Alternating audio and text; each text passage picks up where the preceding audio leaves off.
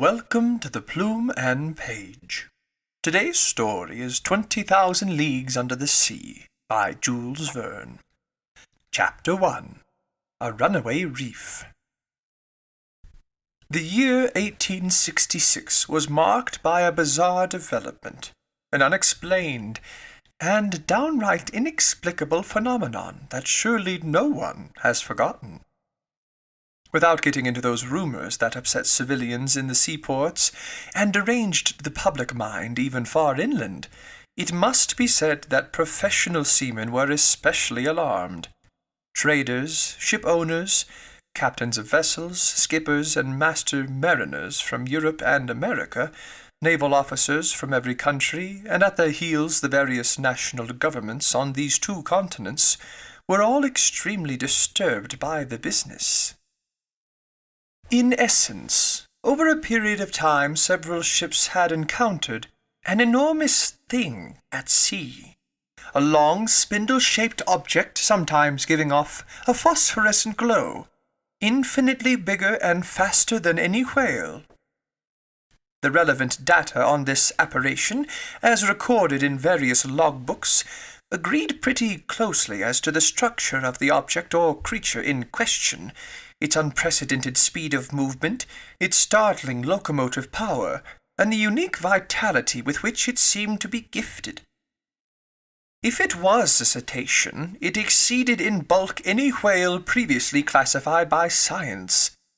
No naturalist, neither Cuvier nor Lacépède, neither Professor Dumril nor Professor de Quatrefages, would have accepted the existence of such a monstrous sight unseen. Specifically, unseen by their own scientific eyes. Striking an average of observations taken at different times, rejecting those timid estimates that gave the object a length of 200 feet, and ignoring those exaggerated views that saw it as a mile wide and 3 long, you could still assert that this phenomenal creature greatly exceeded the dimensions of anything then known to ichthyologists, if it existed at all. Now then, it did exist.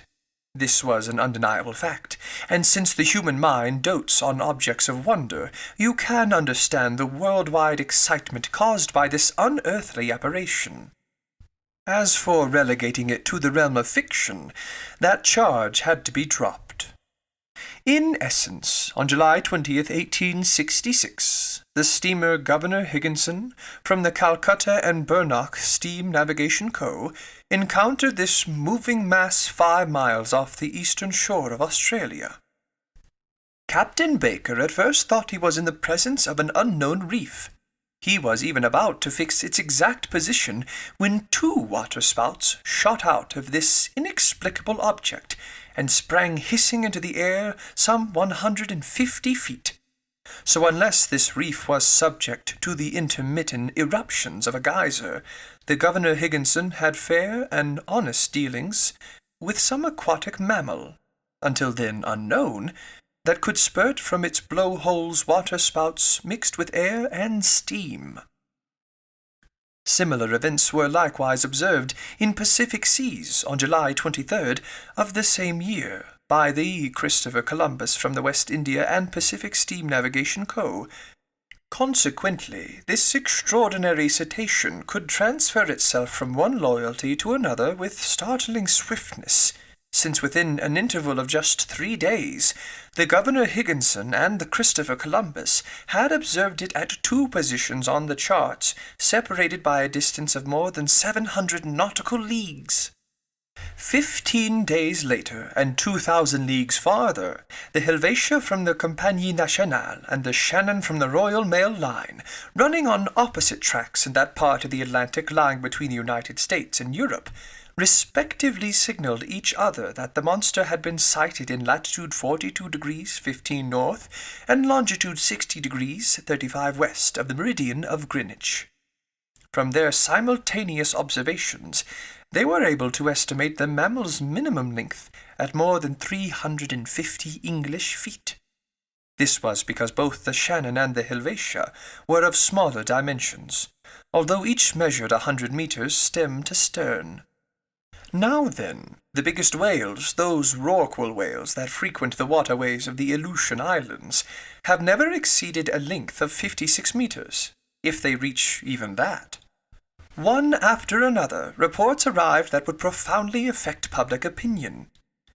New observations taken by the transatlantic liner Pereire, the Inman line's Etna running afoul of the monster, an official report drawn up by the officers on the French frigate Normandy, dead earnest reckonings obtained by the general staff of Commodore Fitzjames aboard the Lord Clyde. In light-hearted countries, people joked about this phenomenon, but such serious, practical countries as England, America, and Germany were deeply concerned. In every big city the monster was the largest range. They sang about it in the coffee-houses, they ridiculed it in the newspapers, they dramatized it in the theaters. The tabloids found it a fine opportunity for hatching all sorts of hoaxes.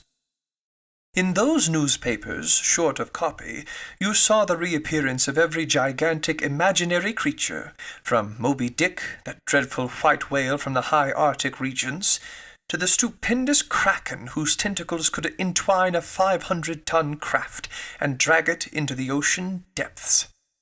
They even reprinted reports from ancient times, the views of Aristotle and Pliny accepting the existence of such monsters, then the Norwegian stories of Bishop Pontoppidan, the narratives of Paul Egede, and finally the reports of Captain Harrington, whose good faith is above suspicion, in which he claims he saw, while aboard the Castilian in 1857, one of those enormous serpents that, until then, had frequented only the seas of France's old extremist newspaper, the Constitutionalist.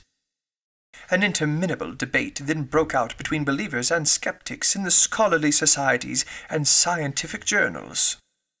The monster question inflamed all minds. During this memorable campaign, journalists making a profession of science battled with those making a profession of wit, spilling waves of ink and some of them even 2 or 3 drops of blood, since they went from sea serpents to the most offensive personal remarks. For 6 months the war seesawed. With inexhaustible zest, the popular press took potshots at feature articles from the Geographic Institute of Brazil, the Royal Academy of Science in Berlin, the British Association, the Smithsonian Institution in Washington, D.C., at discussions in the Indian archipelago, in Cosmos published by Father Moigno, in Petermann's Mittelungen, and at scientific chronicles in the great French and foreign newspapers. When the monster's detractors cited a saying by the botanist Linnaeus that nature doesn't make leaps, witty writers in the popular periodicals parodied it, maintaining in essence that nature doesn't make lunatics, and ordering their contemporaries never to give the lie to nature by believing in krakens, sea serpents, Moby Dicks, and other all-out efforts from drunken seamen. Finally, in a much-feared satirical journal, an article by its most popular columnist finished off the monster for good, spurning it in the style of Hippolytus repulsing the amorous advances of his stepmother Phaedra, and giving the creature its quietus amid a universal burst of laughter.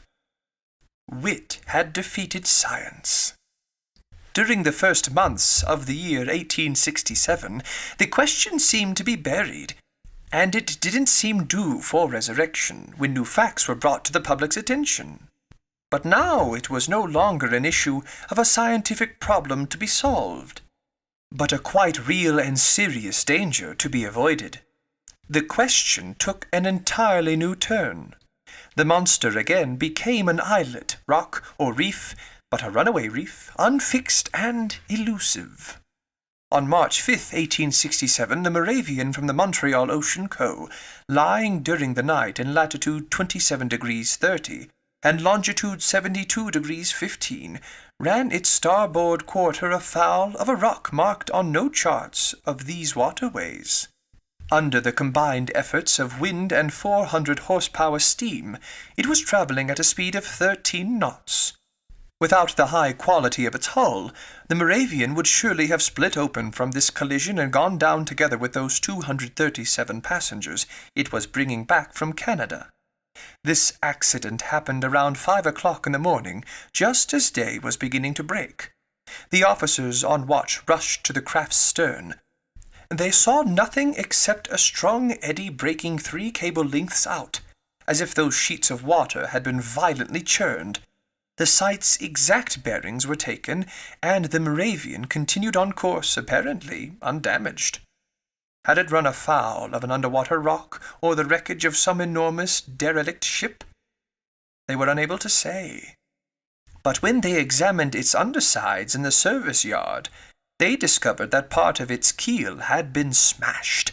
This occurrence, extremely serious in itself, might perhaps have been forgotten like so many others, if 3 weeks later it hadn't been reenacted under identical conditions.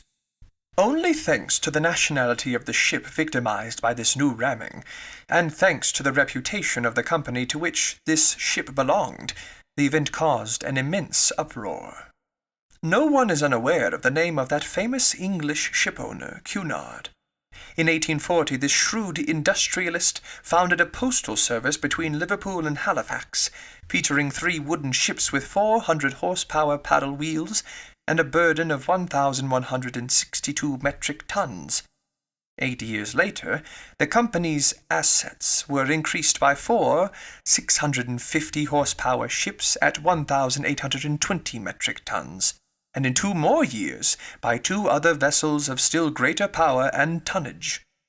In 1853, the Cunard Co., whose mail-carrying charter had just been renewed, successively added to its assets the Arabia, the Persia, the China, the Scotia, the Java, and the Russia, all ships of top speed and, after the Greater Eastern, the biggest ever to plough the seas. So in 1867 this company owned 12 ships, 8 with paddle wheels and 4 with propellers.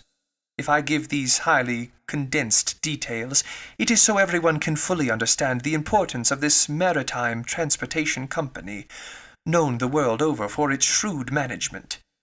No transoceanic navigational undertaking has been conducted with more ability, no business dealings have been crowned with greater success.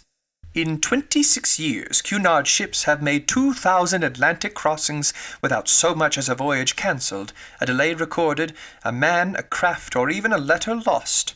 Accordingly, despite strong competition from France, passengers still choose the Cunard line in preference to all others, as can be seen in a recent survey of official documents. Given this, no one will be astonished at the uproar provoked by this accident involving one of its finest steamers. On April 13th, 1867, with a smooth sea and a moderate breeze, the Scotia lay in longitude 15 degrees 12 and latitude 45 degrees 37. It was travelling at a speed of 13.43 knots under the thrust of its 1,000 horsepower engines. Its paddle wheels were churning the sea with perfect steadiness. It was then drawing 6.7 meters of water and displacing 6,624 cubic meters. At 4:17 in the afternoon, during a high tea for passengers gathered in the main lounge, a collision occurred, scarcely noticeable on the whole, affecting the Scotia's hull and that quarter a little astern of its port paddle wheel. The Scotia hadn't run afoul of something. It had been fouled, and by a cutting or perforating instrument rather than a blunt one. This encounter seemed so minor that nobody on board would have been disturbed by it, had it not been for the shouts of crewmen in the hold, who climbed on deck yelling, "We're sinking! We're sinking!" At first the passengers were quite frightened, but Captain Anderson hastened to reassure them. In fact, there could be no immediate danger. Divided into 7 compartments by watertight bulkheads, the Scotia could brave any leak with impunity. Captain Anderson immediately made his way into the hold. He discovered that the 5th compartment had been invaded by the sea, and the speed of this invasion proved that the leak was considerable. Fortunately, this compartment didn't contain the boilers, because their furnaces would have been abruptly extinguished. Captain Anderson called an immediate halt, and one of his sailors dived down to assess the damage. Within moments they had located a hole 2 meters in width on the steamer's underside. Such a leak could not be patched, and with its paddle wheels half swamped, the Scotia had no choice but to continue its voyage. By then it lay 300 miles from Cape Clear, and after 3 days of delay that filled Liverpool with acute anxiety, it entered the company docks. The engineers then proceeded to inspect the Scotia, which had been put in dry dock. They couldn't believe their eyes. 2.5 meters below its waterline there gaped a symmetrical gash in the shape of an isosceles triangle. This breach in the sheet iron was so perfectly formed, no punch could have done a cleaner job of it. Consequently, it must have been produced by a perforating tool of uncommon toughness. Plus, after being launched with prodigious power and then piercing 4 centimeters of sheet iron, this tool had needed to withdraw itself by a backward motion truly inexplicable. This was the last straw, and it resulted in arousing public passions all over again. Indeed, from this moment on, any maritime casualty without an established cause was charged to the monster's account.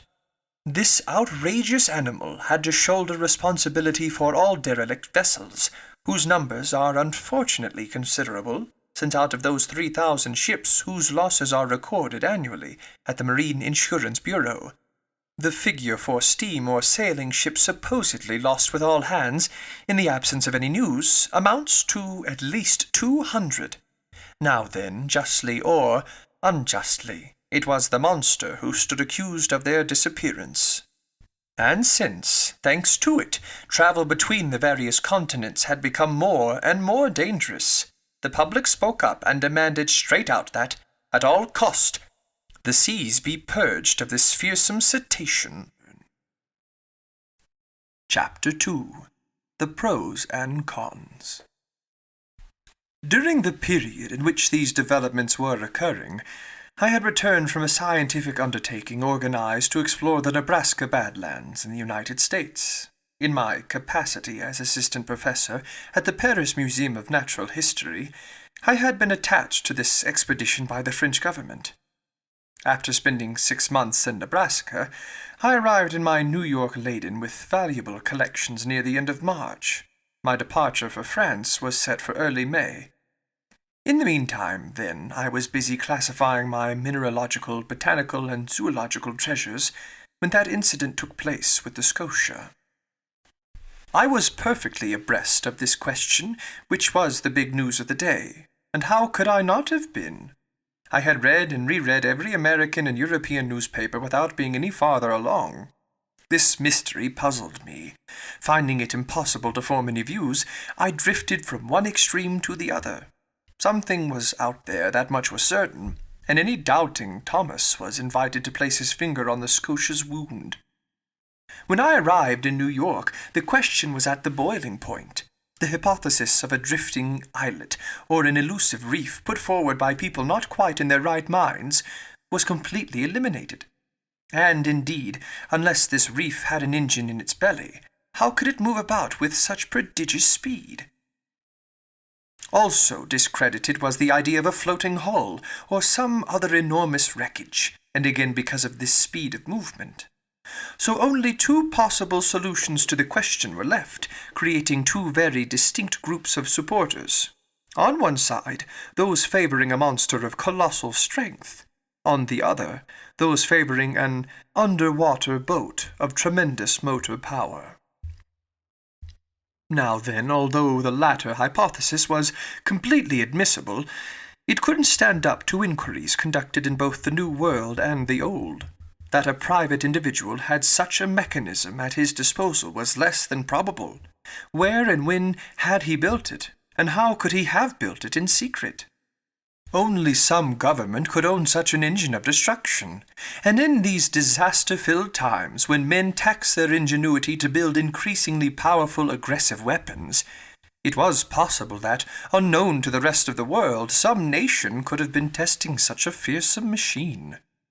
The Chassepot rifle led to the torpedo, and the torpedo has led to this underwater battering ram, which in turn will lead to the world putting its foot down. At least I hope it will. But this hypothesis of a war machine collapsed in the face of formal denials from the various governments. Since the public interest was at stake and transoceanic travel was suffering, the sincerity of these governments could not be doubted. Besides, how could the assembly of this underwater boat have escaped public notice? Keeping a secret under such circumstances would be difficult enough for an individual, and certainly impossible for a nation whose every move is under constant surveillance by rival powers. So, after inquiries conducted in England, France, Russia, Prussia, Spain, Italy, America, and even Turkey, the hypothesis of an underwater monitor was ultimately rejected. And so the monster surfaced again, despite the endless witticisms heaped on it by the popular press, and the human imagination soon got caught up in the most ridiculous ichthyological fantasies. After I arrived in New York, several people did me the honor of consulting me on the phenomenon in question. In France I had published a 2-volume work in quarto, entitled The Mysteries of the Great Ocean Depths. Well received in scholarly circles, this book had established me as a specialist in this pretty obscure field of natural history. My views were in demand. As long as I could deny the reality of the business, I confined myself to a flat no comment. But soon, pinned to the wall, I had to explain myself straight out, and in this vein, the Honorable Pierre Arjona, professor at the Paris Museum, was summoned by the New York Herald to formulate his views no matter what. I complied. Since I could no longer hold my tongue, I let it wag. I discussed the question in its every aspect, both political and scientific, and this is an excerpt from the well-padded article I published in the issue of April 30th. Therefore, I wrote, after examining these different hypotheses one by one, we are forced, every other supposition having been refuted, to accept the existence of an extremely powerful marine animal. The deepest parts of the ocean are totally unknown to us. No soundings have been able to reach them. What goes on in those distant depths? What creatures inhabit, or could inhabit, those regions 12 or 15 miles beneath the surface of the water? What is the constitution of these animals? It's almost beyond conjecture. However, the solution to this problem submitted to me can take the form of a choice between 2 alternatives. Either we know every variety of creature populating our planet, or we do not. If we do not know every one of them, if nature still keeps ichthyological secrets from us, nothing is more admissible than to accept the existence of fish or cetaceans, of new species or even new genera, animals with a basically cast-iron constitution that inhabit strata beyond the reach of our soundings, and which some development or other, an urge or a whim if you prefer, can bring to the upper level of the ocean for long intervals. If, on the other hand, we do know every living species, we must look for the animal in question among those marine creatures already catalogued, and in this event I would be inclined to accept the existence of a giant narwhale. The common narwhale, or sea unicorn, often reaches a length of 60 feet. Increase its dimensions 5-fold or even 10-fold, then give this cetacean a strength in proportion to its size while enlarging its offensive weapons, and you have the animal we're looking for. It would have the proportions determined by the officers of the Shannon, the instrument needed to perforate the Scotia, and the power to pierce a steamer's hull. In essence, the narwhale is armed with a sort of ivory sword or lance, as certain naturalists have expressed it. It's a king-sized tooth as hard as steel.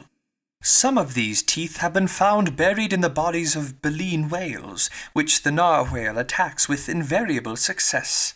Others have been wrenched, not without difficulty, from the undersides of vessels that narwhales have pierced clean through, as a gimlet pierces a wine barrel. The museum at the Faculty of Medicine in Paris owns one of these tusks with a length of 2.25 meters and a width at its base of 48 centimeters. All right, then. Imagine this weapon to be 10 times stronger, and the animal 10 times more powerful. Launch it at a speed of 20 miles per hour, multiply its mass times its velocity, and you get just the collision we need to cause the specified catastrophe.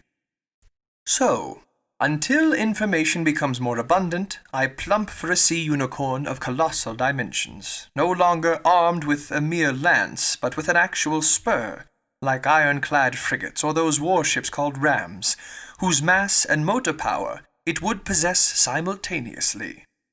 This inexplicable phenomenon is thus explained away, unless it's something else entirely, which, despite everything that has been cited, studied, explored, and experienced, is still possible.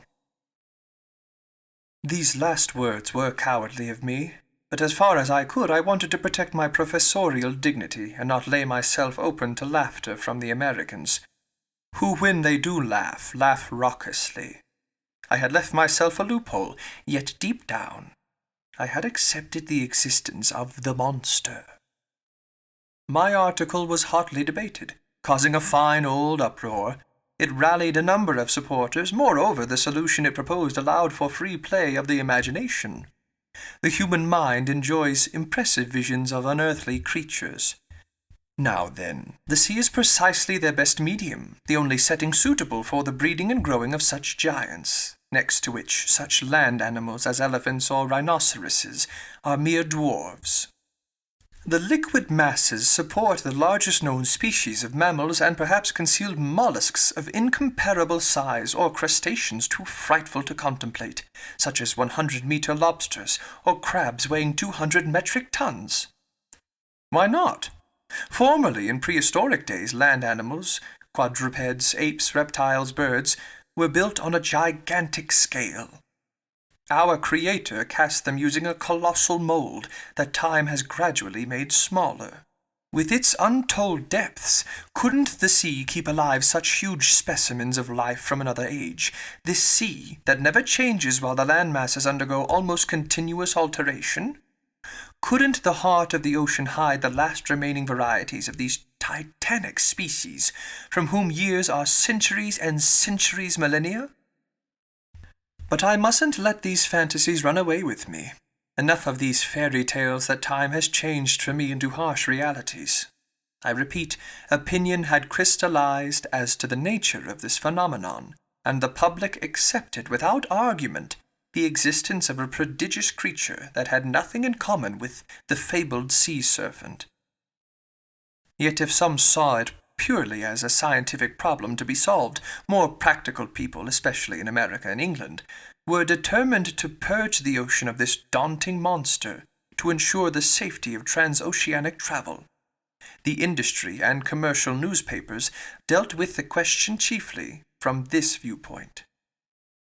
The Shipping and Mercantile Gazette, the Lloyd's List, France's Packet Boat, and Maritime and Colonial Review, all the rags devoted to insurance companies, who threatened to raise their premium rates, were unanimous on this point. Public opinion being pronounced, the states of the Union were the first in the field. In New York, preparations were underway for an expedition designed to chase this narwhale. A high-speed frigate, the Abraham Lincoln, was fitted out for putting to sea as soon as possible. The naval arsenals were unlocked for Commander Farragut, who pressed energetically forward with the arming of his frigate. But, as it always happens, just when a decision had been made to chase the monster put in no further appearances. For 2 months nobody heard a word about it. Not a single ship encountered it. Apparently, the unicorn had gotten wise to these plots being woven around it. People were constantly babbling about the creature, even via the Atlantic cable. Accordingly, the wags claimed that this slippery rascal had waylaid some passing telegram, and was making the most of it. So the frigate was equipped for a far-off voyage and armed with fearsome fishing gear, but nobody knew where to steer it. And impatience grew until, on June 2nd, word came that the Tampico, a steamer on the San Francisco line sailing from California to Shanghai, had sighted the animal again, 3 weeks before, in the northerly seas of the Pacific.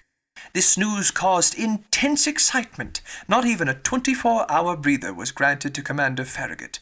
His provisions were loaded on board, his coal bunkers were overflowing. Not a crewman was missing from his post. To cast off, he needed only to fire and smoke his furnaces. Half a day's delay would have been unforgivable. But Commander Farragut wanted nothing more than to go forth. I received a letter 3 hours before the Abraham Lincoln left its Brooklyn pier. The letter read as follows. Pierre Arjona, professor at the Paris Museum, 5th Avenue Hotel, New York, sir. If you would like to join the expedition on the Abraham Lincoln, the government of the Union will be pleased to regard you as France's representative in this undertaking. Commander Farragut has a cabin at your disposal. Very cordially yours, J. B. Hobson, Secretary of the Navy. Chapter 3. As Master Wishes. 3 seconds before the arrival of J. B. Hobson's letter, I no more dreamed of chasing the Unicorn than of trying for the Northwest Passage. 3 seconds after reading this letter from the Honorable Secretary of the Navy, I understood at last that my true vocation, my sole purpose in life, was to hunt down this disturbing monster and rid the world of it. Even so, I had just returned from an arduous journey, exhausted and badly needing a rest. I wanted nothing more than to see my country again, my friends, my modest quarters by the botanical gardens, my dearly beloved collections. But now nothing could hold me back. I forgot everything else, and without another thought of exhaustion, friends, or collections, I accepted the American government's offer. Besides, I mused, all roads lead home to Europe, and our Unicorn may be gracious enough to take me toward the coast of France. That fine animal may even let itself be captured in European seas, as a personal favor to me, and I'll bring back to the Museum of Natural History at least 1/2 meter of its ivory lance. But in the meantime I would have to look for the narwhale in the northern Pacific Ocean, which meant returning to France by way of the Antipodes. Conseil! I called in an impatient voice. Conseil was my manservant, a devoted lad who went with me on all my journeys, a gallant Flemish boy whom I genuinely liked, and who returned the compliment. A born stoic, punctilious on principle, habitually hard-working, rarely startled by life's surprises, very skilful with his hands, efficient in his every duty, and despite his having a name that means counsel, never giving advice, not even the unsolicited kind. From rubbing shoulders with scientists in our little universe by the botanical gardens, the boy had come to know a thing or two. In Conseil I had a seasoned specialist in biological classification, an enthusiast who could run with acrobatic agility up and down the whole ladder of branches, groups, classes, subclasses, orders, families, genera, subgenera, species, and varieties. But there his science came to a halt. Classifying was everything to him, so he knew nothing else. Well versed in the theory of classification, he was poorly versed in its practical application, and I doubt that he could tell a sperm whale from a baleen whale. And yet, what a fine, gallant lad! For the past 10 years, Conseil had gone with me wherever science beckoned. Not once did he comment on the length or the hardships of a journey. Never did he object to buckling up a suitcase for any country whatever, China or the Congo, no matter how far off it was. He went here, there, and everywhere in perfect contentment. Moreover, he enjoyed excellent health that defied all ailments, owned solid muscles but hadn't a nerve in him, not a sign of nerves. The mental type, I mean. The lad was 30 years old, and his age to that of his employer was as 15 is to 20. Please forgive me for this underhanded way of admitting I had turned 40. But Conseil had one flaw. He was a fanatic on formality, and he only addressed me in the third person, to the point where it got tiresome. Conseil! I repeated while feverishly beginning my preparations for departure. To be sure, I had confidence in this devoted lad. Ordinarily, I never asked whether or not it suited him to go with me on my journeys, but this time an expedition was at issue that could drag on indefinitely. A hazardous undertaking whose purpose was to hunt an animal that could sink a frigate as easily as a walnut shell. There was good reason to stop and think, even for the world's most emotionless man. What would Conseil say? Conseil! I called a third time. Conseil appeared. Did my master summon me? He said, entering. Yes, my boy. Get my things ready, get yours ready. We are departing in 2 hours. As master wishes, Conseil replied serenely. We haven't a moment to lose. Pack as much into my trunk as you can, my traveling kit, my suits, shirts, and socks. Don't bother counting, just squeeze it all in, and hurry.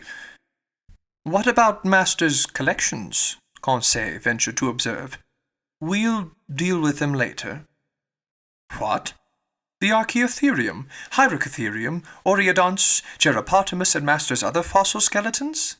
The hotel will keep them for us. What about master's live babaroos?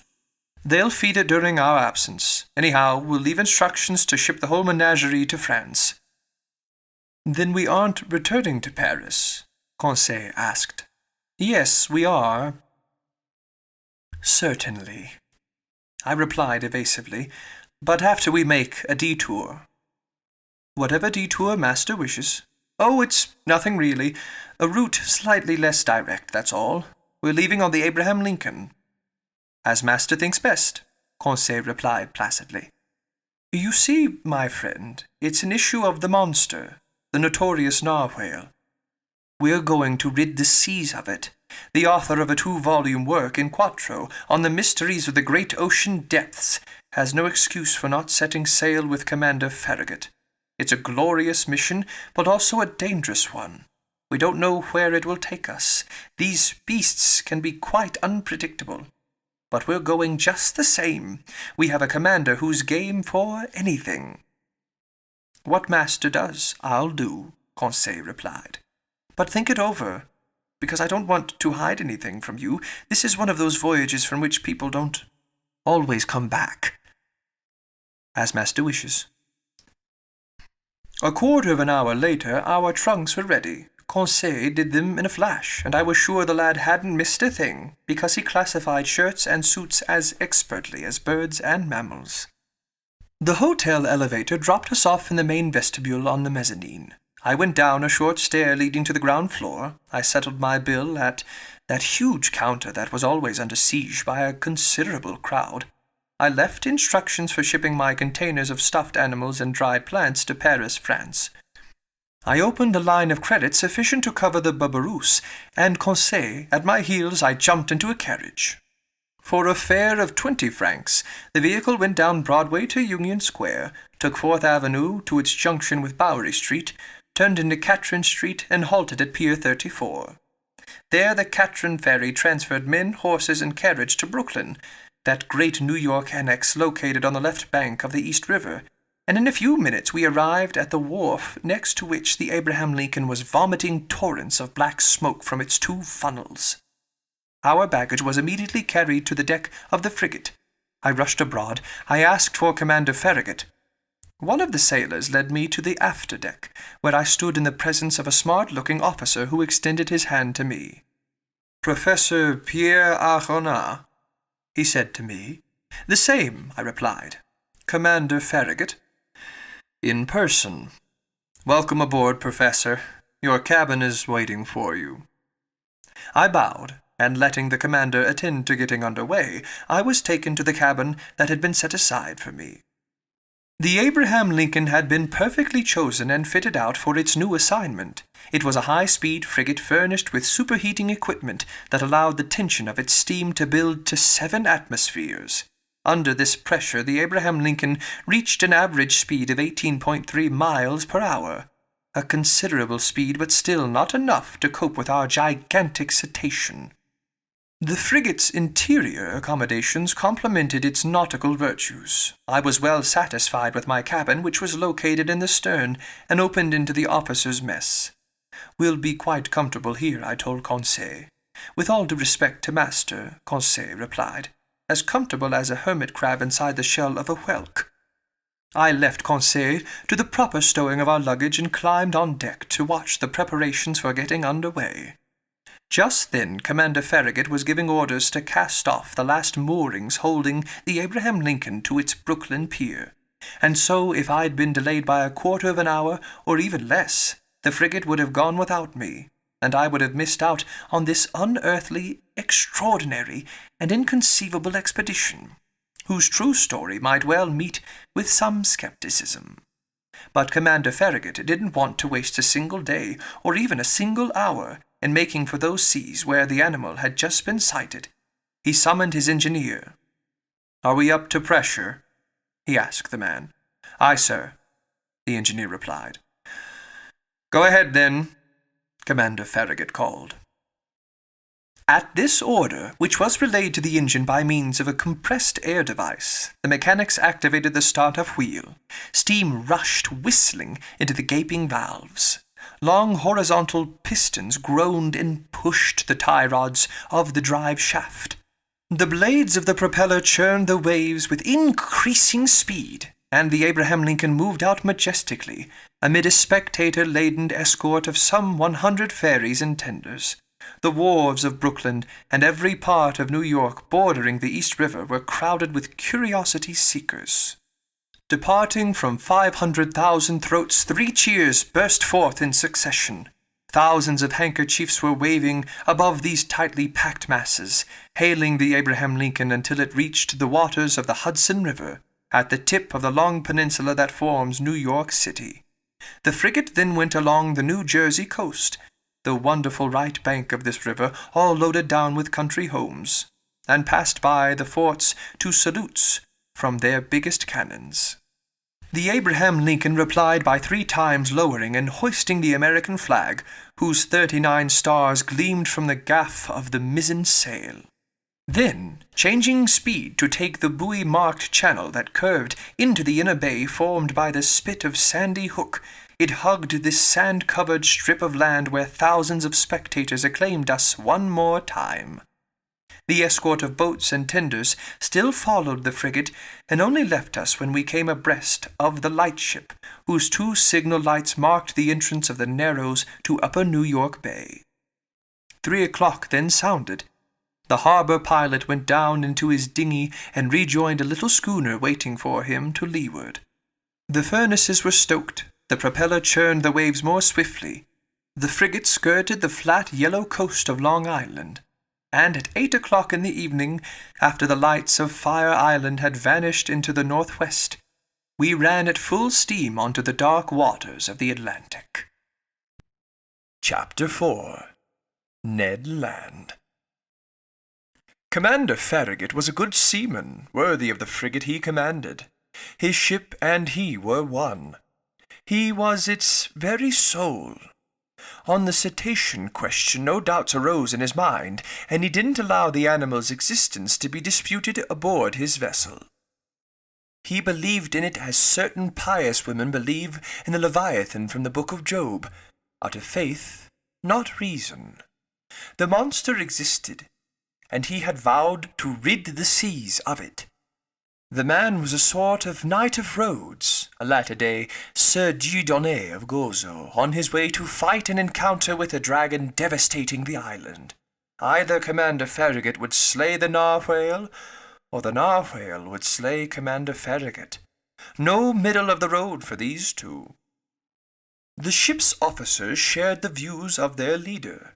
They could be heard chatting, discussing, arguing, calculating the different chances of an encounter, and observing the vast expanse of the ocean. Voluntary watches from the cross-trees of the topgallant sail were self-imposed by more than one, who would have cursed such toil under any other circumstances. As often as the sun swept over its daily arc, the masts were populated with sailors whose feet inched and couldn't hold still on the planking of the deck below. And the Abraham Lincoln's stem post hadn't even cut the suspected waters of the Pacific. As for the crew, they only wanted to encounter the Unicorn, harpoon it, haul it on board, and carve it up. They surveyed the sea with scrupulous care. Besides, Commander Farragut had mentioned that a certain sum of $2,000 was waiting for the man who first sighted the animal, be he cabin boy or sailor, mate or officer. I'll let the reader decide whether eyes got proper exercise aboard the Abraham Lincoln. As for me, I didn't lag behind the others, and I yielded to no one my share in these daily observations. Our frigate would have had 50 good reasons for renaming itself the Argus, after that mythological beast with 100 eyes. The lone rebel among us was Conseil, who seemed utterly uninterested in the question exciting us, and was out of step with the general enthusiasm on board. As I said, Commander Farragut had carefully equipped his ship with all the gear needed to fish for a gigantic cetacean. No whaling vessel could have been better armed.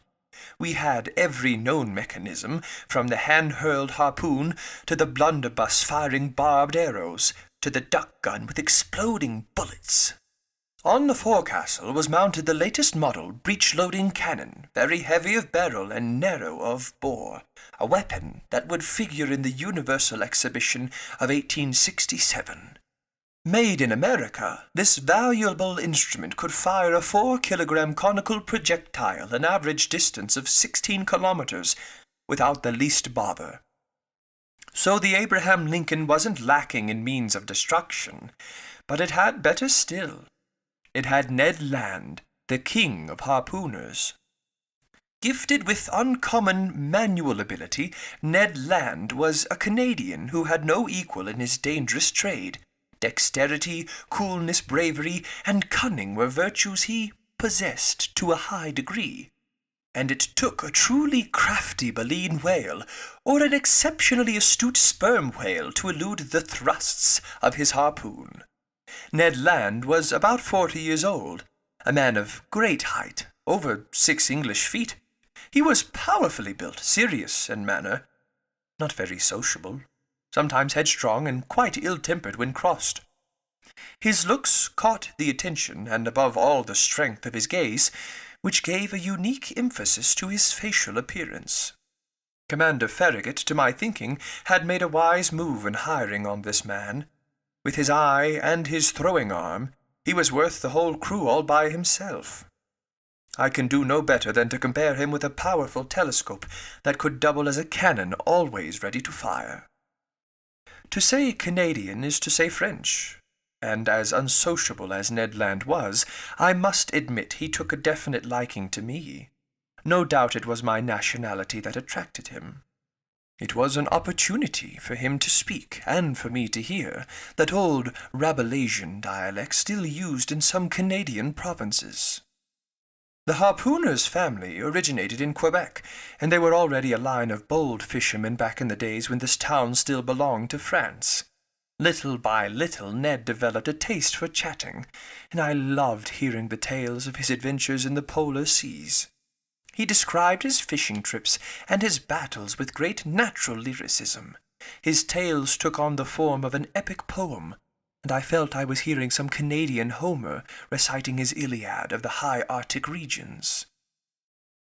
I'm writing of this bold companion as I currently know him, because we've become old friends, united in that permanent comradeship born and cemented during only the most frightful cries. Ah, my gallant Ned, I ask only to live 100 years more the longer to remember you. And now, what were Ned Land's views on this question of a marine monster? I must admit that he flatly didn't believe in the unicorn, and alone on board he didn't share the general conviction. He avoided even dealing with the subject, for which one day I felt compelled to take him to task. During the magnificent evening of June 25th, in other words, 3 weeks after our departure, the frigate lay abreast of Cabo Blanco, 30 miles to leeward of the coast of Patagonia.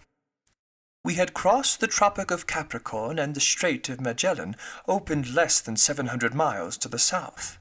Before 8 days were out, the Abraham Lincoln would plough the waves of the Pacific. Seated on the afterdeck, Ned Land and I chatted about one thing and another, staring at that mysterious sea whose depths to this day are beyond the reach of human eyes. Quite naturally, I led our conversation around to the giant unicorn, and I weighed our expedition's various chances for success or failure. Then, seeing that Ned just let me talk without saying much himself, I pressed him more closely. "Ned," I asked him, How can you still doubt the reality of this cetacean we're after? Do you still have any particular reasons for being so skeptical? The harpooner stared at me a while before replying, slapped his broad forehead in one of his standard gestures, closed his eyes as if to collect himself, and finally said, "Just maybe, Professor Arjona. But, Ned, you're a professional whaler, a man familiar with all the great marine mammals. Your mind should easily accept this hypothesis of an enormous cetacean, and you ought to be the last one to doubt it under these circumstances." "That's just where you're mistaken, Professor," Ned replied. "The common man may still believe in fabulous comets crossing outer space or in prehistoric monsters living at the Earth's core, but astronomers and geologists don't swallow such fairy tales. It's the same with whalers.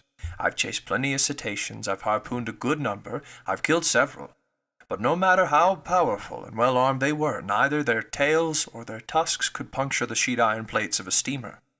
Even so, Ned, people mention vessels that narwhale tusks have run clean through." "Wooden ships, maybe," the Canadian replied, "but I've never seen the like. So till I have proof to the contrary, I'll deny that baleen whales, sperm whales, or unicorns can do any such thing." "Listen to me, Ned." No, Professor. I'll go along with anything you want except that. Some gigantic devilfish, maybe?" "Even less likely, Ned. The devilfish is merely a mollusk, and even this name hints at its semi-liquid flesh, because its Latin meaning soft one. The devilfish doesn't belong to the vertebrate branch, and even if it were 500 feet long, it would still be utterly harmless to ships like the Scotia or the Abraham Lincoln. Consequently, the feasts of krakens or other monsters of that ilk must be relegated to the realm of fiction." "So, Mr. Naturalist," Ned Land continued in a bantering tone, "you'll just keep on believing in the existence of some enormous cetacean?" "Yes, Ned. I repeated it with a conviction backed by factual logic. I believe in the existence of a mammal with a powerful constitution, belonging to the vertebrate branch like baleen whales, sperm whales, or dolphins, and armed with a tusk made of horn that has tremendous penetrating power." "Humph," the harpooner put in, shaking his head with the attitude of a man who doesn't want to be convinced. "Note well, my fine Canadian," I went on. "If such an animal exists, if it lives deep in the ocean, if it frequents the liquid strata located miles beneath the surface of the water, it needs to have a constitution so solid it defies all comparison." "And why this powerful constitution?" Ned asked. "Because it takes incalculable strength just to live in those deep strata and withstand their pressure." "Oh, really?" Ned said, tipping me a wink. "Oh, really, and I can prove it to you with a few simple figures." "Bosh," Ned replied. "You can make figures do anything you want." "In business, Ned, but not in mathematics. Listen to me. Let's accept that the pressure of one atmosphere is represented by the pressure of a column of water 32 feet high. In reality, such a column of water wouldn't be quite so high because here we're dealing with salt water, which is denser than fresh water. Well then, when you dive under the waves, Ned, for every 32 feet of water above you, your body is tolerating the pressure of one more atmosphere. In other words, 1 more kilogram per each square centimeter on your body's surface. So it follows that at 320 feet down, this pressure is equal to 10 atmospheres, to 100 atmospheres at 3,200 feet, and to 1,000 atmospheres at 32,000 feet, that is, at about 2.5 vertical leagues down. Which is tantamount to saying that if you could reach such a depth in the ocean, each square centimeter on your body's surface would be experiencing 1,000 kilograms of pressure. Now, my gallant Ned, do you know how many square centimeters you have on your bodily surface?" "I haven't the foggiest notion, Professor Arjona." "About 17,000. As many as that?" "Yes. And since the atmosphere's pressure actually weighs slightly more than 1 kilogram per square centimeter, your 17,000 square centimeters are tolerating 17,568 kilograms at this very moment. Without my noticing it. Without your noticing it.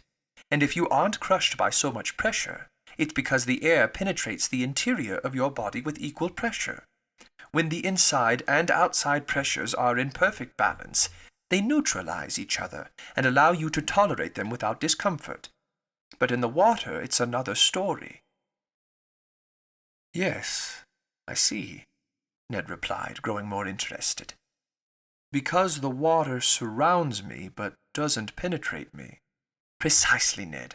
So at 32 feet beneath the surface of the sea, you'll undergo a pressure of 17,568 kilograms.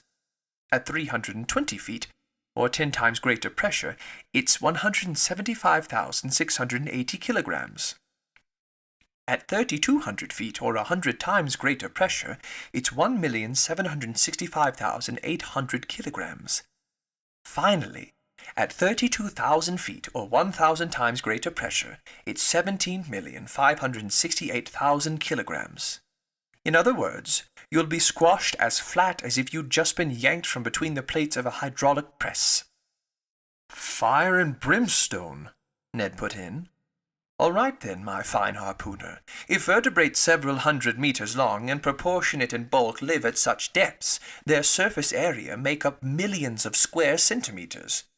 And the pressure they undergo must be assessed in billions of kilograms. Calculate then how much resistance of bone structure and strength of constitution they'd need in order to withstand such pressures. They'd need to be manufactured, Ned Land replied, from sheet iron plates 8 inches thick like ironclad frigates. Right, Ned? And then picture the damage such a mass could inflict if it were launched with the speed of an express train against a ship's hull. Yes. Indeed. Maybe, the Canadian replied, staggering by these figures, but still not willing to give in. Well, have I convinced you? You've convinced me of one thing, Mr. Naturalist, that deep in the sea such animals would need to be just as strong as you say. If they exist. But if they don't exist, my stubborn harpooner, how do you explain the accident that happened to the Scotia? It's maybe, Ned said, hesitating. Go on. Because it just couldn't be true, the Canadian replied, unconsciously echoing a famous catchphrase of the scientist Arago. But this reply proved nothing other than how bull-headed the harpooner could be. That day I pressed him no further. The Scotia's accident was undeniable. Its hole was real enough that it had to be plugged up, and I don't think a hole's existence can be more emphatically proven. Now then, this hole didn't make itself, and since it hadn't resulted from underwater rocks or underwater machines, it must have been caused by the perforating tool of some animal. Now, for all the reasons put forward to this point, I believe that this animal was a member of the branch Vertebrata, class Mammalia, group Pisciforma, and finally, order Cetacea. As for the family in which it would be placed, baleen whale, sperm whale, or dolphin, the genus to which it belonged, and the species in which it would find its proper home, these questions had to be left for later. To answer them called for dissecting this unknown monster. To dissect it called for catching it. To catch it called for harpooning it, which was Ned Land's business. To harpoon it called for sighting it, which was the crew's business. And to sight it called for encountering it, which was a chancy business. Chapter 5. At Random. For some while the voyage of the Abraham Lincoln was marked by no incident, but one circumstance arose that displayed Ned Land's marvelous skills and showed just how much confidence we could place in him. Off the Falkland Islands on June 30th, the frigate came in contact with a fleet of American whalers, and we learned that they hadn't seen the narwhale. But one of them, the captain of the Monroe, knew that Ned Land had shipped aboard the Abraham Lincoln, and asked his help in hunting a baleen whale that was in sight. Anxious to see Ned Land at work, Commander Farragut authorized him to make his way aboard the Monroe, and the Canadian had such good luck that with a right and left shot he harpooned not one whale but two, striking the first straight to the heart and catching the other after a few minutes' chase. Assuredly, if the monster ever had to deal with Ned Land's harpoon, I wouldn't bet on the monster. The frigate sailed along the east coast of South America with prodigious speed. By July 3rd we were at the entrance of the Strait of Magellan, abreast of Cabo de las Virgenes. But Commander Farragut was unwilling to attempt this tortuous passageway, and maneuvered instead to double Cape Horn. The crew sided with him unanimously. Indeed, we were likely to encounter the narwhale in such a cramped strait. Many of our sailors swore that the monster couldn't negotiate this passageway simply because he's too big for it. Nearly 3 o'clock in the afternoon on July 6th, 15 miles south of shore, the Abraham Lincoln doubled that solitary islet at the tip of the South American continent that stray rock Dutch seamen had named Cape Horn after their hometown of Horn. Our course was set for the northwest, and the next day our frigate's propeller finally churned the waters of the Pacific. "Open your eyes! Open your eyes!" repeated the sailors of the Abraham Lincoln. And they opened amazingly wide, eyes and spy-glasses a bit dazzled, it is true, by the vista of $2,000, didn't remain at rest for an instant. Day and night we observed the surface of the ocean, and those with nyctalopic eyes, whose ability to see in the dark increased their chances by 50%, had an excellent shot at winning the prize. As for me, I was hardly drawn by the lure of money, and yet was far from the least attentive on board, snatching only a few minutes for meals and a few hours for sleep. Come rain or come shine, I no longer left the ship's deck. Sometimes bending over the forecastle railings, sometimes leaning against the stern rail, I eagerly scoured that cotton-colored wake that whitened the ocean as far as the eye could see. And how many times I shared the excitement of general staff and crew when some unpredictable whale lifted its blackish back above the waves. In an instant the frigate's deck would become densely populated. The cowls over the companionways would vomit a torrent of sailors and officers. With panting chests and anxious eyes, we each would observe the cetacean's movements. I stared until I nearly went blind from a worn-out retina, while Conseil, as stoic as ever, kept repeating to me in a calm tone, "If Master's eyes would kindly stop bulging, Master will see farther." But what a waste of energy! The Abraham Lincoln would change course and race after the animal sighted, only to find an ordinary baleen whale or a common sperm whale that soon disappeared amid a chorus of curses. However, the weather held good. Our voyage was proceeding under the most favorable conditions. By then it was the bad season in these southernmost regions, because July in this zone corresponds to our January in Europe, but the sea remained smooth and easily visible over a vast perimeter. Ned Land still kept up the most tenacious skepticism.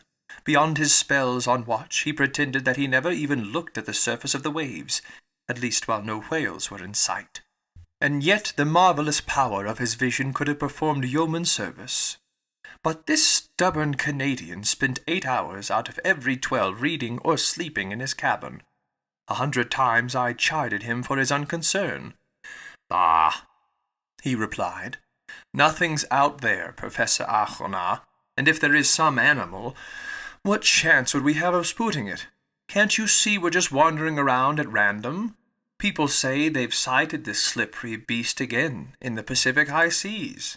I'm truly willing to believe it, but 2 months have already gone by since then, and judging by your narwhale's personality, it hates growing moldy from hanging out too long in the same waterways. It's blessed with a terrific gift for getting around. Now, Professor, you know even better than I that nature doesn't violate good sense, and she wouldn't give some naturally slow animal the ability to move swiftly if it hadn't a need to use that talent. So if the beast does exist, it's already long gone." I had no reply to this. Obviously, we were just groping blindly. But how else could we go about it? All the same, our chances were automatically pretty limited. Yet everyone still felt confident of success, and not a sailor on board would have bet against the narwhale appearing, and soon. On July 20th, we cut the Tropic of Capricorn at longitude 105 degrees, and by the 27th of the same month, we had cleared the equator on the 110th meridian. These bearings determined, the frigate took a more decisive westward heading and tackled the seas of the Central Pacific. Commander Farragut felt, and with good reason, that it was best to stay in deep waters and keep his distance from continents or islands, whose neighborhoods the animal always seemed to avoid. "No doubt," our boatswain said, "because there isn't enough water for him." So the frigate kept well out when passing the Tuamotu, Marquesas, and Hawaiian Islands, then cut the Tropic of Cancer at longitude 132 degrees and headed for the seas of China. We were finally in the area of the monster's latest antics, and in all honesty, shipboard conditions became life-threatening. Hearts were pounding hideously, gearing up for futures full of incurable aneurysms. The entire crew suffered from a nervous excitement that it's beyond me to describe. Nobody ate, nobody slept. 20 times a day some error in perception or the optical illusion of some sailor perched in the cross-trees would cause intolerable anguish, and this emotion, repeated 20 times over, kept us in a state of irritability so intense that a reaction was bound to follow. And this reaction wasn't long in coming. For 3 months, during which each day seemed like a century, the Abraham Lincoln plowed all the northerly seas of the Pacific, racing after whales sighted, abruptly veering off course, swerving sharply from one track to another, stopping suddenly, putting on steam and reversing engines in quick succession, at the risk of stripping its gears, and it didn't leave a single point unexplored from the beaches of Japan to the coasts of America, and we found nothing. Nothing except an immenseness of deserted waves, nothing remotely resembling a gigantic narwhale, or an underwater islet, or a derelict shipwreck, or a runaway reef, or anything the least bit unearthly. So the reaction set in. At first, discouragement took hold of people's minds, opening the door to disbelief. A new feeling appeared on board, made up of 3/10 shame and 7/10 fury. The crew called themselves out-and-out fools, for being hoodwinked by a fairy tale, then grew steadily more furious. The mountains of arguments amassed over a year collapsed all at once, and each man now wanted only to catch up on his eating and sleeping to make up for the time he had so stupidly sacrificed. With typical human fickleness, they jumped from one extreme to the other. Inevitably, the most enthusiastic supporters of the undertaking became its most energetic opponents. This reaction mounted upward from the bowels of the ship, from the quarters of the bunker hands, to the mess room of the general staff. And for certain, if it hadn't been for Commander Farragut's characteristic stubbornness, the frigate would ultimately have put back to that cape in the south. But this futile search couldn't drag on much longer. The Abraham Lincoln had done everything it could to succeed and had no reason to blame itself. Never had the crew of an American naval craft shown more patience and zeal. They weren't responsible for this failure. There was nothing to do but go home. A request to this effect was presented to the commander. The commander stood his ground.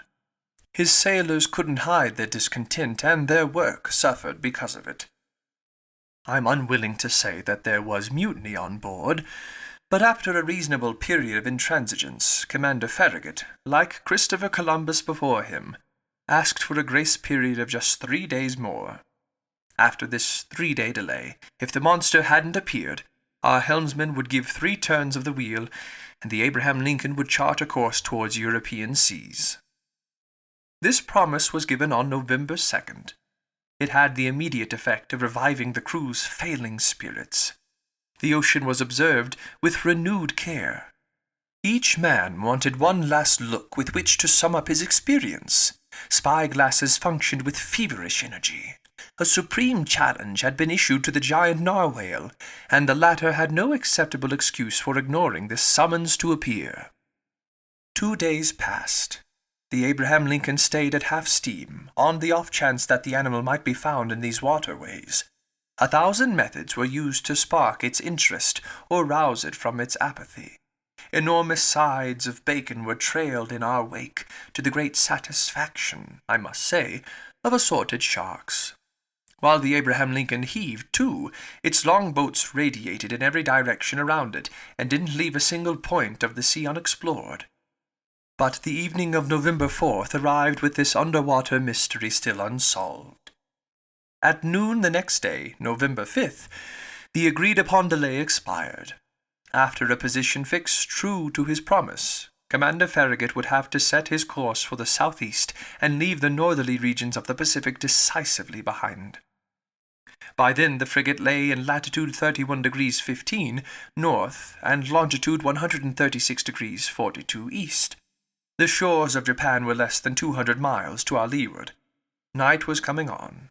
8 o'clock had just struck. Huge clouds covered the moon's disk. Then, in its first quarter, the sea undulated placidly beneath the frigate's stem post. Just then I was in the bow, leaning over the starboard rail. Conseil, stationed beside me, stared straight ahead. Roosting in the shrouds, the crew examined the horizon, which shrank and darkened little by little. Officers were probing the increasing gloom with their night-glasses. Sometimes the murky ocean sparkled beneath moonbeams that darted between the fringes of two clouds. Then all traces of light vanished into the darkness. Observing Conseil, I discovered that, just barely, the gallant lad had fallen under the general influence. At least so I thought. Perhaps his nerves were twitching with curiosity, the first time in history. "Come on, Conseil," I told him. "It is your last chance to pocket that $2,000. "If master will permit me saying so," Conseil replied. "I never expected to win that prize, and the Union government could have promised $100,000, and been none the poorer." "You're right, Conseil. It turned out to be a foolish business after all, and we jumped into it too hastily. What a waste of time, what a futile expense of emotion. 6 months ago we could have been back in France." "In master's little apartment," Conseil answered. "In master's museum. And by now I would have classified master's fossils, and master's Barbarossa would have ensconced in its cage at the zoo in the botanical gardens, and it would have attracted every curiosity-seeker in town." "Quite so, Conseil. And what more, I imagine that people will soon be poking fun at us." "To be sure," Conseil replied serenely. "I do think they'll have fun at master's expense. And must it be said?" "It must be said, Conseil. Well then, it will serve master right." "How true. When one has the honor of being an expert as master is, one mustn't lay himself open to—" Conseil didn't have time to complete the compliment. In the midst of the general silence, a voice became audible. It was Ned Land's voice, and it shouted, "Ahoy! There's the thing in question abreast of us to leeward!" Chapter 6. At Full Steam. At this shout, the entire crew rushed towards the harpooner. Commander, officers, mates, sailors, cabin boys, down to engines leaving their machinery, and stokers neglecting their furnaces. The order was given to stop, and the frigate merely coasted. By then the darkness was profound, and as good as the Canadian's eyes were, I still wondered how he could see, and what he had seen. My heart was pounding fit to burst. But Ned Land was not mistaken, and we all spotted the object his hand was indicating. 2 cable lengths off the Abraham Lincoln's starboard quarter, the sea seemed to be lit up from underneath. This was no mere phosphorescent phenomenon. That much was unmistakable. Submerged some fathoms below the surface of the water, the monster gave off that very intense but inexplicable glow that several captains had mentioned in their reports. This magnificent radiance had to come from some force with a great illuminating capacity, The edge of its light swept over the sea in an immense, highly elongated oval, condensing at the center into a blazing core whose unbearable glow diminished by degrees outward. "It's only a cluster of phosphorescent particles," exclaimed one of the officers. "No, sir," I answered with conviction. "Not even angel-wing clams or salps have ever given off such a powerful light. That glow is basically electric in nature. Besides, look! It's shifting! It's moving back and forth! It's darting at us!" A universal shout went up from the frigate. "Quiet!" Commander Farragut said. "Helm hard to leeward! Reverse engines!" Sailors rushed to the helm, engineers to their machinery. Under reverse steam immediately, the Abraham Lincoln beat to port, sweeping in a semicircle. "Right your helm! Engines forward!" Commander Farragut called. These orders were executed, and the frigate swiftly retreated from this core of light. My mistake. I wanted to retreat, but the unearthly animal came at us with a speed double our own. We gasped. More stunned than afraid, we stood mute and motionless. The animal caught up with us, played with us. It made a full circle around the frigate, then doing 14 knots, and then wrapped us in sheets of electricity that were like luminous dust. Then it retreated 2 or 3 miles, leaving a phosphorescent trail comparable to those swirls of steam that shoot behind the locomotive of an express train. Suddenly, all the way from the dark horizon where it had gone to gather momentum, the monster abruptly dashed towards the Abraham Lincoln with frightening speed, stopped sharply 20 feet from our side plates, and died out. Not by diving under the water, since its glow did not recede gradually, but all at once, as if the source of this brilliant emanation had suddenly dried up. Then it reappeared on the other side of the ship, either by circling around us or by gliding under our hull. At any instant a collision could have occurred that would have been fatal to us. Meanwhile, I was astonished at the frigate's maneuvers. It was fleeting, not fighting. Built to pursue, it was being pursued, and I commented on this to Commander Farragut. His face, ordinarily so emotionless, was stamped with indescribable astonishment. "Professor Arjona," he answered to me, "I don't know what kind of fearsome creature I'm up against, and I don't want my frigate running foolish risks in all this darkness. Besides, how should we attack this unknown creature? How should we defend ourselves against it? Let's wait for daylight, and then we'll play a different role." "You've no further doubts, Commander, as to the nature of this animal?" "No, sir. It's apparently a gigantic narwhale, and an electric one to boot. Maybe," I added, "it's no more approachable than an electric eel or an electric ray." "Right," the commander replied. "And if it has their power to electrocute, it's surely the most dreadful animal ever conceived by our Creator. That's why I'll keep on my guard, sir." The whole crew stayed on their feet all night long. No one even thought of sleeping. Unable to compete with the monster's speed, the Abraham Lincoln slowed down and stayed at half steam. For its part, the narwhale mimicked the frigate, simply rode with the waves, and seemed determined not to forsake the field of battle. However, near midnight it disappeared, or to use a more appropriate expression, it went out, like a huge glowworm. Had it fled from us? We were duty-bound to fear so rather than hope so. But at 12:53 in the morning, a deafening hiss became audible, resembling the sound made by a waterspout expelled with tremendous intensity.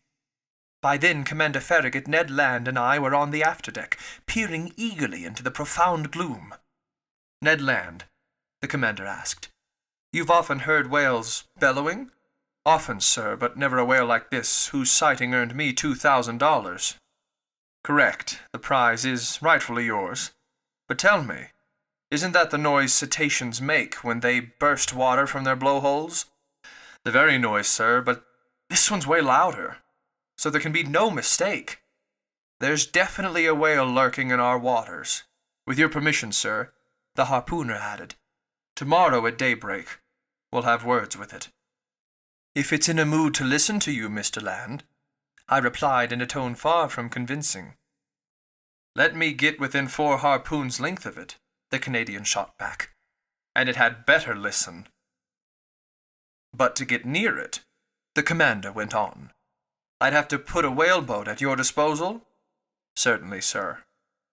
"That would be gambling with the lives of my men." "And with my own," the harpooner replied simply. Near 2 o'clock in the morning, the core of light reappeared no less intense, 5 miles to windward of the Abraham Lincoln. Despite the distance, despite the noise of wind and sea, we could distinctly hear the fearsome thrashings of the animal's tail, and even its panting breath. Seemingly, the moment this enormous narwhale came up to breathe at the surface of the ocean, air was sucked into its lungs like steam into the huge cylinders of a 2,000 horsepower engine.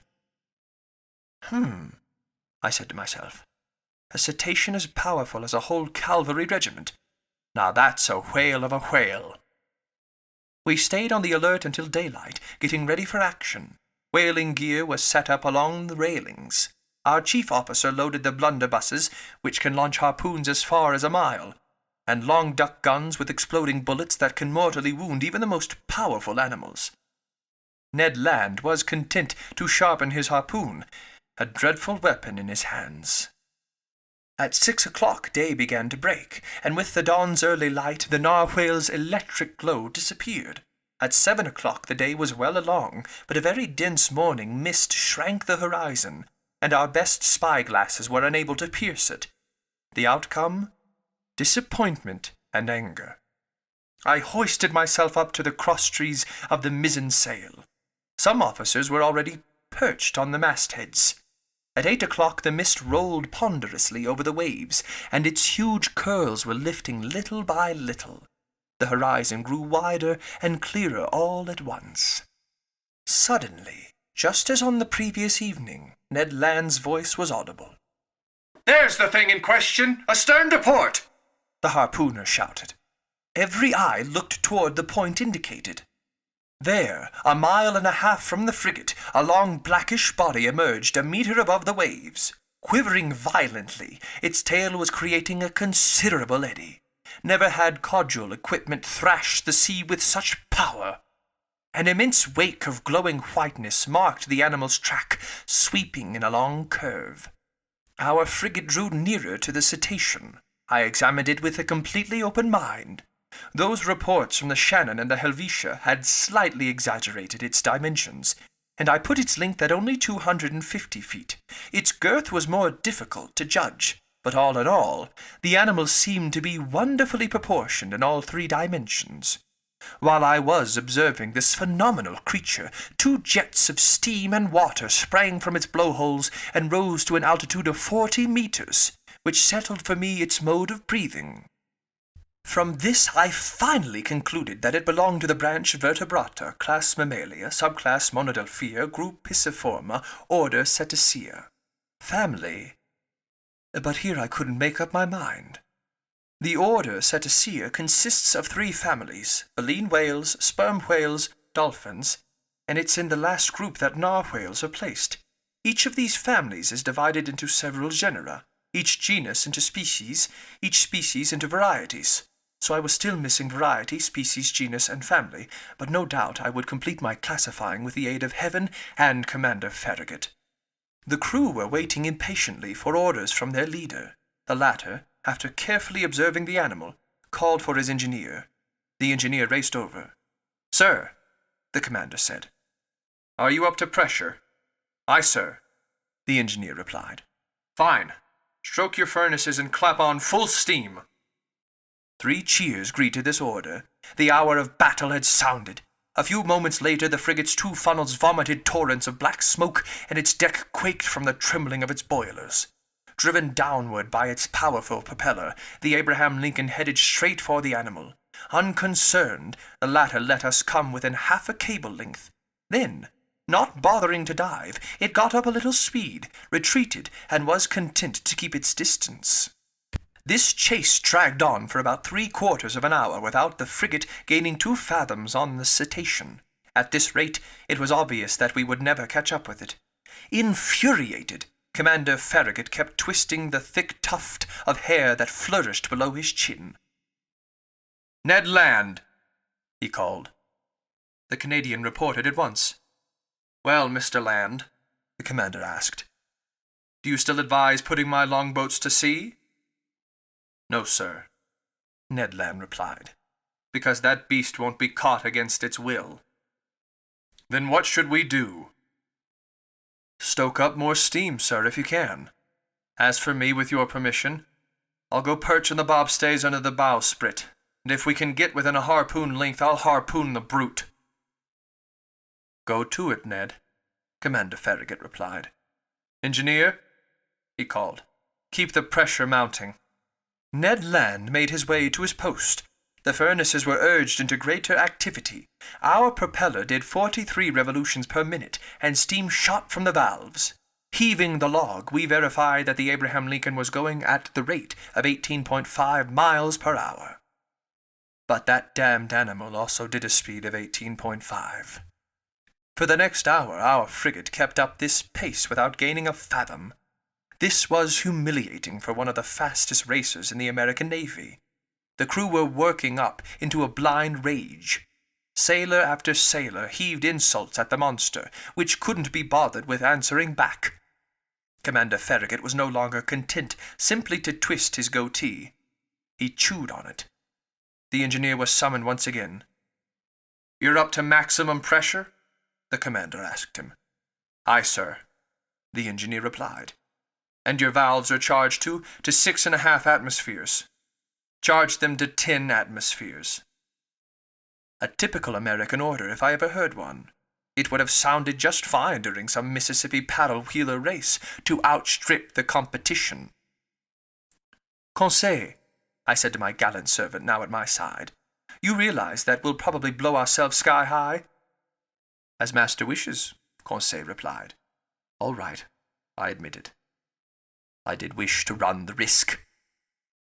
The valves were charged. More coal was swallowed by the furnaces. Ventilators shot torrents of air over the braziers. The Abraham Lincoln's speed increased. Its masts trembled down to their blocks, and swirls of smoke could barely squeeze through the narrow funnels. We heaved the log a second time.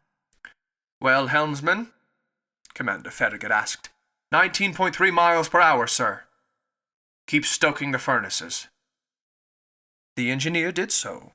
The pressure gauge marked 10 atmospheres, but no doubt the cetacean itself had warmed up, because without the least trouble it also did 19.3.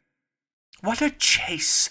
No, I can't describe the excitement that shook my very being.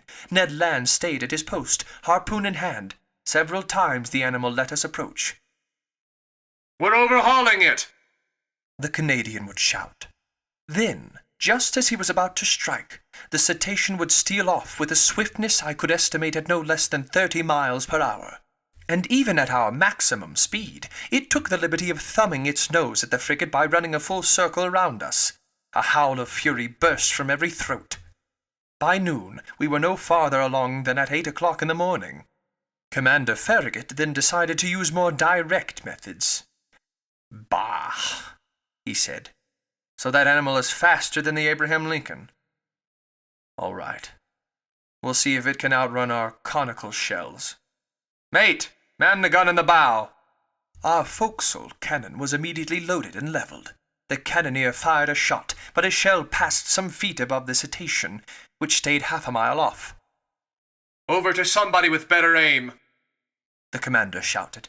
"And $500 to the man who can pierce that infernal beast." Calm of eye, cool of feature, an old grey-bearded gunner, I can see him to this day, approached the cannon, put it in position, and took aim for a good while. There was a mighty explosion mingled with cheers from the crew. The shell reached its target. It hit the animal, but not in the usual fashion. It bounced off that rounded surface and vanished into the sea 2 miles out. "Oh, drat!" said the old gunner in his anger. "That rascal must be covered with 6-inch armor plate." "Curse the beast!" Commander Farragut shouted. The hunt was on again, and Commander Farragut leaned over to me, saying, "I'll chase the animal till my frigate explodes." "Yes," I replied, "and nobody would blame you." We could still hope that the animal would tire out and not be as insensitive to exhaustion as our steam engines. But no such luck. Hour after hour went by without it showing the least sign of weariness. However, To the Abraham Lincoln's credit, it must be said that we struggled on with tireless persistence. I estimate that we covered a distance of at least 500 kilometers during this ill-fated day of November 6th. But night fell and wrapped the surging ocean in its shadows. By then I thought our expedition had come to an end, that we would never see this fantastic animal again. I was mistaken. At 10:50 in the evening, that electric light reappeared 3 miles to windward of the frigate, just as clear and intense as the night before. The narwhale seemed motionless. Was it asleep, perhaps, weary from its workday, just riding the waves? This was our chance, and Commander Farragut was determined to take full advantage of it. He gave his orders. The Abraham Lincoln stayed at half steam, advancing cautiously so as not to awaken its adversary. In mid-ocean it's not unusual to encounter whales so sound asleep they can successfully be attacked, and Ned Land had harpooned more than one in its slumber. The Canadian went to resume his post on the bobstays under the bowsprit. The frigate approached without making a sound, stopped 2 cable lengths from the animal and coasted. Not a soul breathed on board. A profound silence reigned over the deck. We were not 100 feet from the blazing cord of light, whose glow grew stronger and dazzled the eyes. Just then, leaning over the forecastle railing, I saw Ned Land below me, one hand grasping the martingale, the other brandishing his dreadful harpoon. Barely 20 feet separated him from the motionless animal. All at once his arm shot forward and the harpoon was launched. I heard the weapon collide resonantly, as if it had hit some hard substance. The electric light suddenly went out, and 2 enormous waterspouts crashed onto the deck of the frigate, racing like a torrent from stem to stern, toppling crewmen, breaking spare masts and yardarms from their lashings. A hideous collision occurred, and thrown over the rail with no time to catch hold of it, I was hurled into the sea. Chapter 7. A whale of unknown species. Although I was startled by this unexpected descent, I at least have a very clear recollection of my sensations during it. At first I was dragged about 20 feet under. I'm a good swimmer, without claiming to equal such other authors as Byron and Edgar Allan Poe, who were master divers, and I didn't lose my head on the way down. With 2 vigorous kicks of the heel, I came back to the surface of the sea. My first concern was to look for the frigate. Had the crew seen me go overboard? Was the Abraham Lincoln tacking about? Would Commander Farragut put a longboat to sea? Could I hope to be rescued? The gloom was profound. I glimpsed a black mass disappearing eastward, where its running lights were fading out in the distance. It was the frigate. I felt I was done for. "Help! Help!" I shouted, swimming desperately toward the Abraham Lincoln. My clothes were weighing me down. The water glued them to my body. They were paralyzing my movements. I was sinking. I was suffocating. "Help!" This was the last shout I gave. My mouth was filling with water. I struggled against being dragged into the depths. Suddenly my clothes were seized by energetic hands. I felt myself pulled abruptly back to the surface of the sea, and yes, I heard these words pronounced in my ear. "If master would oblige me by leaning on my shoulder, master will swim with much greater ease." With one hand I seized the arm of my loyal Conseil. "You!" I said. "You!" "Myself," Conseil replied, "and at master's command." "That collision threw you overboard along with me?" "Not at all, but being in master's employ, I followed master." The fine lad thought this only natural. "What about the frigate?" I asked. "The frigate?" Conseil replied, rolling over on his back. "I think master had best not depend on it to any great extent." "What are you saying?" "I'm saying that just as I jumped overboard, I heard the men at the helm shout, 'Our propeller and rudder are smashed.'" "Smashed?" "Yes, smashed by the monster's tusk. I believe it's the sole injury the Abraham Lincoln has sustained. but most inconveniently for us the ship can no longer steer. Then we're done for. Perhaps, Conseil replied serenely. However, we still have a few hours before us, and in the few hours one can do a great many things. Conseil's unflappable composure cheered me up. I swam more vigorously, but hampered by clothes that were as restricting as a cloak made of lead, I was managing with only the greatest difficulty. Conseil noticed as much. "Master will allow me to make an incision," he said.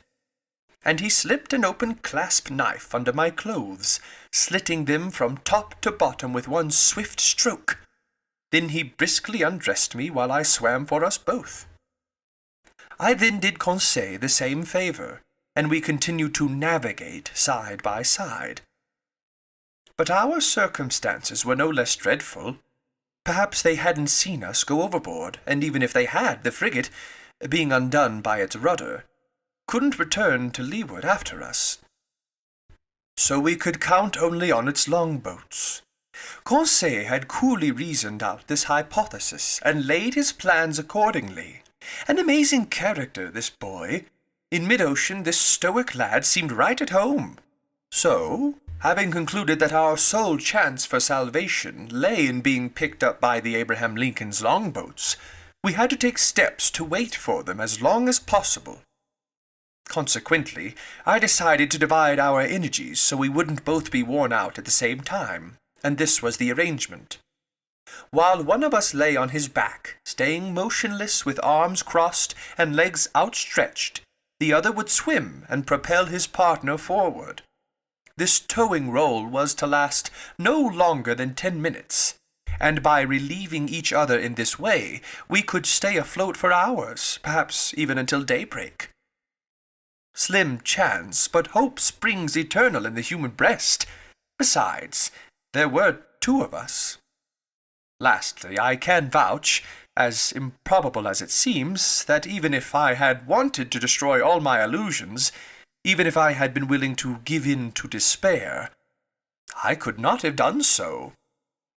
The cetacean had rammed our frigate at about 8 o'clock in the evening. I therefore calculated on 8 hours of swimming until sunrise. A strenuous task, but feasible, thanks to our relieving each other. The sea was pretty smooth and barely tired us. Sometimes I tried to peer through the dense gloom, which was broken only by the phosphorescent flickers coming from our movements. I stared at the luminous ripples breaking over my hands, shimmering sheets spattered with blotches of bluish gray. It seemed as if we'd plunged into a pool of quicksilver. Near 1 o'clock in the morning, I was overcome with tremendous exhaustion. My limbs stiffened in the grip of intense cramps. Conseil had to keep me going, and attending to our self-preservation became his sole responsibility. I soon heard the poor lad gasping. His breathing became shallow and quick. I didn't think he could stand such exertions for much longer. Go on, I told him. Leave master behind, he replied. Never. I will drown before he does. Just then, past the fringes of a large cloud that the wind was driving eastward, the moon appeared. The surface of the sea glistened under its rays. That kindly light rekindled our strength. I held up my head again. My eyes darted to every point of the horizon. I spotted the frigate. It was 5 miles from us and formed no more than a dark, barely perceptible mass. But as for longboats, not a one in sight. I tried to call out. What was the use at such a distance? My swollen lips wouldn't let a single sound through. Conseil could still articulate a few words, and I heard him repeat at intervals, "Help! Help!" Ceasing all movement for an instant, we listened. And it may have been a ringing in my ear from this organ filled with impeded blood, but it seemed to me that Conseil's shout had received an answer back. "Did you hear that?" I muttered. Yes, yes." And Conseil hurled another desperate plea into space. This time there could be no mistake. A human voice had answered us. Was it the voice of some poor devil left behind in mid-ocean, some other victim of that collision suffered by our ship? Or was it one of the frigate's longboats, hailing us out of the gloom? Conseil made one final effort, embracing his hands on my shoulders while I offered resistance with one supreme exertion. He raised himself half out of the water, then fell back exhausted. "What did you see?" "I saw," he muttered. "I saw, but we mustn't talk. Save our strength." What had he seen? Then, Lord knows why, the thought of the monster came into my head for the first time. But even so, that voice... Gone are the days when Jonas took refuge in the bellies of whales.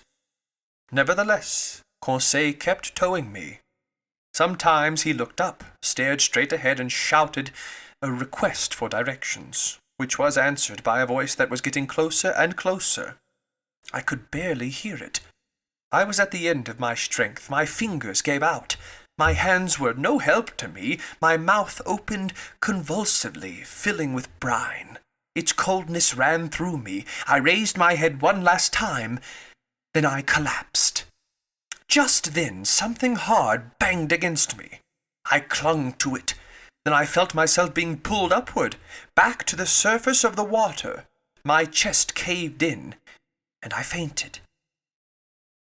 For certain, I came to quickly, because someone was massaging me so vigorously it left furrows in my flesh. I half opened my eyes. "Conseil?" I muttered. "Did master ring for me?" Conseil replied. Just then, in the last light of a moon settling on the horizon, I spotted a face that wasn't Conseil's, but which I recognized at once. "Ned!" I exclaimed.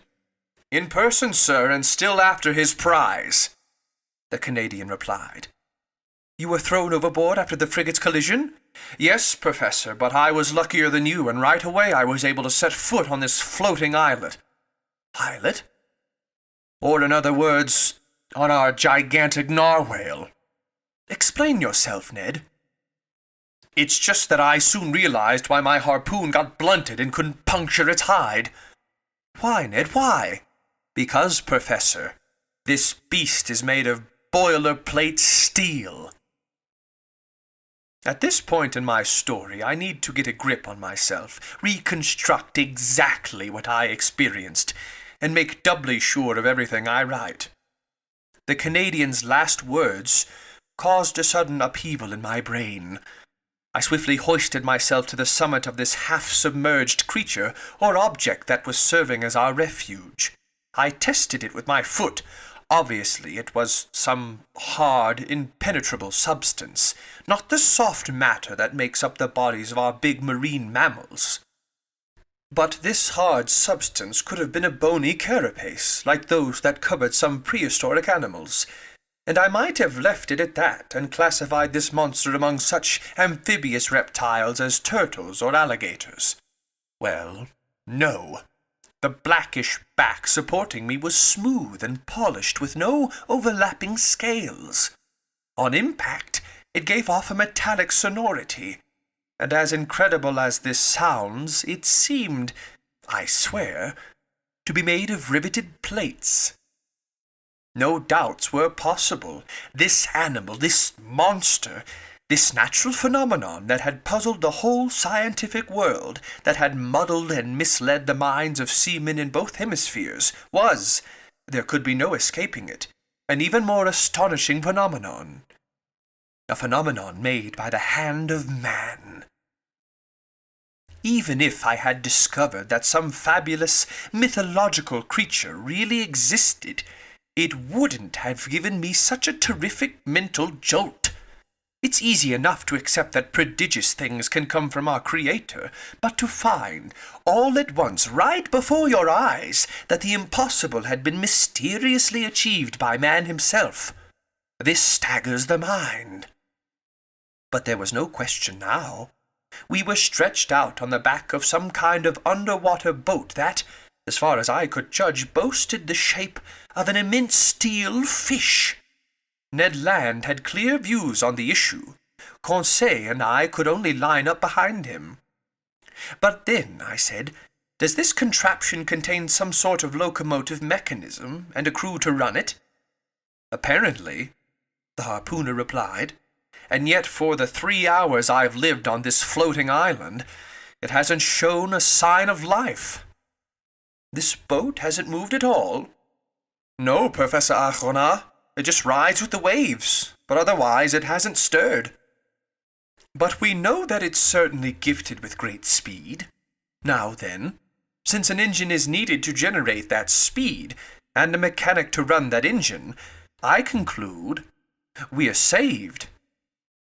"Humph," Ned Land put in, his tone denoting reservations. Just then, as if to take my side in the argument, a bubbling began astern of this strange submersible, whose drive mechanism was obviously a propeller, and the boat started to move. We barely had time to hang on to its topside, which emerged about 80 centimeters above water. Fortunately, its speed was not excessive. "So long as it navigates horizontally," Ned Land muttered, "I've no complaints.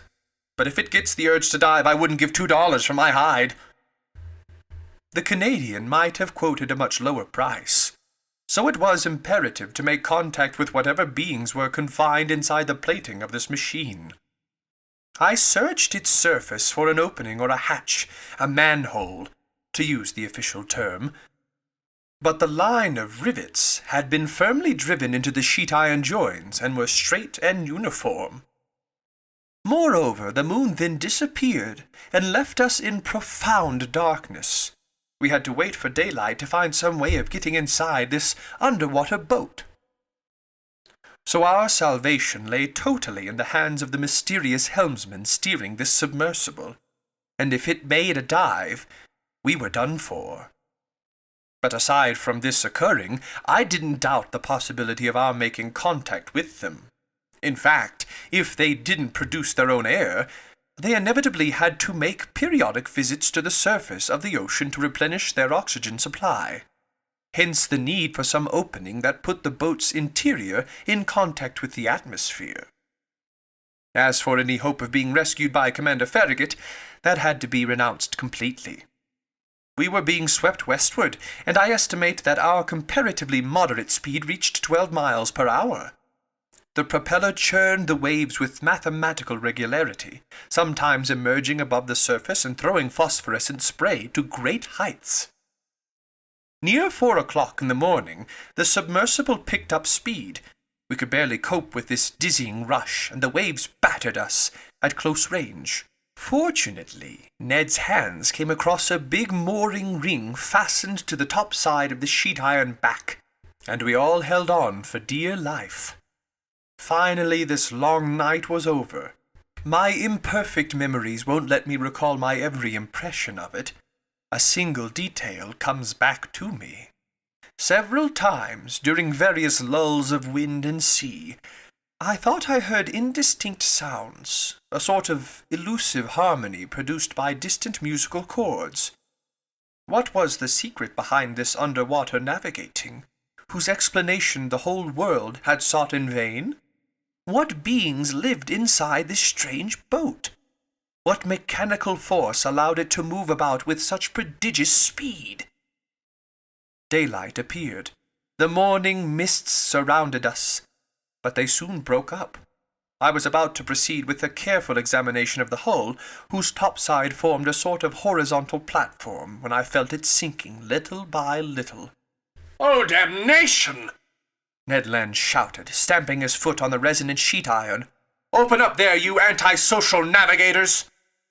But it was difficult to make yourself heard above the deafening beats of the propeller. Fortunately, this submerging movement stopped. From inside the boat there suddenly came noises of iron fastenings pushed roughly aside. One of the steel plates flew up. A man appeared, gave a bizarre yell, and instantly disappeared. A few moments later, 8 strapping fellows appeared silently, their faces like masks, and dragged us down into their fearsome machine. Chapter 8. Mobilis in Mobili. This brutally executed capture was carried out with lightning speed. My companions and I had no time to collect ourselves. I don't know how they felt about being shoved inside this aquatic prison, but as for me, I was shivering all over. With whom were we dealing? Surely with some new breed of pirates exploiting the sea after their own fashion. The narrow hatch had barely closed over me when I was surrounded by profound darkness. Saturated with the outside light, my eyes couldn't make out a thing. I felt my naked feet clinging to the steps of an iron ladder. Forcibly seized, Ned Land and Conseil were behind me. At the foot of the ladder, a door opened and instantly closed behind us with a loud clang. We were alone. Where? I couldn't say, could barely even imagine. All was darkness, but such utter darkness that after several minutes my eyes were still unable to catch a single one of those hazy gleams that drift through even the blackest nights. Meanwhile, furious at these goings-on, Ned Land gave free rein to his indignation. "Damnation!" he exclaimed. "These people are about as hospitable as the savages of New Caledonia. All that's lacking is for them to be cannibals. I wouldn't be surprised if they were, but believe you me, they won't eat me without my kicking up a protest." "Calm yourself, Ned, my friend," Conseil replied serenely. "Don't flare up so quickly. We aren't in a kettle yet." "In a kettle, no," the Canadian shot back. "But in an oven for sure. It's dark enough for one. Luckily, my bowie knife hasn't left me, and I can still see well enough to put it to use. The first one of these bandits who lays a hand on me—" "Don't be so irritable, Ned," I then told the harpooner, "and don't ruin things for us with pointless violence. Who knows whether they might be listening to us? Instead, let's try to find out where we are." I started moving, groping my way. After 5 steps, I encountered an iron wall made of riveted boilerplate. Then, turning around, I bumped into a wooden table next to which several stools had been set. The floor of this prison lay hidden beneath thick hempen matting that deadened the sound of footsteps. Its naked walls didn't reveal any trace of a door or window. Going around the opposite way, Conseil met up with me, and we returned to the middle of this cabin, which had to be 20 feet long by 10 wide. As for its height, not even Ned Land, with his great stature, was able to determine it. Half an hour had already gone by without our situation changing, when our eyes were suddenly spirited from utter darkness into blinding light. Our prison lit up all at once. In other words, it filled with luminescent matter so intense that at first I couldn't stand the brightness of it. From its glare and whiteness, I recognized the electric glow that had played around this underwater boat like some magnificent phosphorescent phenomenon. After involuntarily closing my eyes, I reopened them and saw that this luminous force came from a frosted half-globe curving out of the cabin's ceiling. "Finally! It's light enough to see!" Ned Land exclaimed, knife in hand, staying on the defensive. "Yes," I replied, then ventured the opposite view. "But as for our situation, we're still in the dark." "Master must learn patience," said the emotionless Conseil. This sudden illumination of our cabin enabled me to examine its tiniest details. It contained only a table and 5 stools. Its invisible door must have been hermetically sealed. Not a sound reached our ears. Everything seemed dead inside this boat. Was it in motion, or stationary on the surface of the ocean, or sinking into the depths? I couldn't tell. But this luminous globe hadn't been turned on without good reason. Consequently, I hoped that some crewman would soon make an appearance. If you want to consign people to oblivion, you don't light up their dungeons. I was not mistaken. Unlocking noises became audible, a door opened, and 2 men appeared. One was short and stocky, powerfully muscled, broad-shouldered, robust of limbs, the head squat, the hair black and luxuriant, the mustache heavy, the eyes bright and penetrating, and his whole personality stamped with that southern-blooded zest that, in France, typifies the people of Provence. The philosopher Diderot has very aptly claimed that a man's bearing is the clue to his character, and this stocky little man was certainly a living proof of this claim. You could sense that his everyday conversation must have been packed with such vivid figures of speech as personification, symbolism, and misplaced modifiers. But I was never in a position to verify this because, around me, he only used an odd and utterly incomprehensible dialect. The second stranger deserves a more detailed description. A disciple of such character-judging anatomists as Gratiolet or Engel could have read this man's features like an open book. Without hesitation, I identified his dominant qualities. Self-confidence, since his head reared like a nobleman's above the arc, formed by the lines of his shoulders, and his black eyes gazed with icy assurance. Calmness, since his skin, pale rather than ruddy, indicated tranquillity of blood. Energy, shown by the swiftly knitting muscles of his brow. And finally courage, since his deep breathing denoted tremendous reserves of vitality. I might add that this was a man of great pride, that his calm, firm gaze seemed to reflect thinking on an elevated plane, and that the harmony of his facial expressions and bodily movements resulted in an overall effect of unquestionable candor. According to the findings of physiognomists, those analysts of facial character. I felt involuntarily reassured in his presence, and this boded well for our interview. Whether this individual was 35 or 50 years of age, I could not precisely state. He was tall, his forehead broad, his nose straight, his mouth clearly etched, his teeth magnificent, his hands refined, tapered, and, to use a word from palmistry, highly psychic, in other words, worthy of serving a lofty and passionate spirit. This man was certainly the most wonderful physical specimen I had ever encountered. One unusual detail: his eyes were spaced a little far from each other and could instantly take in nearly a quarter of the horizon. This ability, as I later verified, was strengthened by a range of vision even greater than Ned Land's. When this stranger focused his gaze on an object, his eyebrow lines gathered into a frown, his heavy eyelids closed around his pupils to contract his huge field of vision, and he looked. What a look! As if he could magnify objects shrinking into the distance. As if he could probe your very soul, as if he could pierce those sheets of water so opaque to our eyes and scan the deepest seas. Wearing caps made of sea otter fur and shod in sealskin fishing boots, these two strangers were dressed in clothing made from some unique fabric that flattered the figure and allowed great freedom of movement.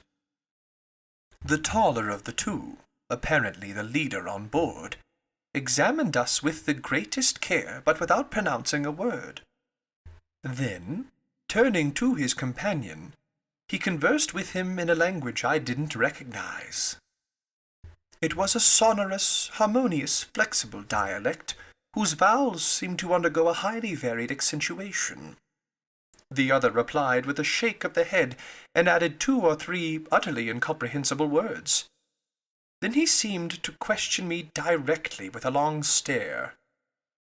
I replied in clear French that I wasn't familiar with his language, but he didn't seem to understand me, and the situation grew rather baffling. "Still, master should tell our story," Conseil said to me. "Perhaps these gentlemen will grasp a few words of it." I tried again, telling the tale of our adventures, clearly articulating my every syllable, and not leaving out a single detail. I stated our names and titles, then, in order, I introduced Professor Arjona, his manservant Conseil, and Mr. Ned Land, harpooner. This man, with calm gentle eyes listened to me serenely, even courteously, and paid remarkable attention. But nothing in his facial expression indicated that he understood my story. When I finished, he didn't pronounce a single word.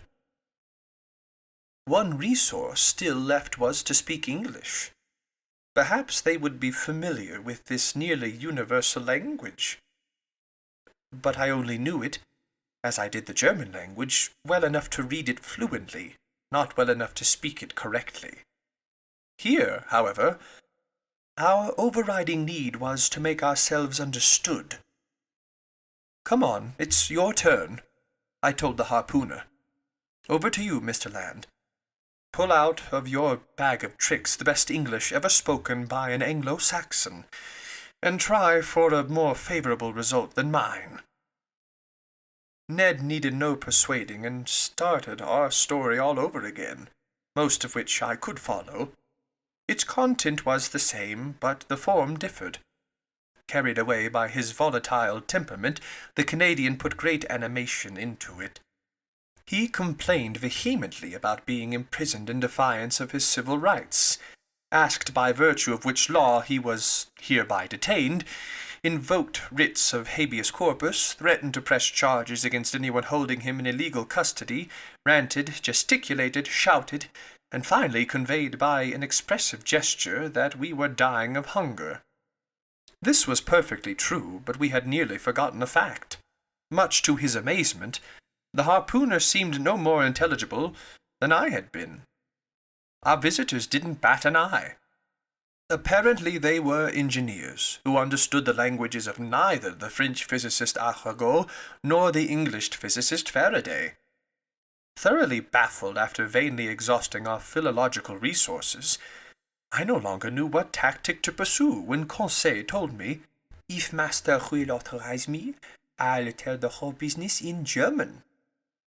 "What? You know German?" I exclaimed. "Like most Flemish people, with all due respect to master." "On the contrary, my respect is due you. Go to it, my boy." And Conseil, in his serene voice, described for the third time the various vicissitudes of our story. But, despite our narrator's fine accent and stylish turns of phrase, the German language met with no success. Finally, as a last resort, I hauled out everything I could remember from my early school days, and I tried to narrate our adventures in Latin. Cicero would have plunged his ears and sent me to the scullery, but somehow I managed to pull through. With the same negative results, this last attempt ultimately misfiring, the two strangers exchanged a few words in their incomprehensible language and withdrew, not even favoring us with one of those encouraging gestures that are used in every country in the world. The door closed again. "This is outrageous!" Ned Land shouted, exploding for the 20th time. "I ask you, we speak in French, English, German, and Latin to these rogues, and neither of them has the decency to even answer back." "Calm down, Ned," I told the seething harpooner. "Anger won't get us anywhere." "But, Professor," our irascible companion went on, "can't you see that we could die of hunger in this iron cage?" "Ah," Conseil put in philosophically, "we can hold in a good while yet." "My friends," I said, "we mustn't despair. We've gotten out of tighter spots, so please do me the favor of waiting a bit before you form your views on the commander and crew of this boat." "My views are fully formed," Ned Land shot back. "They're rogues." "Oh, good. And from what country?" "Roguedom. My gallant Ned, as yet that country isn't clearly marked on maps of the world, but I admit that the nationality of these two strangers is hard to make out. Neither English, French, nor German, that's all we can say. But I'm tempted to think that the commander and his chief officer were born in the low latitudes. There must be southern blood in them, but as to whether they're Spaniards, Turks, Arabs, or East Indians, their physical characteristics don't give me enough to go on. And as for their speech, it's utterly incomprehensible."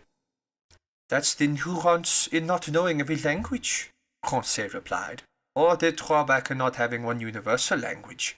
"Which would all go out the window," Ned Land replied.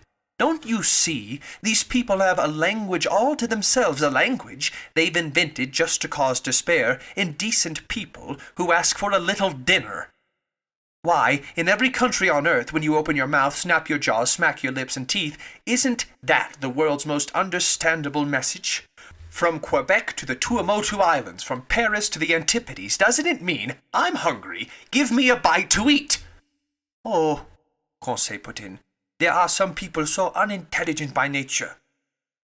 As he was saying these words, the door opened. A steward entered. He brought us some clothes, jackets, and sailor's pants, made out of a fabric whose nature I didn't recognize. I hurried to change into them, and my companions followed suit.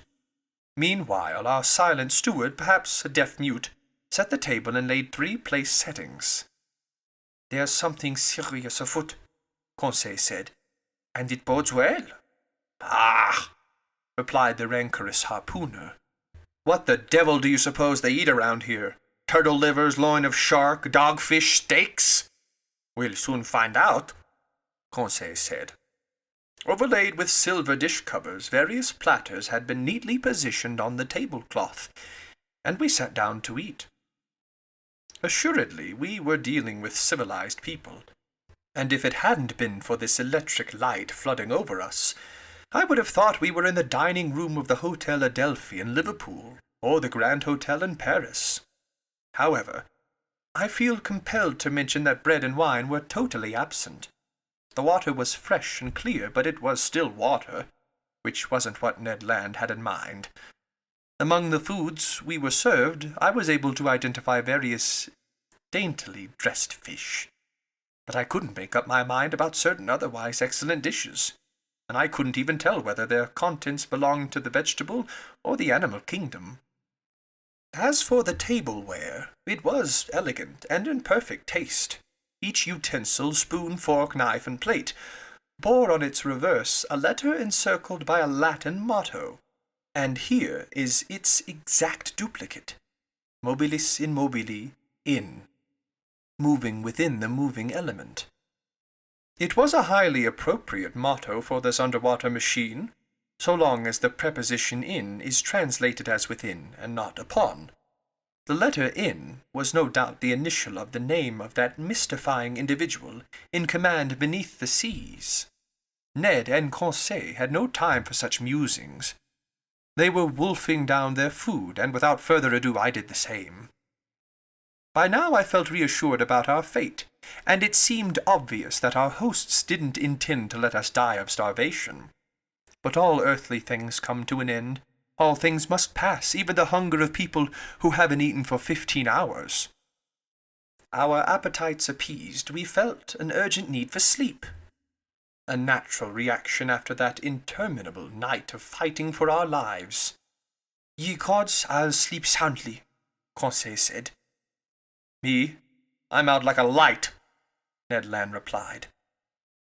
My 2 companions lay down on the cabin's carpeting and were soon deep in slumber. As for me, I gave in less readily to this intense need for sleep. Too many thoughts had piled up in my mind, too many insoluble questions had arisen, too many images were keeping my eyelids open. Where were we? What strange power was carrying us along? I felt, or at least I thought I did, the submersible sinking toward the sea's lower strata. Intense nightmares besieged me. In these mysterious marine sanctuaries I envisioned hosts of unknown animals, and this underwater boat seemed to be a blood relation of theirs, living, breathing, just as fearsome. Then my mind grew calmer. My imagination melted into hazy drowsiness, and I soon fell into an uneasy slumber. Chapter 9. The Tantrums of Ned Land. I have no idea how long this slumber lasted, but it must have been a good while, since we were completely over our exhaustion. I was the first one to wake up. My companions weren't yet stirring, and still lay in their corners like inanimate objects. I had barely gotten up from my passably hard mattress when I felt my mind clear, my brain go on the alert. So I began a careful re-examination of our cell. Nothing had changed in its interior arrangements. The prison was still a prison, and its prisoners still prisoners. But, taking advantage of our slumber, the steward had cleared the table. Consequently, nothing indicated any forthcoming improvement in our situation, and I seriously wondered if we were doomed to spend the rest of our lives in this cage.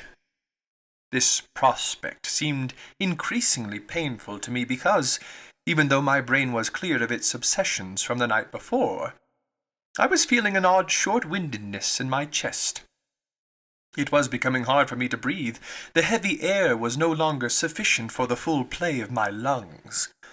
Although our cell was large, we obviously had used up most of the oxygen it contained.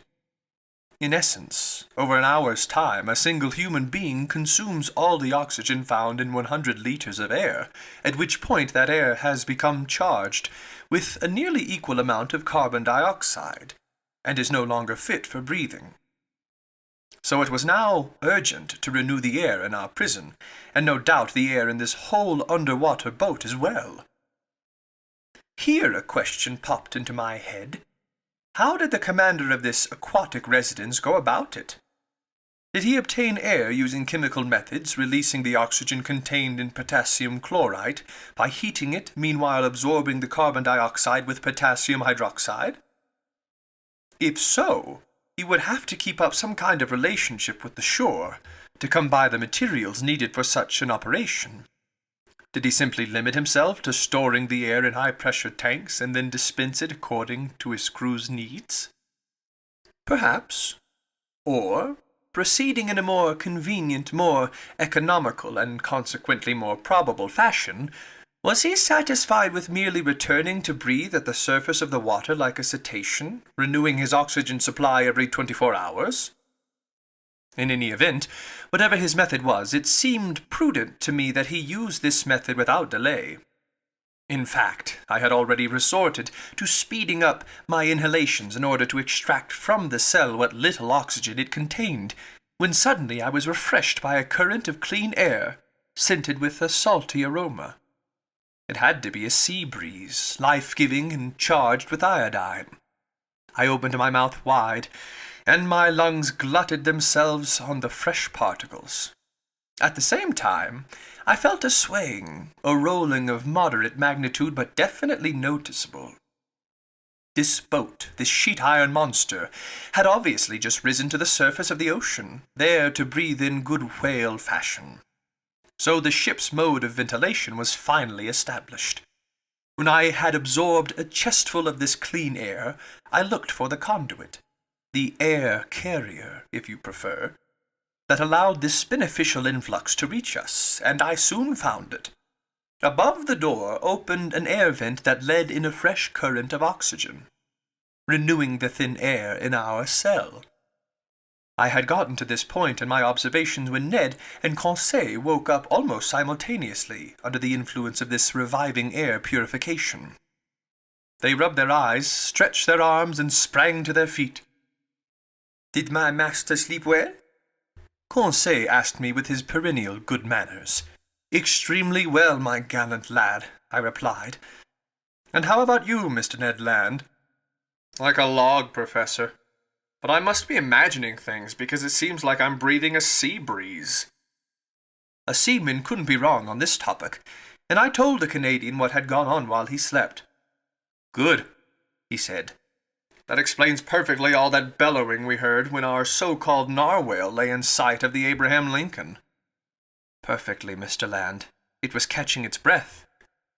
"Only I've no idea what time it is, Professor Archona. Unless maybe it's dinner time?"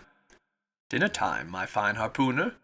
I'd say at least breakfast time, because we've certainly woken up to a new day."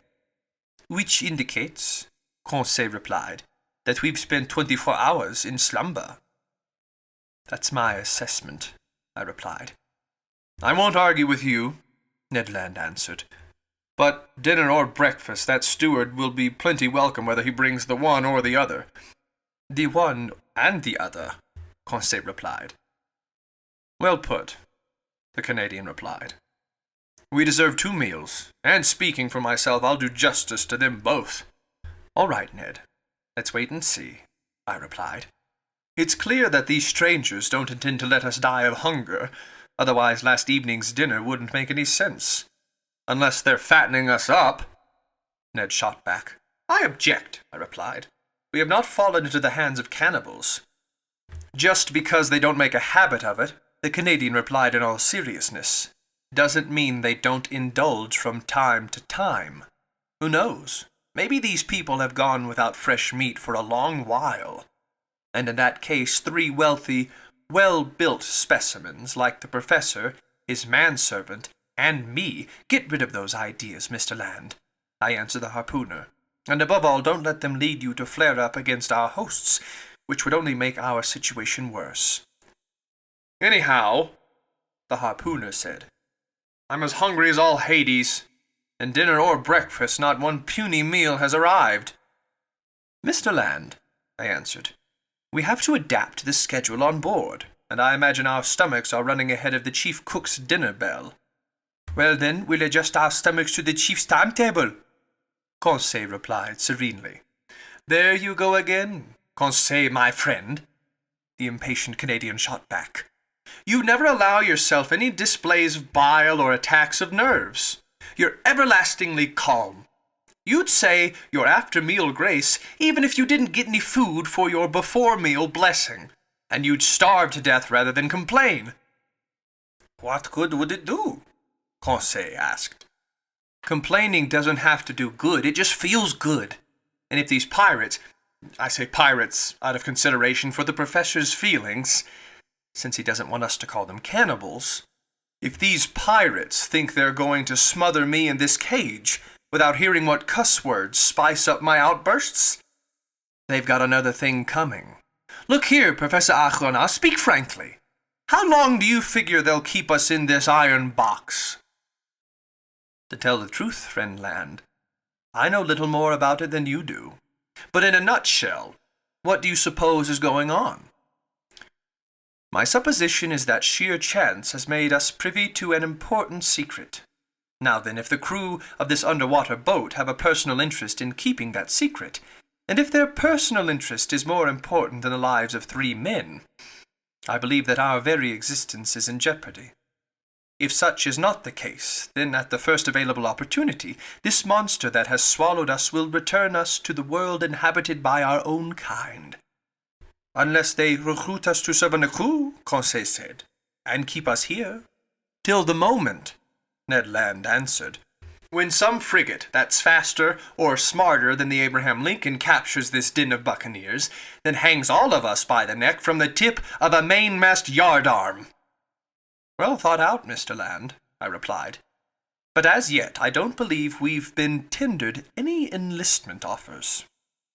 Consequently, it's pointless to argue about what tactics we should pursue in such a case. I repeat, let's wait, let's be guided by events, and let's do nothing, since right now there's nothing we can do. On the contrary, Professor, the harpooner replied, not wanting to give in. There is something we can do. Oh? And what, Mr. Land? Break out of here. Breaking out of a prison on shore is difficult enough, but with an underwater prison it strikes me as completely unworkable. Come now, Ned, my friend, Conseil asked. How would you answer Master's objection? I refuse to believe that an American is at the end of his tether. Visibly baffled, the harpooner said nothing. Under the conditions in which fate had left us, it was absolutely impossible to escape. But a Canadian's wit is half French, and Mr. Ned Land made this clear in his reply. So, Professor Achrona, he went on after thinking for a few moments, you haven't figured out what people do when they can't escape from their prison? No, my friend. Easy. They fix things so they stay there. Of course, Conseil put in. Since we are deep in the ocean, being inside this boat is vastly preferable to being above it or below it. But we fix things by kicking out all the jailers, guards, and wardens, Ned Land added. What's this, Ned? I asked. You'd seriously consider taking over this craft? Very seriously, the Canadian replied. It's impossible. And why is that, sir? Some promising opportunity might come up, and I don't see what could stop us from taking advantage of it. If there are only about 20 men on board this machine, I don't think they can stave off 2 Frenchmen and a Canadian. It seemed wiser to accept the harpooner's proposition than to debate it. Accordingly, I was content to reply, Let such circumstances come, Mr. Land, and we'll see. But until then, I beg you to control your impatience. We need to act shrewdly, and your flare-ups won't give rise to any promising opportunities, so swear to me that you'll accept our situation without throwing a tantrum over it. I give you my word, Professor, Ned Land replied in an unenthusiastic tone. No vehement phrases will leave my mouth, no vicious gestures will give my feelings away, not even when they don't feed us on time. I have your word, Ned, I answered the Canadian. Then our conversation petered out, and each of us withdrew into his own thoughts.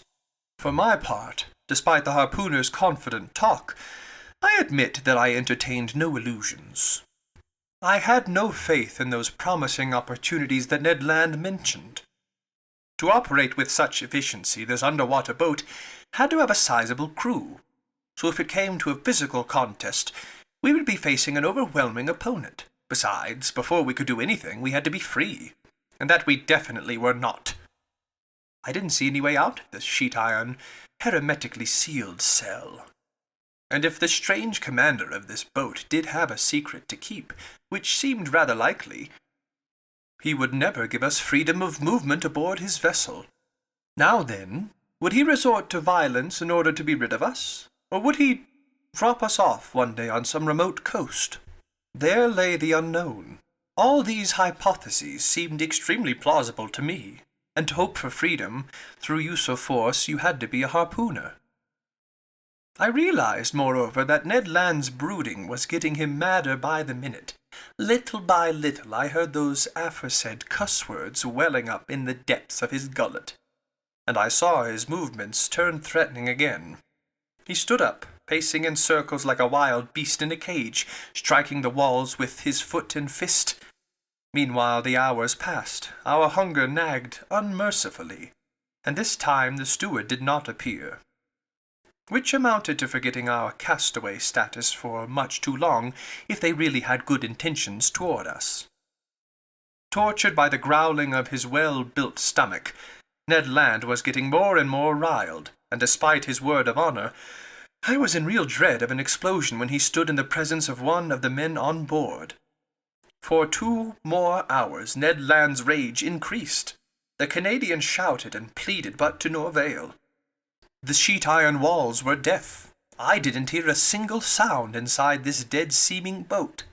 The vessel hadn't stirred, because I obviously would have felt its hull vibrating under the influence of the propeller.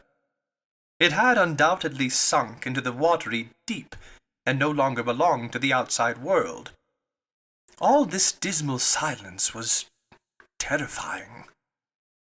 As for our neglect, our isolation in the depths of this cell, I was afraid to guess at how long it might last.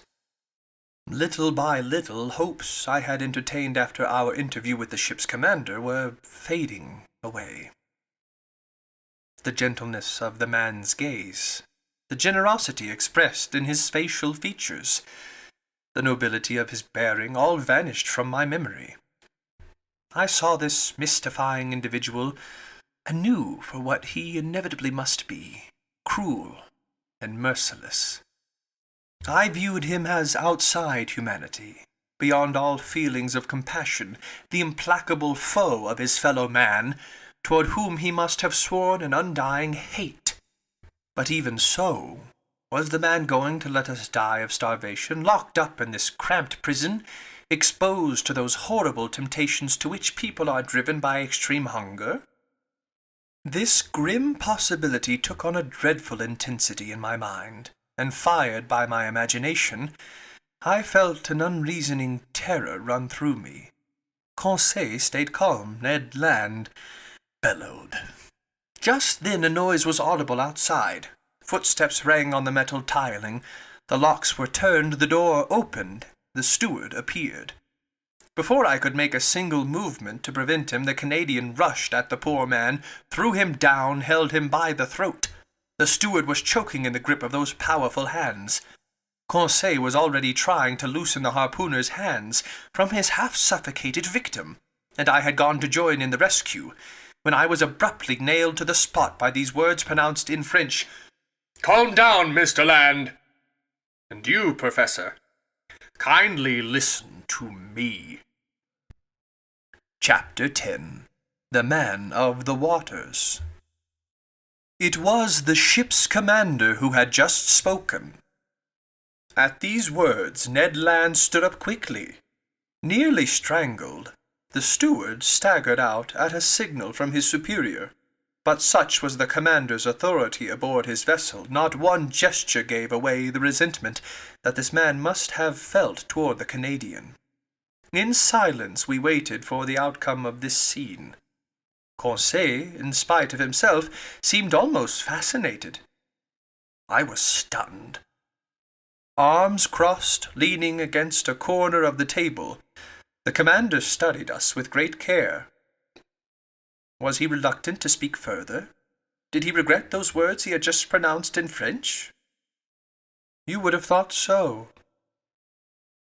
After a few moments of silence, which none of us would have dreamed of interrupting, "Gentlemen," he said in a calm, penetrating voice, "I speak French, English, German, and Latin with equal fluency. Hence I could have answered you as early as our initial interview. But first, I wanted to make your acquaintance, and then think things over. Your 4 versions of the same narrative, perfectly consistent by and large, established your personal identities for me. I now know that sheer chance has placed in my presence Professor Pierre Arjona, specialist in natural history at the Paris Museum, and entrusted with a scientific mission abroad. His manservant Conseil, and Ned Land, a harpooner of Canadian origin aboard the Abraham Lincoln, a frigate in the National Navy of the United States of America." I bowed in agreement. The commander hadn't put a question to me, so no answer was called for. This man expressed himself with perfect ease and without a trace of an accent. His phrasing was clear, his words well chosen, his facility in elocution remarkable. And yet, to me, he didn't have the feel of a fellow countryman. He went on with the conversation as follows. "No doubt, sir, you felt that I waited rather too long before paying you this second visit. After discovering your identities, I wanted to weigh carefully what policy to pursue toward you. I had great difficulty deciding. Some extremely inconvenient circumstances have brought you into the presence of a man who has cut himself off from humanity. Your coming has disrupted my whole existence." "Unintentionally," I said. "Unintentionally," the stranger replied, raising his voice a little. "Was it unintentionally that the Abraham Lincoln hunted me on every sea? Was it unintentionally that you traveled aboard that frigate? Was it unintentionally that your shells bounced off my ship's hull? Was it unintentionally that Mr. Ned Land hit me with his harpoon?" I detected a controlled irritation in these words, but there was a perfectly natural reply to these charges, and I made it. "Sir," I said, "you're surely unaware of the discussions that have taken place in Europe and America with yourself as the subject. You don't realize that various accidents caused by collisions with your underwater machine have aroused public passions on those 2 continents. I'll spare you the innumerable hypotheses with which we've tried to explain this inexplicable phenomenon, whose secret is yours alone. But please understand that the Abraham Lincoln chased you over the Pacific high seas in the belief it was hunting some powerful marine monster, which had to be purged from the ocean at all cost. A half-smile curled the commander's lips. Then, in a calmer tone, "Professor Arjona," he replied, "do you dare claim that your frigate wouldn't have chased and cannonaded an underwater boat as readily as a monster?" This question baffled me, since Commander Farragut would certainly have shown no such hesitation. He would have seen it as his sworn duty to destroy a contrivance of this kind just as promptly as a gigantic narwhale. "So you understand, sir," the stranger went on, "that I have a right to treat you as my enemy." I kept quiet, with good reason. What was the use of debating such a proposition when superior force can wipe out the best arguments? "It took me a good while to decide," the commander went on. "Nothing obliged me to grant you hospitality. If I were to part company with you, I'd have no personal interest in ever seeing you again. I could put you back on the platform of this ship that has served as your refuge. I could sink under the sea, and I could forget you ever existed. Wouldn't that be my right?" "Perhaps it would be the right of a savage," I replied, "but not that of a civilized man." "Professor," the commander replied swiftly, "I'm not what you term a civilized man. I've severed all ties with society for reasons that I alone have the right to appreciate. Therefore, I obey none of its regulations, and I insist that you never invoke them in front of me." This was plain speaking. A flash of anger and scorn lit up the stranger's eyes, and I glimpsed a fearsome past in this man's life. Not only had he placed himself beyond human laws, he had rendered himself independent, out of all reach, free in the strictest sense of the word. For who would dare chase him to the depths of the sea when he thwarted all attacks on the surface? What ship could withstand a collision with his underwater monitor? What armor plate, no matter how heavy, could bear the thrusts of his spur? No man among men could call him to account for his actions. God, if he believed in him, his conscience, if he had one, these were the only judges to whom he was answerable. These thoughts swiftly crossed my mind while this strange individual fell silent, like someone completely self-absorbed. I regarded him with a mixture of fear and fascination, in the same way, no doubt, that Oedipus regarded the Sphinx.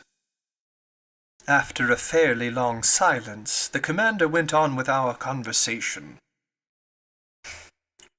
"So I had difficulty deciding," he said, "but I concluded that my personal interests could be reconciled with that natural compassion to which every human being has a right. Since fate has brought you here, you'll stay aboard my vessel. You'll be free here, and in exchange for that freedom, moreover totally related to it, I'll lay on you just one condition. Your word that you'll submit to it will be sufficient." "Go on, sir," I replied. "I assume this condition is one an honest man can accept?" "Yes, sir. Just this. It's possible that certain unforeseen events may force me to confine you to your cabins for some hours, or even for some days, as the case may be. Since I prefer never to use violence, I expect from you in such a case, even more than in any other, your unquestioning obedience. By acting in this way, I shield you from complicity. I absolve you of all responsibility, since I myself make it impossible for you to see what you aren't meant to see. Do you accept this condition?" So things happened on board that were quite odd to say the least. Things never to be seen by people not placing themselves beyond society's laws. Among all the surprises the future had in store for me, this would not be the mildest. We accept, I replied. Only, I'll ask your permission, sir, to address a question to you, just one. Go ahead, sir. You said we'd be free aboard your vessel? Completely. Then I would ask what you mean by this freedom. Why, the freedom to come, go, see, and even closely observe everything happening here, except under rare circumstances. In short, the freedom we ourselves enjoy, my companions and I. It was obvious that we did not understand each other. Pardon me, sir, I went on, but that's merely the freedom that every prisoner has, the freedom to pace his cell. That's not enough for us. Nevertheless, it will have to do. What? We must give up seeing our homeland, friends, and relatives ever again? Yes, sir. But giving up that intolerable earthly yoke that some men call freedom is perhaps less painful than you think. By thunder! Ned Land shouted. I'll never promise I won't try getting out of here. I didn't ask for such a promise, Mr. Land. The commander replied coldly. Sir, I replied, flaring up in spite of myself, you're taking unfair advantage of us. This is sheer cruelty. No, sir. It is an act of mercy. You're my prisoners of war. I've cared for you when, with a single word, I could plunge you back into the ocean depths. You attacked me. You've just stumbled on a secret no living man must probe, the secret of my entire existence. Do you think I'll send you back to a world that must know nothing more of me? Never. By keeping you on board, it isn't you whom I care for, it's me. These words indicated that the commander pursued a policy impervious to arguments. Then, sir, I went on, you give us quite simply a choice between life and death? Quite simply. My friends, I said, to a question couched in these terms, our answer can be taken for granted, but no solemn promises bind us to the commander of this vessel. None, sir. The stranger replied. Then, in a gentler voice, he went on. Now, allow me to finish what I have to tell you. I've heard of you, Professor Arjona. You, if not your companions, won't perhaps complain too much about the stroke of fate that has brought us together. Among the books that make up my favorite reading, you'll find the work you've published on the great ocean depths. I've pored over it. You've taken your studies as far as terrestrial science can go, but you don't know everything because you haven't seen everything. Let me tell you, Professor, you won't regret the time you spend aboard my vessel. You're going to voyage through a land of wonders. Stunned amazement will probably be your habitual state of mind. It will be a long while before you tire of the sights constantly before your eyes. I'm going to make another underwater tour of the world. Perhaps my last, who knows? And I'll review everything I've studied in the depths of these seas that I've crossed so often. And you can be my fellow student. Starting this very day, you'll enter a new element. You'll see what no human being has ever seen before, since my men and I no longer count. And thanks to me, you're going to learn the ultimate secrets of our planet. I can't deny it. The commander's words had a tremendous effect on me. He had caught me on my weak side, and I momentarily forgot that not even this sublime experience was worth the loss of my freedom. Besides, I counted on the future to resolve this important question, so I was content to reply, Sir, even though you've cut yourself off from humanity, I can see that you haven't disowned all human feeling. We're castaways whom you've charitably taken aboard. We'll never forget that. Speaking for myself, I don't rule out that the interests of science could override even the need for freedom, which promises me that, in exchange, our encounter will provide great rewards. I thought the commander would offer me his hand, to seal our agreement. He did nothing of the sort. I regretted that. "One last question," I said, just as this inexplicable being seemed ready to withdraw. "Ask it, Professor." "By what name am I to call you?" "Sir," the commander replied, "to you, I'm simply Captain Nemo. To me, you and your companions are simply passengers on the Nautilus." Latin, Nemo means no one. Captain Nemo called out. A steward appeared. The captain gave his orders in that strange language I couldn't identify. Then, turning to the Canadian and Conseil, "A meal is waiting for you in your cabin," he told them. "Kindly follow this man." "That's an offer I can't refuse," the harpooner replied. After being confined for over 30 hours, he and Conseil were finally out of this cell. "And now, Professor Acronat, our own breakfast is ready. Allow me to lead the way." "Yours to command, Captain." I followed Captain Nemo, and as soon as I passed through the doorway, I went down a kind of electrically lit passageway that resembled a gangway on a ship. After a stretch of some 10 meters, a second door opened before me. I then entered a dining room, decorated and furnished in austere good taste. Inlaid with ebony trim, tall oaken sideboards stood at both ends of this room, and sparkling on their shelves were staggered rows of earthenware, porcelain, and glass of incalculable value.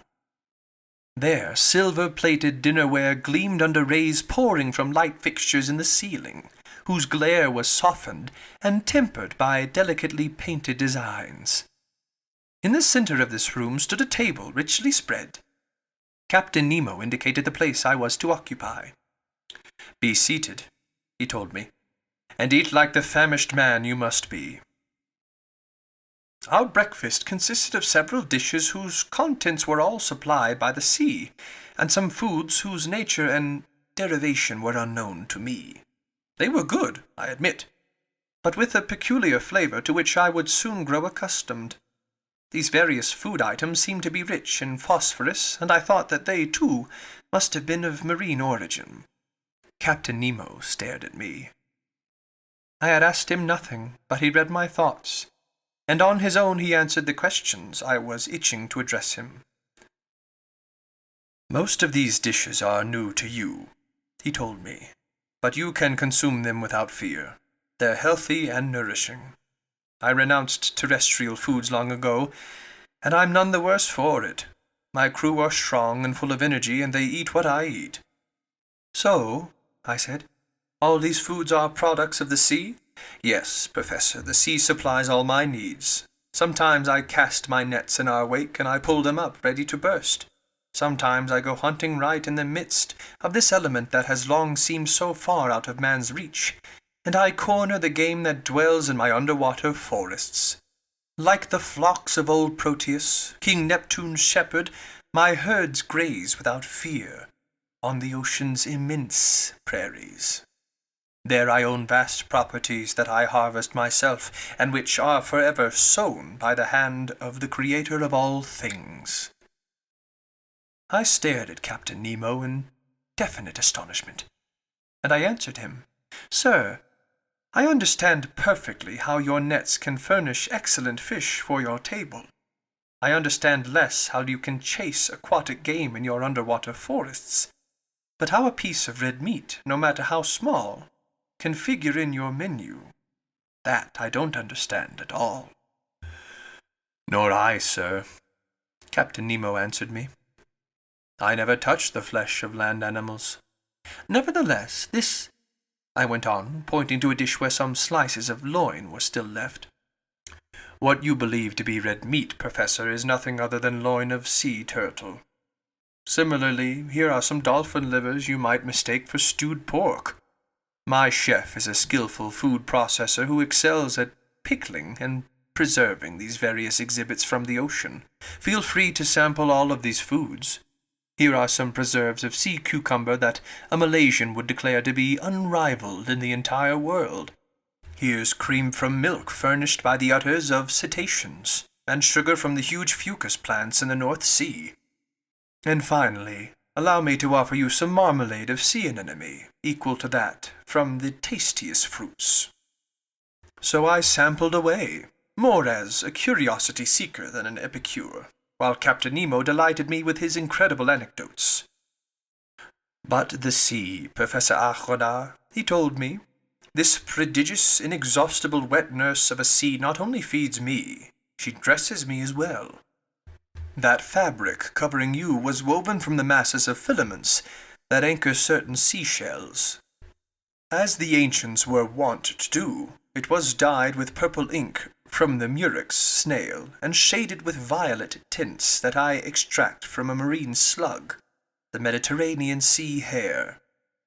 The perfumes you'll find on the washstand in your cabin were produced from the oozings of marine plants. Your mattress was made from the ocean's softest eelgrass. Your quill pen will be whalebone. Your ink a juice secreted by cuttlefish or squid. Everything comes to me from the sea, just as someday everything will return to it. You love the sea, Captain. Yes, I love it. The sea is the be-all and end-all. It covers 7/10 of the planet Earth. Its breath is clean and healthy. It's an immense wilderness where a man is never lonely, because he feels life astir on every side. The sea is simply the vehicle for a prodigious, unearthly mode of existence. It's simply movement and love. It's living infinity, as one of your poets put it. And in essence, Professor, nature is here made manifest by all three of her kingdoms, mineral, vegetable, and animal. The last of these is amply represented by the 4 zootype groups, 3 classes of articulates, 5 classes of mollusks, and 3 vertebrate classes, mammals, reptiles, and those countless legions of fish, an infinite order of animals totaling more than 13,000 species, of which only 1/10 belong to fresh water. The sea is a vast pool of nature.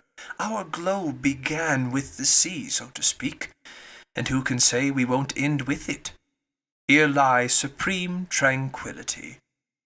The sea doesn't belong to tyrants. On its surface they can still exercise their iniquitous claims, battle each other, devour each other, haul every earthly horror. But 30 feet below sea level, their dominion ceases, their influence fades, their power vanishes. Ah, sir, live in the heart of the seas. Here alone lies independence. Here I recognize no superiors. Here I'm free. Captain Nemo suddenly fell silent in the midst of this enthusiastic outpouring. Had he let himself get carried away past the bounds of his habitual reserve? Had he said too much? For a few moments he strolled up and down, all a-quiver. Then his nerves grew calmer, his facial features recovered their usual icy composure, and turning to me, "Now, Professor," he said, "if you'd like to inspect the Nautilus, I'm yours to command." Chapter 11. The Nautilus. Captain Nemo stood up. I followed him. Contrived at the rear of the dining room, a double door opened, and I entered a room whose dimensions equaled the one I had just left. It was a library. Tall, black rosewood bookcases, inlaid with copperwork, held on their wide shelves a large number of uniformly bound books.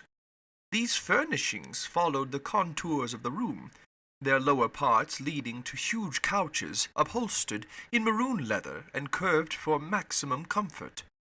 Light, movable reading stands, which could be pushed away or pulled near, as desired, allowed books to be positioned on them for easy study. In the center stood a huge table covered with pamphlets, among which some newspapers, long out of date, were visible. Electric light flooded this whole harmonious totality, falling from 4 frosted half-globes set in the scroll-work of the ceiling. I stared in genuine wonderment at this room so ingeniously laid out, and I couldn't believe my eyes. "Captain Nemo," I told my host, who had just stretched out on a couch, "this is a library that would do credit to more than one continental palace, and I truly marvel to think it can go with you into the deepest seas." "Where could one find greater silence or solitude, Professor?" Captain Nemo replied. "Did your study at the museum afford you such a perfect retreat?" "No, sir, and I might add that it's quite a humble one next to yours. You own 6,000 or 7,000 volumes here." 12,000, Professor Arjona. They're my sole remaining ties with dry land. But I was done with the shore the day my Nautilus submerged for the first time under the waters. That day I purchased my last volumes, my last pamphlets, my last newspapers. And ever since I've chosen to believe that humanity no longer thinks or writes. In any event, Professor, these books are at your disposal, and you may use them freely. I thanked Captain Nemo and approached the shelves of this library. Written in every language, books on science, ethics, and literature were there in abundance, but I didn't see a single work on economics. They seemed to be strictly banned on board. One odd detail: all these books were shelved indiscriminately without regard to the language in which they were written, and this jumble proved that the Nautilus's captain could read fluently whatever volumes he chanced to pick up. Among these books I noted masterpieces by the greats of ancient and modern times. In other words, all of humanity's finest achievements in history, poetry, fiction, and science, from Homer to Victor Hugo, from Xenophon to Michelet, from Rabelais to Madame George Sand. But science, in particular, represented the major investment of this library. Books on mechanics, ballistics, hydrography, meteorology, geography, geology, etc. held a place there no less important than works on natural history, and I realized that they made up the captain's chief reading. There I saw the complete works of Humboldt, the complete Arago, as well as works by Foucault, Henri St. Clair de Ville, Charles, Milne Edwards, Quatrefages, John Tyndall, Faraday, Berthelot, Father Secchi, Petermann, Commander Maury, Louis Agassiz, etc., plus the transactions of France's Academy of Sciences, bulletins from the various geographical societies, etc. And in a prime location, those 2 volumes on the great ocean depths that had perhaps earned me this comparatively charitable welcome from Captain Nemo. Among the works of Joseph Bertrand, his book entitled The Founders of Astronomy even gave me a definite date, and since I knew it had appeared in the course of 1865, I concluded that the fitting out of the Nautilus hadn't taken place before then. Accordingly, 3 years ago at the most, Captain Nemo had begun his underwater existence. Moreover, I hoped some books even more recent would permit me to pinpoint the date precisely, but I had plenty of time to look for them, and I didn't want to put off any longer our stroll through the wonders of the Nautilus. "Sir," I told the captain, "thank you for placing this library at my disposal. There are scientific treasures here, and I'll take advantage of them." "This room isn't only a library," Captain Nemo said. "It's also a smoking room." "A smoking room?" I exclaimed. "Then one may smoke on board?" "Surely." "In that case, sir, I'm forced to believe that you've kept up relations with Havana." "None whatever," the captain replied. "Try this cigar, Professor Arjona, and even though it doesn't come from Havana, it will satisfy you if you're a connoisseur." I took the cigar offered me, whose shape recalled those from Cuba, but it seemed to be made of gold leaf. I lit it at a small brazier supported by an elegant bronze stand, and I inhaled my first whiffs with the relish of a smoker who hasn't had a puff in days." "It's excellent," I said, "but it's not from the tobacco plant." "Right," the captain replied. "This tobacco comes from neither Havana nor the Orient. It's a kind of nicotine-rich seaweed that the ocean supplies me, albeit sparingly. Do you still miss your Cubans, sir?" "Captain, I scorn them from this day forward." "Then smoke these cigars whenever you like, without debating their origin. They bear no government seal of approval, but I imagine they are none the worse for it." "On the contrary." Just then Captain Nemo opened a door facing the one by which I had entered the library, and I passed into an immense, splendidly lit lounge. It was a huge quadrilateral with canted corners, 10 meters long, 6 wide, 5 high. A luminous ceiling, decorated with delicate arabesques, distributed a soft, clear daylight over all the wonders gathered in this museum. For a museum it truly was, in which clever hands had spared no expense to amass every natural and artistic treasure, displaying them with the helter-skelter picturesqueness that distinguishes a painter's studio. Some 30 pictures by the masters, uniformly framed and separated by gleaming panoplies of arms, adorned walls on which were stretched tapestries of austere design. There I saw canvases of the highest value, the likes of which I had marvelled at in private European collections and art exhibitions. The various schools of the old masters were represented by a Raphael Madonna, a Virgin by Leonardo da Vinci, a Nymph by Correggio, a Woman by Titian, an Adoration of the Magi by Veronese, an Assumption of the Virgin by Murillo, a Holbein portrait, a Monk by Velasquez, a Martyr by Ribera, a Village Fair by Rubens, 2 Flemish landscapes by Teniers, 3 little genre paintings by Gerhard Dow, Metsu, and Paul Potter, 2 canvases by Géricault and Proudhon, plus seascapes by Backhausen and Vernet. Among the works of modern art were pictures signed by Delacroix, André, Descamps, Troyon, Messonnier, Daubigny, etc., and some wonderful miniature statues in marble or bronze, modelled after antiquity's finest originals, stood on their pedestals in the corners of this magnificent museum. As for the Nautilus's commander had predicted, my mind was already starting to fall into that promised state of stunned amazement. "Professor," this strange man then said, "you must excuse the informality with which I receive you, and the disorder reigning in this lounge." "Sir," I replied, "without prying into who you are, might I venture to identify you as an artist?" "A collector, sir, nothing more. Formerly I loved acquiring these beautiful works created by the hand of man.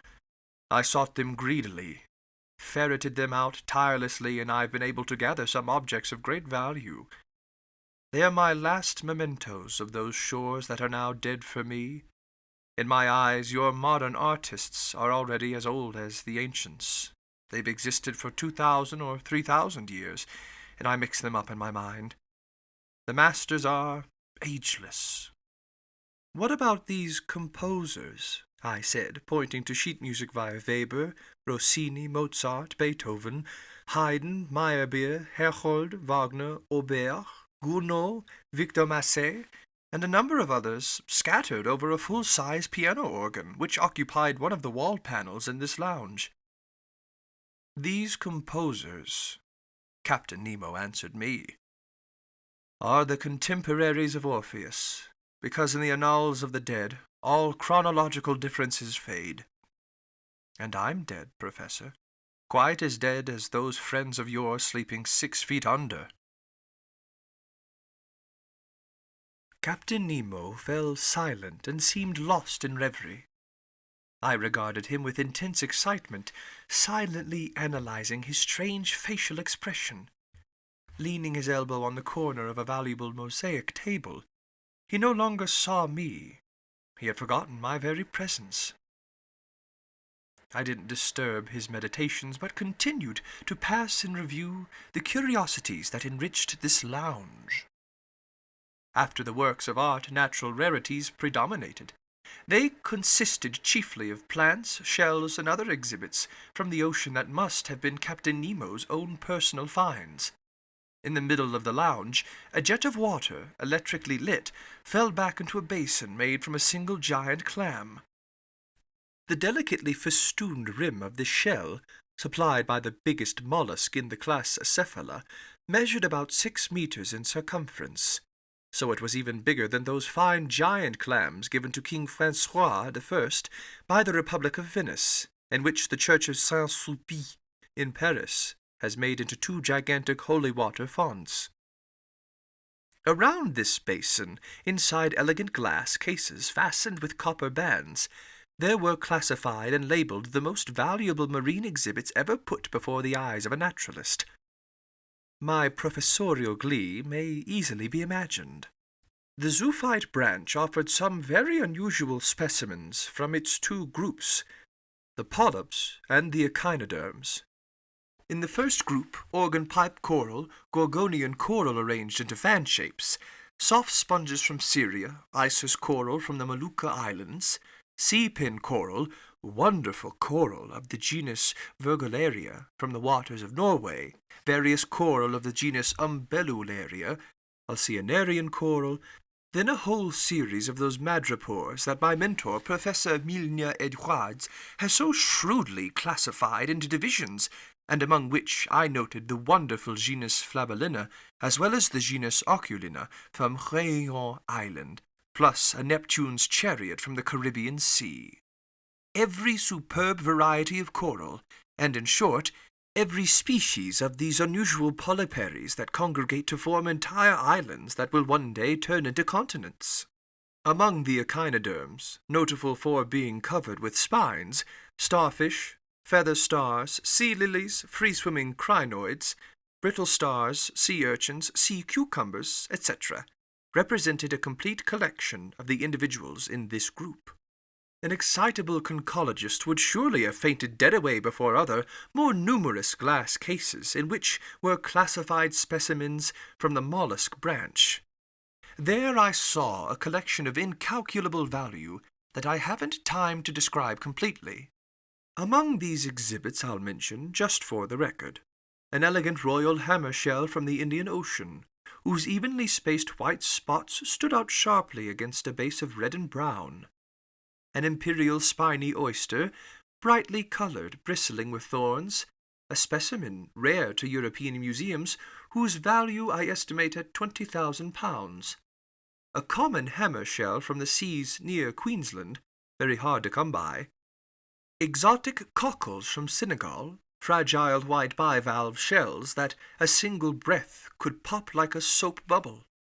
Several varieties of watering pot shell from Java, a sort of limestone tube fringed with leafy folds and much fought over by collectors, a whole series of top-shell snails, greenish-yellow ones fished up from American seas, others coloured reddish-brown that patronize the waters off Queensland, the former coming from the Gulf of Mexico and notable for their overlapping shells, the latter some sun-carrier shells found in the southernmost seas.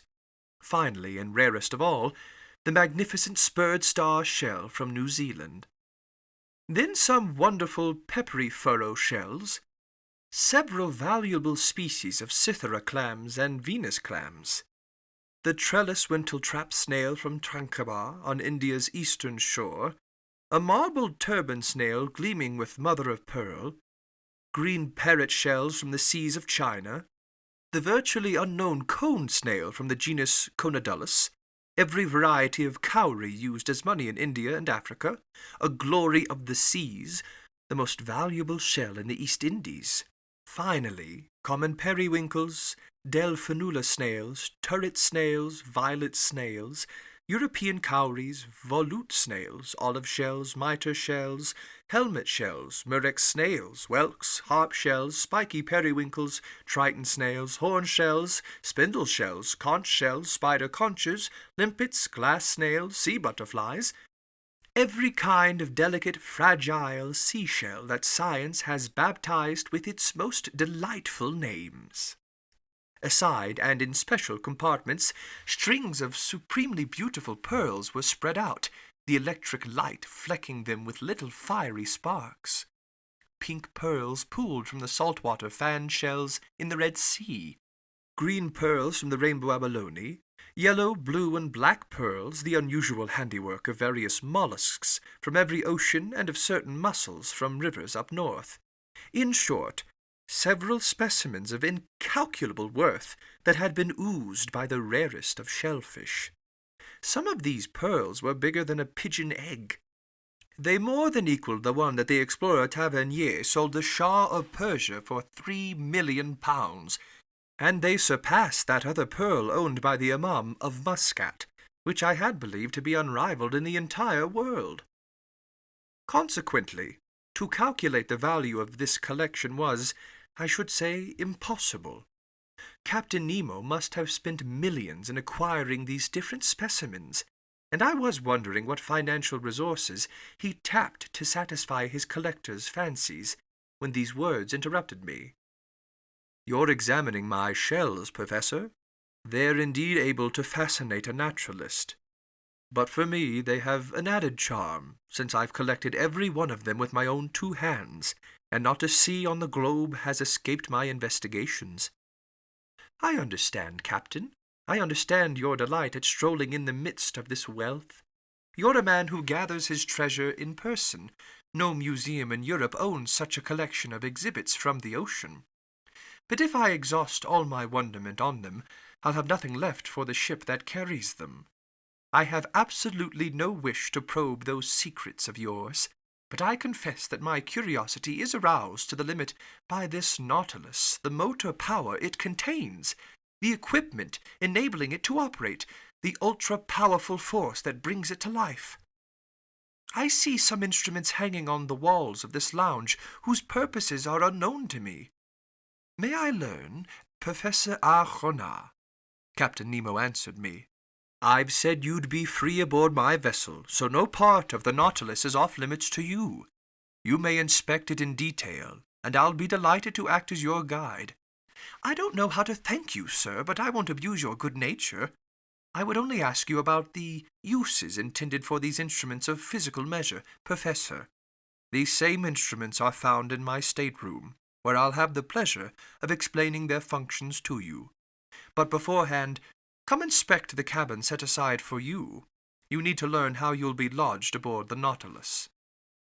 I followed Captain Nemo, who, via one of the doors cut into the lounge's canted corners, led me back down the ship's gangways. He took me to the bow, and there I found not just a cabin, but an elegant stateroom with a bed, a washstand, and various other furnishings. I could only thank my host. "Your stateroom adjoins mine," he told me, opening a door, "and mine leads into that lounge we've just left." I entered the captain's stateroom. It had an austere, almost monastic appearance, an iron bedstead, a work table, some washstand fixtures, subdued lighting, no luxuries, just the bare necessities. Captain Nemo showed me to a bench. "Kindly be seated," he told me. I sat, and he began speaking as follows. Chapter 12. Everything through electricity.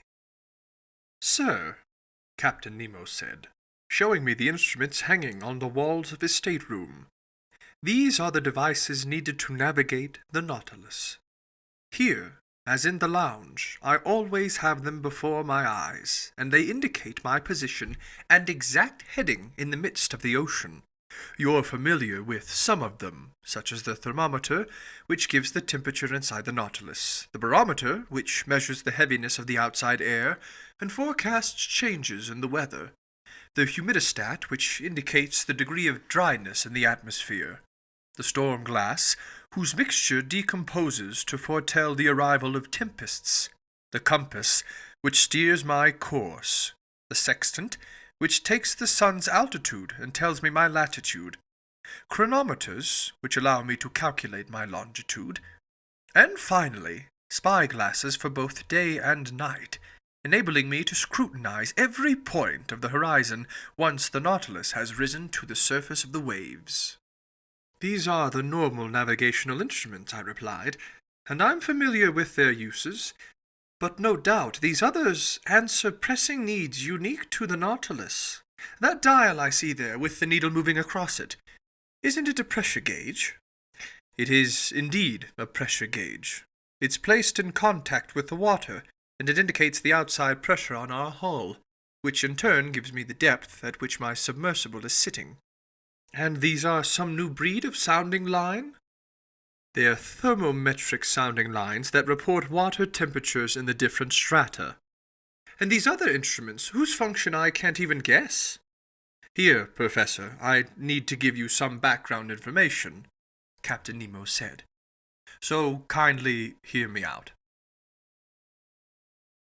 He fell silent for some moments. Then he said, "There's a powerful, obedient, swift, and effortless force that can be bent to any use, and which reigns supreme aboard my vessel. It does everything. It lights me, it warms me. It's the soul of my mechanical equipment. This force is electricity." "Electricity?" I exclaimed in some surprise. "Yes, sir. But, Captain, you have a tremendous speed of movement that doesn't square with the strength of electricity. Until now, its dynamic potential has remained quite limited, capable of producing only small amounts of power." "Professor," Captain Nemo replied, "my electricity isn't the run-of-the-mill variety, and with your permission, I'll leave it at that." "I won't insist, sir, and I'll rest content with simply being flabbergasted at your results. I would ask one question, however, which you needn't answer if it's indiscreet. The electric cells you use to generate this marvelous force must be depleted very quickly. Their zinc component, for example. How do you replace it, since you no longer stay in contact with the shore?" "That question deserves an answer," Captain Nemo replied. "First off, I'll mention that at the bottom of the sea there exist veins of zinc, iron, silver, and gold, whose mining would quite certainly be feasible. But I've tapped none of these land-based metals, and I wanted to make demands only on the sea itself for the sources of my electricity." "The sea itself? You're familiar with the composition of salt water. In 1,000 grams, one finds 96.5% water and about 2.66% sodium chloride. Then these quantities of magnesium chloride, potassium chloride, magnesium bromide, sulfate of magnesia, calcium sulfate, and calcium carbonate. Hence you observe that sodium chloride is encountered there in significant proportions. Now then, it's the sodium that I extract from salt water, and with which I compose my electric cells." "Sodium?" "Yes, sir. Mixed with mercury, it forms an amalgam that takes the place of zinc in Bunsen cells. The mercury is never depleted, only the sodium is consumed, and the sea itself gives me that. Beyond this, I'll mention that sodium batteries have been found to generate the greater energy, and their electromotor strength is twice that of zinc batteries. Captain, I fully understand the excellence of sodium under the conditions in which you've placed. The sea contains it. Fine. But it still has to be produced, in short, extracted. And how do you accomplish this? Obviously, your batteries could do the extracting, but if I'm not mistaken, the consumption of sodium needed by your electric equipment would be greater than the quantity you'd extract. It would come about, then, that in the process of producing your sodium, you'd use up more than you'd make." "Accordingly, Professor, I don't extract it with batteries. Quite simply, I utilize the heat of coal from the earth." "From the earth?" I said, my voice going up on the word. "We'll say coal from the seafloor, if you prefer," Captain Nemo replied. "And you can mine these veins of underwater coal? You'll watch me work them, Professor Arjona. I ask only a little patience of you, since you'll have ample time to be patient. Just remember one thing. I owe everything to the ocean. It generates electricity, and electricity gives the Nautilus heat, light, motion, and, in a word, life itself. But not the air you breathe. Oh, I could produce the air needed on board, but it would be pointless, since I can rise to the surface of the sea whenever I like. However, even though electricity doesn't supply me with breathable air, it at least operates the powerful pumps that store it under pressure in special tanks, which, if need be, allows me to extend my stay in the lower strata for as long as I want. Captain, I replied, I'll rest content with marveling. You've obviously found what all mankind will surely find one day, the true dynamic power of electricity. I'm not so certain they'll find it, Captain Nemo replied icily. But be that as it may, you're already familiar with the first use I've found for this valuable force. It lights us, and with a uniformity and continuity not even possessed by sunlight. Now, look at that clock. It's electric. It runs with an accuracy rivaling the finest chronometers. I've had it divided into 24 hours like Italian clocks, since neither day nor night, sun nor moon exist for me, but only this artificial light that I import into the depths of the seas. See, right now it's 10 o'clock in the morning. That's perfect. Another use for electricity. That dial hanging before our eyes indicates how fast the Nautilus is going. An electric wire puts it in contact with the patent log. This needle shows me the actual speed of my submersible and... hold on. Just now we're proceeding at the moderate pace of 15 miles per hour.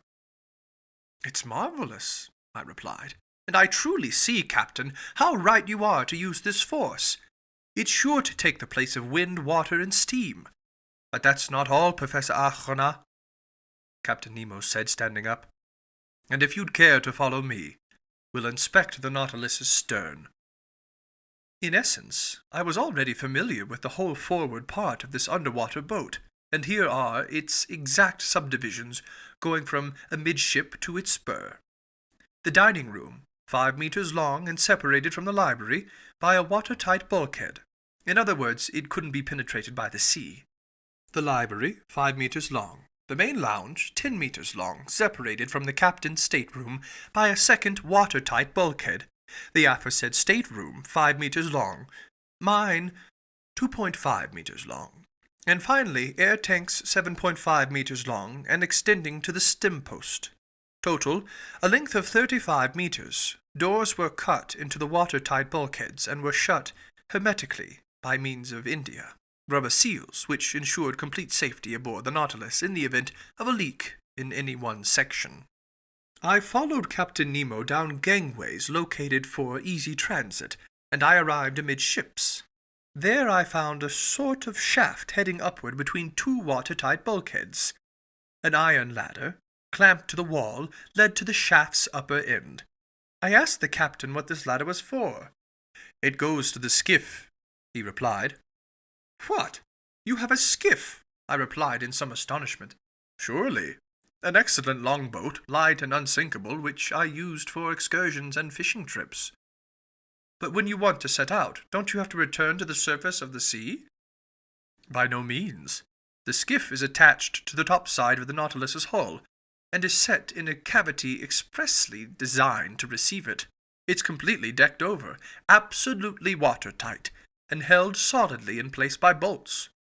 This ladder leads to a manhole cut into the Nautilus's hull, and corresponding to a comparable hole cut into the side of the skiff. I insert myself through this double opening into the longboat. My crew close up the hole belonging to the Nautilus. I close up the one belonging to the skiff, simply by screwing it into place. I undo the bolts holding the skiff to the submersible, and the longboat rises with prodigious speed to the surface of the sea. I then open the deck paneling, carefully close until that point. I put up mast and hoist sail. Or I take out my oars, and I go for a spin." "But how do you return to the ship?" "I don't, Professor Arjona. The Nautilus returns to me." "At your command?" "At my command. An electric wire connects me to the ship. I fire off a telegram, and that's that. Right, I said, tipsy from all these wonders. Nothing to it. After passing the well of the companionway that led to the platform, I saw a cabin 2 meters long in which Conseil and Ned Land, enraptured with their meal, were busy devouring it to the last crumb. Then a door opened into the galley, 3 meters long and located between the vessel's huge storage lockers. There, even more powerful and obedient than gas, electricity did most of the cooking. Arriving under the stoves, wires transmitted to platinum griddles a heat that was distributed and sustained with perfect consistency. It also heated a distilling mechanism that, via evaporation, supplied excellent drinking water. Next to this galley was a bathroom, conveniently laid out, with faucets supplying hot or cold water at will. After the galley came the crew's quarters, 5 meters long. But the door was closed, and I couldn't see its accommodations, which might have told me the number of men it took to operate the Nautilus. At the far end stood a fourth watertight bulkhead, separating the crew's quarters from the engine room. A door opened, and I stood in the compartment where Captain Nemo, indisputably a world-class engineer, had set up his locomotive equipment. Brightly lit, the engine room measured at least 20 meters in length. It was divided by function into 2 parts. The first contained the cells for generating electricity, the second that mechanism transmitting movement to the propeller. Right off, I detected an odor permeating the compartment that was sui generis. Captain Nemo noticed the negative impression it made on me. That, he told me, is a gaseous discharge caused by our use of sodium, but it's only a mild inconvenience. In any event, every morning we sanitize the ship by ventilating it in the open air. Meanwhile, I examined the Nautilus's engine with a fascination easy to imagine. You observe, Captain Nemo told me, that I use Bunsen cells, not Ruhmkorff cells. The latter would be ineffectual. One uses fewer Bunsen cells, but they're big and strong, and experience has proven their superiority. The electricity generated here makes its way to the stern, where electromagnets of huge size activate a special system of levers and gears that transmit movement to the propeller's shaft. The latter has a diameter of 6 meters, a pitch of 7.5 meters, and can do up to 120 revolutions per minute. And that gives you a speed of 50 miles per hour. There lay a mystery, but I didn't insist on exploring it. How could electricity work with such power?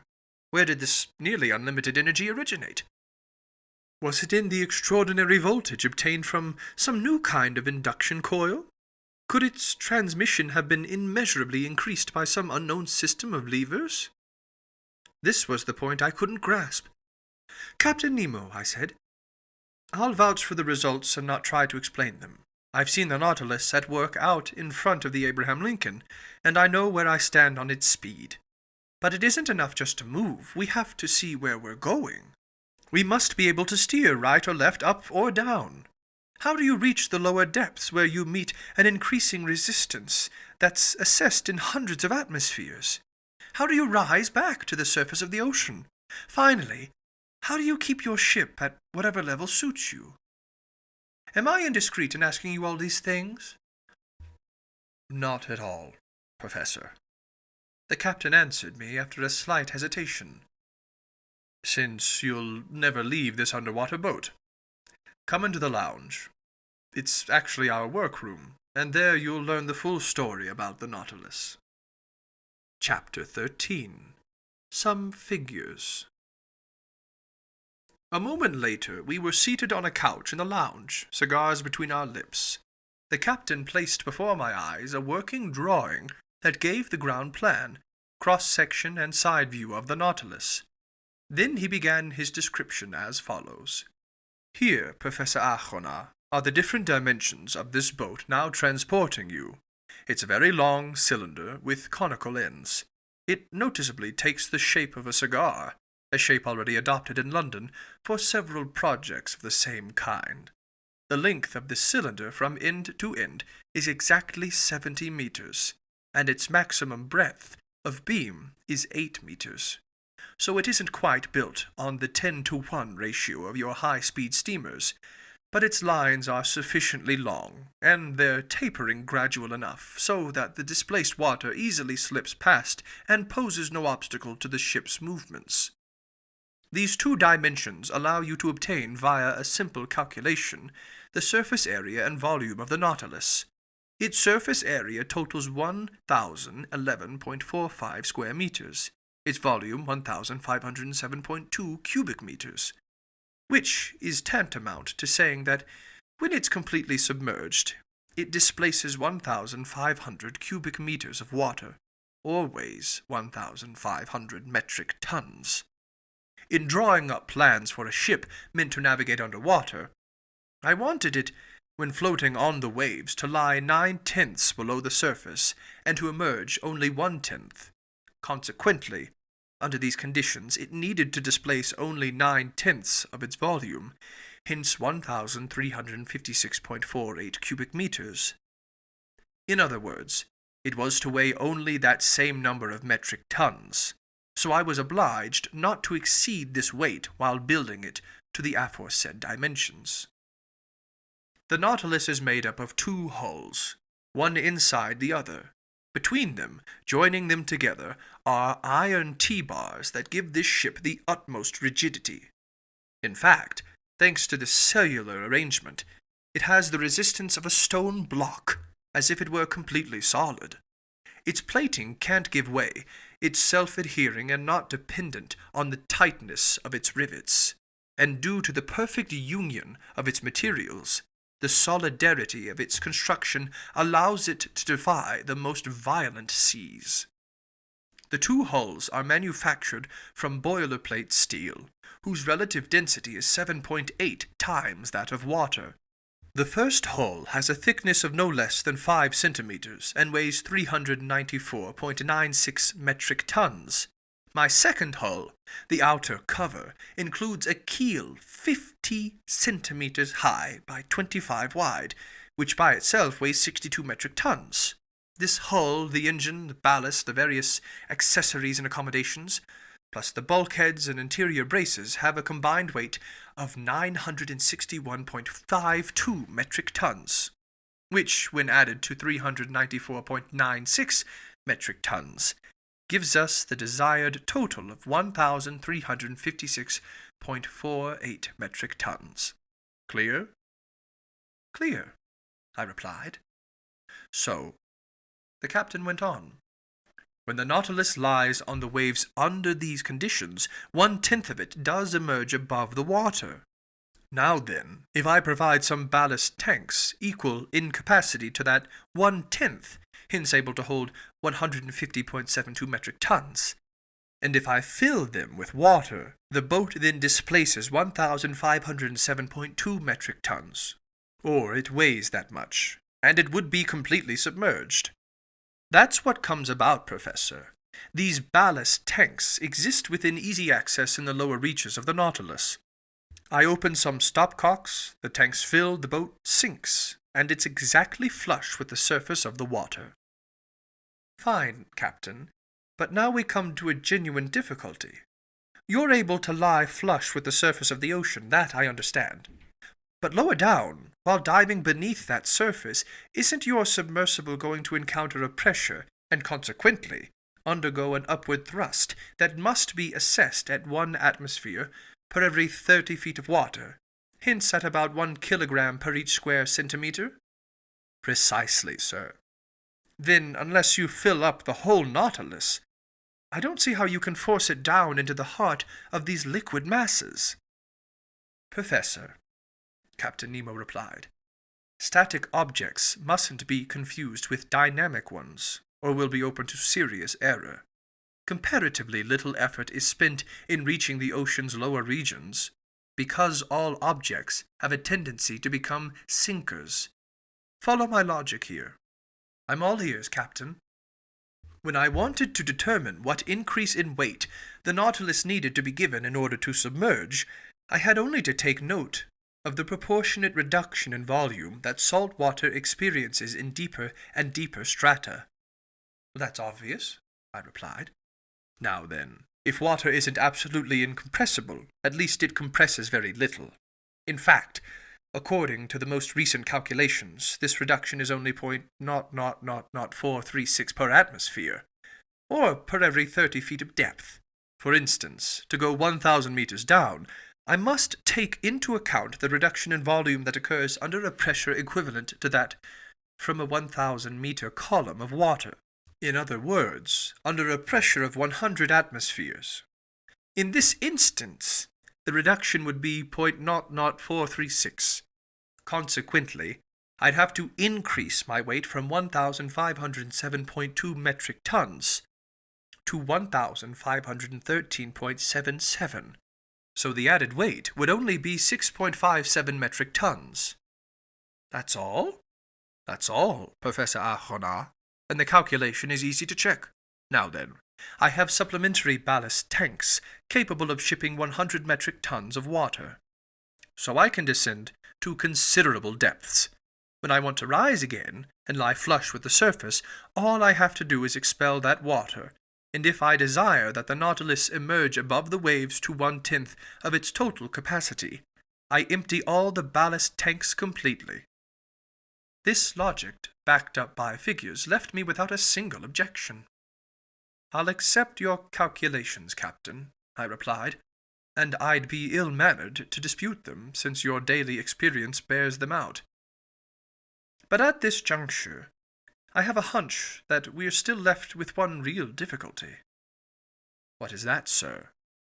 "When you're at a depth of 1,000 meters, the Nautilus's plating bears a pressure of 100 atmospheres.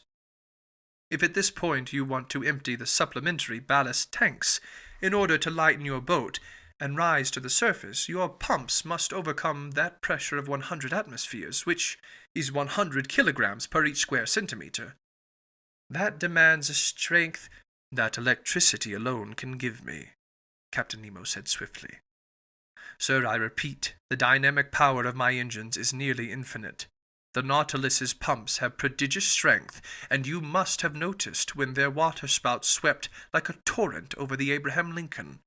Besides, I use my supplementary ballast tanks only to reach an average depth of 1,500 to 2,000 meters, and that with a view to conserving my machinery. Accordingly, when I have a mind to visit the ocean depths 2 or 3 vertical leagues beneath the surface, I use maneuvers that are more time-consuming but no less infallible." "What are they, Captain?" I asked. "Here I'm naturally led into telling you how the Nautilus is maneuvered. I can't wait to find out. In order to steer this boat to port or starboard, in short, to make turns on a horizontal plane, I use an ordinary wide-bladed rudder that's fastened to the rear of the stern post and worked by a wheel and tackle. But I can also move the Nautilus upward and downward on a vertical plane by the simple method of slanting its 2 fins, which are attached to its sides at its center of flotation. These fins are flexible, able to assume any position, and can be operated from inside by means of powerful levers. If these fins stay parallel with the boat, the latter moves horizontally. If they slant, the Nautilus follows the angle of that slant, and, under its propeller's thrust, either sinks on a diagonal as steep as it suits me, or rises on that diagonal. And similarly, if I want to return more swiftly to the surface, I throw the propeller in gear, and the water's pressure makes the Nautilus rise vertically, as an air balloon inflated with hydrogen lifts swiftly into the skies." "Bravo, Captain!" I exclaimed. "But in the midst of the waters, how can your helmsman follow the course you've given him?" "My helmsman is stationed behind the windows of a pilot-house, which protrudes from the top side of the Nautilus's hull, and is fitted with biconvex glass." "Is glass capable of resisting such pressures?" "Perfectly capable. Though fragile on impact, crystal can still offer considerable resistance. In 1864, during experiments on fishing by electric light in the middle of the North Sea, glass panes less than 7 millimeters thick were seen to resist a pressure of 16 atmospheres, all the while letting through strong heat-generated rays whose warmth was unevenly distributed. Now then, I use glass windows measuring no less than 21 centimeters at their centers. In other words, They've 30 times the thickness." "Fair enough, Captain. But if we're going to sea, we need light to drive away the dark. And in the midst of the murky waters, I wonder how your helmsman can set astern of the pilot-house is a powerful electric reflector whose rays light up the sea for a distance of half a mile." "Oh, bravo! Bravo 3 times over, Captain. That explains the phosphorescent glow from this so-called narwhale that so puzzled us scientists. Pertinent to this, I'll ask you if the Nautilus is running afoul of the Scotia, which caused such a great uproar, was the result of an accidental encounter?" "Entirely accidental, sir. I was navigating 2 meters beneath the surface of the water when the collision occurred. However, I could see that it had no dire consequences." "None, sir. But as for your encounter with the Abraham Lincoln, Professor, that troubled me, because it's one of the best ships in the gallant American Navy. But they attacked me, and I had to defend myself. All the same, I was content simply to put the frigate in a condition where it could do me no harm. It won't have any difficulty getting repairs at the nearest port." "Ah, Commander," I exclaimed with conviction, "your Nautilus is truly a marvelous boat." "Yes, Professor," Captain Nemo replied with genuine excitement, "and I love it as if it were my own flesh and blood. Aboard a conventional ship, facing the ocean's perils, danger lurks everywhere. On the surface of the sea, your chief sensation is the constant feeling of an underlying chasm, as the Dutchman Janssen so aptly put it. But below the waves aboard the Nautilus, your heart never fails you. There are no structural deformities to worry about, because the double hull of this boat has the rigidity of iron. No rigging to be worn out by rolling and pitching on the waves, no sails for the wind to carry off, no boilers for steam to burst open, no fires to fear because this submersible is made of sheet iron, not wood, no coal to burn out of, since electricity is its mechanical force, no collisions to fear because it navigates the watery deep all by itself, no storms to brave because just a few meters beneath the waves it finds absolute tranquility. There, sir. There's the ideal ship, and if it's true that the engineer has more confidence in a craft than the builder, and the builder more than the captain himself, you can understand the utter abandon with which I place my trust in this Nautilus, since I am its captain, builder, and engineer all in one." Captain Nemo spoke with a winning eloquence. The fire in his eyes and the passion in his gestures transfigured him. Yes, he loved his ship the same way a father loves his child. But one question, perhaps indiscreet, naturally popped up, and I couldn't resist asking it. "You're an engineer, then, Captain Nemo?" "Yes, Professor," he answered me. "I studied in London, Paris, and New York back in the days when I was a resident of the Earth's continents. But how are you able to build this wonderful Nautilus in secret?" "Each part of it, Professor Archana, came from a different spot on the globe and reached me at a covert address. Its keel was forged by Creusot in France, its propeller shaft by Pin & Co. in London, the sheet iron plates from its hull and Layards in Liverpool, its propeller by Scott's in Glasgow. Its tanks were manufactured by Kale & Co. in Paris, its engine by Krupp in Prussia, its spur by the Motala workshop in Sweden, its precious instruments by Hartbros in New York, etc. And each of these suppliers received my specifications under a different name. But," I went on, "once these parts were manufactured, didn't they have to be mounted and adjusted?" "Professor, I set up my workshops on a deserted islet in mid-ocean. There our Nautilus was completed by me and my workmen. In other words, by my gallant companions whom I've molded and educated. Then, when the operation was over, we burned every trace of our stay on that islet, which if I could have, I'd have blown up.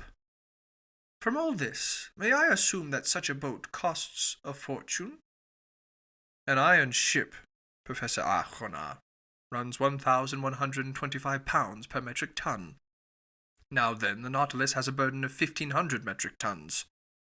Consequently, It cost £1,687,000, hence £2,000,000, including its accommodations, and £4,000,000 or £5,000,000 with all the collections and works of art it contains. One last question, Captain Nemo, asked Professor. You're rich, then? Infinitely rich, sir, and without any trouble I could pay off the 10 billion franc French national debt. I gaped at the bizarre individual who had just spoken these words. Was he playing on my credulity? Time would tell. Chapter 14. The Black Current. The part of the planet Earth that the seas occupy has been assessed at 3,832,558 square myriameters, hence more than 38 billion hectares. This liquid mass totals 2,250,000,000 cubic miles and could form a sphere with a diameter of 60 leagues, whose weight would be 3 quintillion metric tons. To appreciate such a number, we should remember that a quintillion is to a billion what a billion is to one. In other words, there are as many billions in a quintillion as ones in a billion. Now then, this liquid mass nearly equals the total amount of water that has poured through all the Earth's rivers for the past 40,000 years. During prehistoric times, an era of fire was followed by an era of water. At first there was ocean everywhere. Then, during the Silurian period, the tops of mountains gradually appeared above the waves, islands emerged, disappeared beneath temporary floods, rose again, were fused to form continents, and finally the Earth's geography settled into what we have today. Solid matter had wrested from liquid matter some 37,657,000 square miles, hence 12,916,000,000 hectares. The outlines of the continents allow the seas to be divided into 5 major parts: the frozen Arctic and Antarctic Oceans, the Indian Ocean, the Atlantic Ocean, and the Pacific Ocean. The Pacific Ocean extends north to south between the 2 polar circles and east to west between America and Asia, over an expanse of 145 degrees of longitude. It's the most tranquil of the seas. Its currents are wide and slow-moving, its tides moderate, its rainfall abundant. And this was the ocean that I was first destined to cross under these strangest of auspices. "If you don't mind, Professor," Captain Nemo told me, "we'll determine our exact position and fix the starting point of our voyage. It's 15 minutes before noon. I'm going to rise to the surface of the water." The captain pressed an electric bell 3 times. The pumps began to expel water from the ballast tanks. On the pressure gauge, a needle marked the decreasing pressure that indicated the Nautilus's upward progress. Then the needle stopped. "Here we are," the captain said. I made my way to the central companionway, which led to the platform. I climbed its metal steps, passed through the open hatches, and arrived topside on the Nautilus. The platform emerged only 80 centimeters above the water. The Nautilus's bow and stern boasted that spindle-shaped outline that had caused the ship to be compared appropriately to a long cigar. I noted the slight overlap of its sheet-iron plates, which resembled the scales covering the bodies of our big land reptiles. So I had a perfectly natural explanation for why, despite the best spyglasses, this boat had always been mistaken for a marine animal. Near the middle of the platform, the skiff was half set in the ship's hull, making a slight bulge. Fore and aft stood 2 cupolas of moderate height, their sides slanting and partly inset with heavy biconvex glass, one reserved for the helmsman steering the Nautilus, the other for the brilliance of the powerful electric beacon lighting his way. The sea was magnificent, the skies clear. This long aquatic vehicle could barely feel the broad undulations of the ocean. A mild breeze out of the east rippled the surface of the water. Free of all mist, the horizon was ideal for taking sights. There was nothing to be seen, not a reef, not an islet, no more Abraham Lincoln. A deserted immenseness. Raising his sextant, Captain Nemo took the altitude of the sun, which would give him his latitude. He waited for a few minutes until the orb touched the rim of the horizon. While he was taking his sights, he didn't move a muscle, and the instrument couldn't have been steadier in hands made out of marble. "Noon," he said. "Professor, whenever you're ready."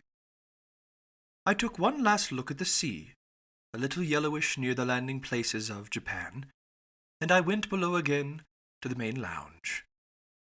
There the captain fixed his position and used a chronometer to calculate his longitude, which he double-checked against his previous observations of hour angles.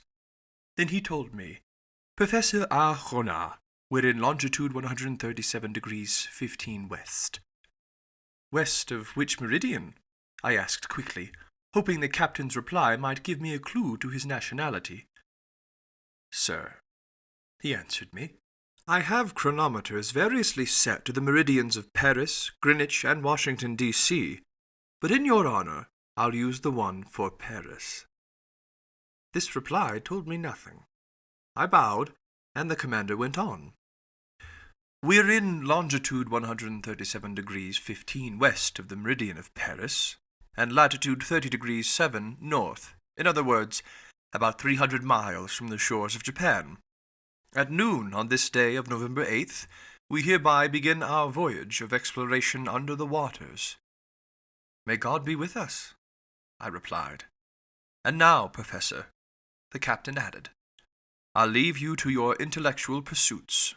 I've set our course east-northeast at a depth of 50 meters.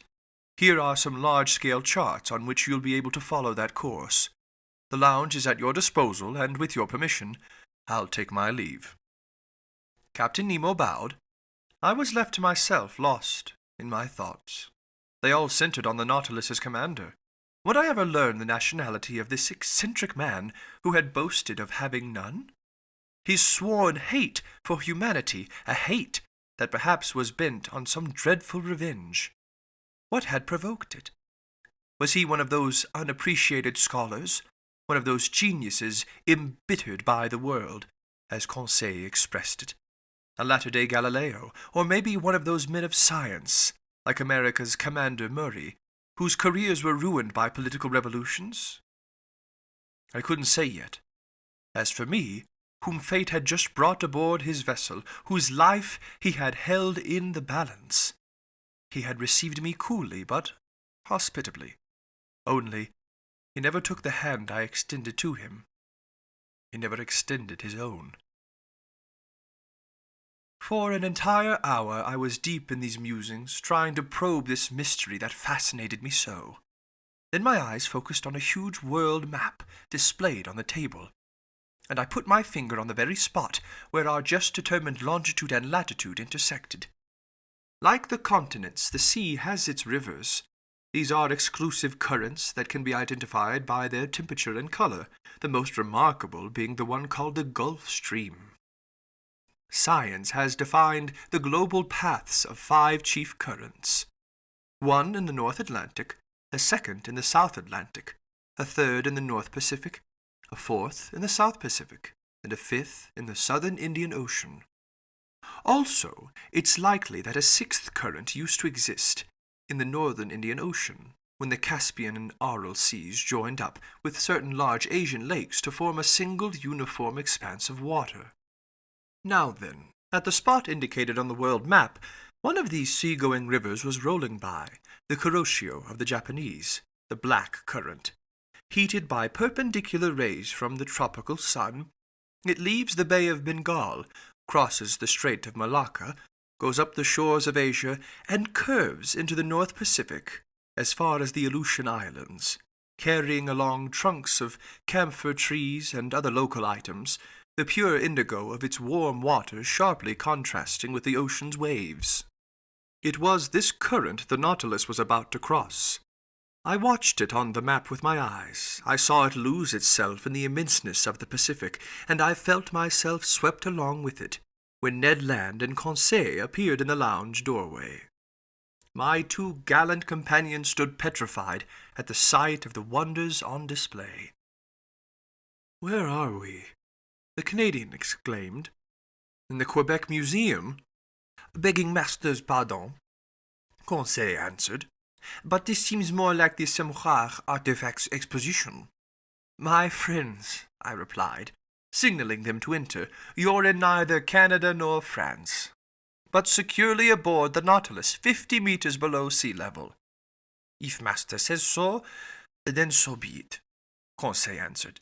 "But in all honesty, this lounge is enough to astonish even some Flemish like myself." "Indulge your astonishment, my friend, and have a look, because there's plenty of work here for a classifier of your talents." Conseil needed no encouraging. Bending over the glass cases, the gallant lad was already muttering choice words from the naturalist's vocabulary. Class Gastropoda, family Buccinidae, genus Cowrie, species Cyphera madagascarensis, etc. Meanwhile, Ned Land, less dedicated to conchology, questioned me about my interview with Captain Nemo. Had I discovered who he was, where he came from, where he was heading, how deep he was taking us? In short, 1,000 questions I had no time to answer. I told him everything I knew, or rather everything I didn't know, and I asked him what he had seen or heard on his part. "Haven't seen or heard a thing," the Canadian replied. "I haven't even spotted the crew of this boat. By any chance, could they be electric too?" "Electric? Oh, ye gods! I'm half tempted to believe it." "But back to you, Professor Achona," Ned Land said, still hanging on to his ideas. "Can't you tell how many men are on board? 10, 20, 50, 100? "I'm unable to answer you, Mr. Land. And trust me on this, for the time being, get rid of these notions of taking over the Nautilus or escaping from it. This boat is a masterpiece of modern technology, and I'd be sorry to have missed it. Many people would welcome the circumstances that have been handed us, just to walk in the midst of these wonders. So keep calm, and let's see what's happening around us." "See?" the harpooner exclaimed. "There's nothing to see. Nothing we'll ever see from this sheet iron prison. We're simply running around blindfolded." Ned Land was just pronouncing these last words when we were suddenly plunged into darkness. Utter darkness. The ceiling lights went out so quickly, my eyes literally ached, just as if we had experienced the opposite sensation of going from the deepest gloom to the brightest sunlight. We stood stock still, not knowing what surprise was waiting for us, whether pleasant or unpleasant. But a sliding sound became audible. You could tell that some panels were shifting over the Nautilus's sides. "It's the beginning of the end," Ned Land said. "Or the Hydromedusa," Conseil muttered. Suddenly, through two oblong openings, daylight appeared on both sides of the lounge. The liquid masses came into view, brightly lit by the ship's electric outpourings. We were separated from the sea by 2 panes of glass. Initially, I shuddered at the thought that these fragile partitions could break, but strong copper bands secured them, giving them nearly infinite resistance. The sea was clearly visible for a 1-mile radius around the Nautilus. What a sight! What pen could describe it? Who could portray the effects of this light through these translucent sheets of water? The subtlety of its progressive shadings into the ocean's upper and lower strata. The transparency of salt water has long been recognized. Its clarity is believed to exceed that of spring water. The mineral and organic substances it holds in suspension actually increase its translucency. In certain parts of the Caribbean Sea, you can see the sandy bottom with startling distinctness, as deep as 145 meters down, and the penetrating power of the sun's rays seems to give out only at a depth of 300 meters. But if this fluid setting traveled by the Nautilus, our electric glow was being generated in the very heart of the waves. It was no longer illuminated water, it was liquid light. If we accept the hypotheses of the microbiologist Eichenberg, who believes that these underwater depths are lit up by phosphorescent organisms, Nature has certainly saved one of her most prodigious sights for residents of the sea, and I could judge for myself from the thousandfold play of the light. On both sides I had windows opening over these unexplored depths. The darkness in the lounge enhanced the brightness outside, and we stared as if this clear glass were the window of an immense aquarium. The Nautilus seemed to be standing still. This was due to the lack of landmarks, but streaks of water parted by the ship's spur sometimes threaded before our eyes with extraordinary speed. In wonderment, we leaned on our elbows before these show windows, and our stunned silence remained unbroken until Conseil said, "You wanted to see something, Ned, my friend. Well, now you have something to see." "How unusual," the Canadian put in, setting aside his tantrums and getaway schemes while submitting to this irresistible allure. A man would go an even greater distance just to stare at such a sight. "Ah," I exclaimed, "I see our captain's way of life. He's found himself a separate world that saves its most astonishing wonders just for him." "But where are the fish?" the Canadian ventured to observe. "I don't see any fish." "Why would you care, Ned, my friend?" Conseil replied, "since you have no knowledge of them?" "Me, a fisherman!" Ned Land exclaimed. And on this subject a dispute arose between the two friends, since both were knowledgeable about fish, but from totally different standpoints. Everyone knows that fish make up the fourth and last class in the vertebrate branch. They have been quite aptly defined as cold-blooded vertebrates with a double circulatory system breathing through gills and designed to live in water. They consist of two distinct series, the series of bony fish, in other words, those whose spines have vertebrae made of bone, and cartilaginous fish, in other words, those whose spines have vertebrae made of cartilage. Possibly the Canadian was familiar with the distinction, but Conseil knew far more about it, and since he and Ned were now fast friends, he just had to show off. So he told the harpooner, "Ned, my friend, you're a slayer of fish, a highly skilled fisherman. You've caught a large number of these fascinating animals, but I'll bet you don't know how they are classified." "Sure I do," the harpooner replied in all seriousness. "They're classified into fish we eat and fish we don't eat." "Spoken like a true glutton," Conseil replied. "But tell me, are you familiar with the differences between bony fish and cartilaginous fish?" "Just maybe, Conseil." "And how about the subdivisions of these two large classes?" "I haven't the foggiest notion," the Canadian replied. "All right, listen and learn, Ned, my friend. Bony fish are subdivided into 6 orders. Primo, the acantropteridians, whose upper jaw is fully formed and free-moving, and whose gills take the shape of a comb. This order consists of 15 families, in other words, 3/4 of all known fish. Example, the common perch." "Pretty fair eating," Ned Land replied. "Secundo," Conseil went on, "the abdominals, whose pelvic fins hang under the abdomen to the rear of the pectorals, but aren't attached to the shoulder bone. An order that's divided into 5 families and makes up the great majority of freshwater fish. Examples, carp, pike." "Ugh," the Canadian put in with distinct scorn. "You can keep the freshwater fish." "Tertio," Conseil said, "the Sebrachians, whose pelvic fins are attached under the pectorals and hang directly from the shoulder bone. This order contains 4 families, examples flatfish such as sole, turbot, dab, plaice, brill, etc." "Excellent, really excellent," the harpooner exclaimed, interested in fish only from an edible viewpoint. "Quarto," Conseil went on, unabashed. "The apods with long bodies that lack pelvic fins and are covered by a heavy, often gelatinous skin, an order consisting of only 1 family. Examples, common eels and electric eels." Just so, Ned Land replied. "Quinto," Conseil said, "the Lophrobranchians, which have fully formed free-moving jaws but whose gills consist of little tufts arranged in pairs along their gill arches. This order includes only one family. Examples, seahorses and dragonfish. Bad. Very bad.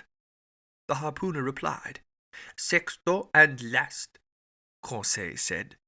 The plectognaths, whose maxillary bone is firmly attached to the side of the intramaxillary bone that forms the jaw, and whose palate arch is locked to the skull by structures that render the jaw immovable, an order lacking two pelvic fins and which consists of two families. Examples, puffers and moonfish.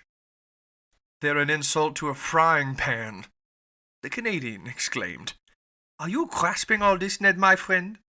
Asked the scholarly Conseil. Not a lick of it, Conseil, my friend, the harpooner replied. But keep going, because you fill me with fascination. As for cartilaginous fish, Conseil went on unflappily, they consist of only 3 orders. Good news, Ned put in. Primo, the cyclostomes, whose jaws are fused into a flexible ring and whose gill openings are simply a large number of holes, an order consisting of only one family. Example, the lamprey. An acquired taste, Ned Land replied.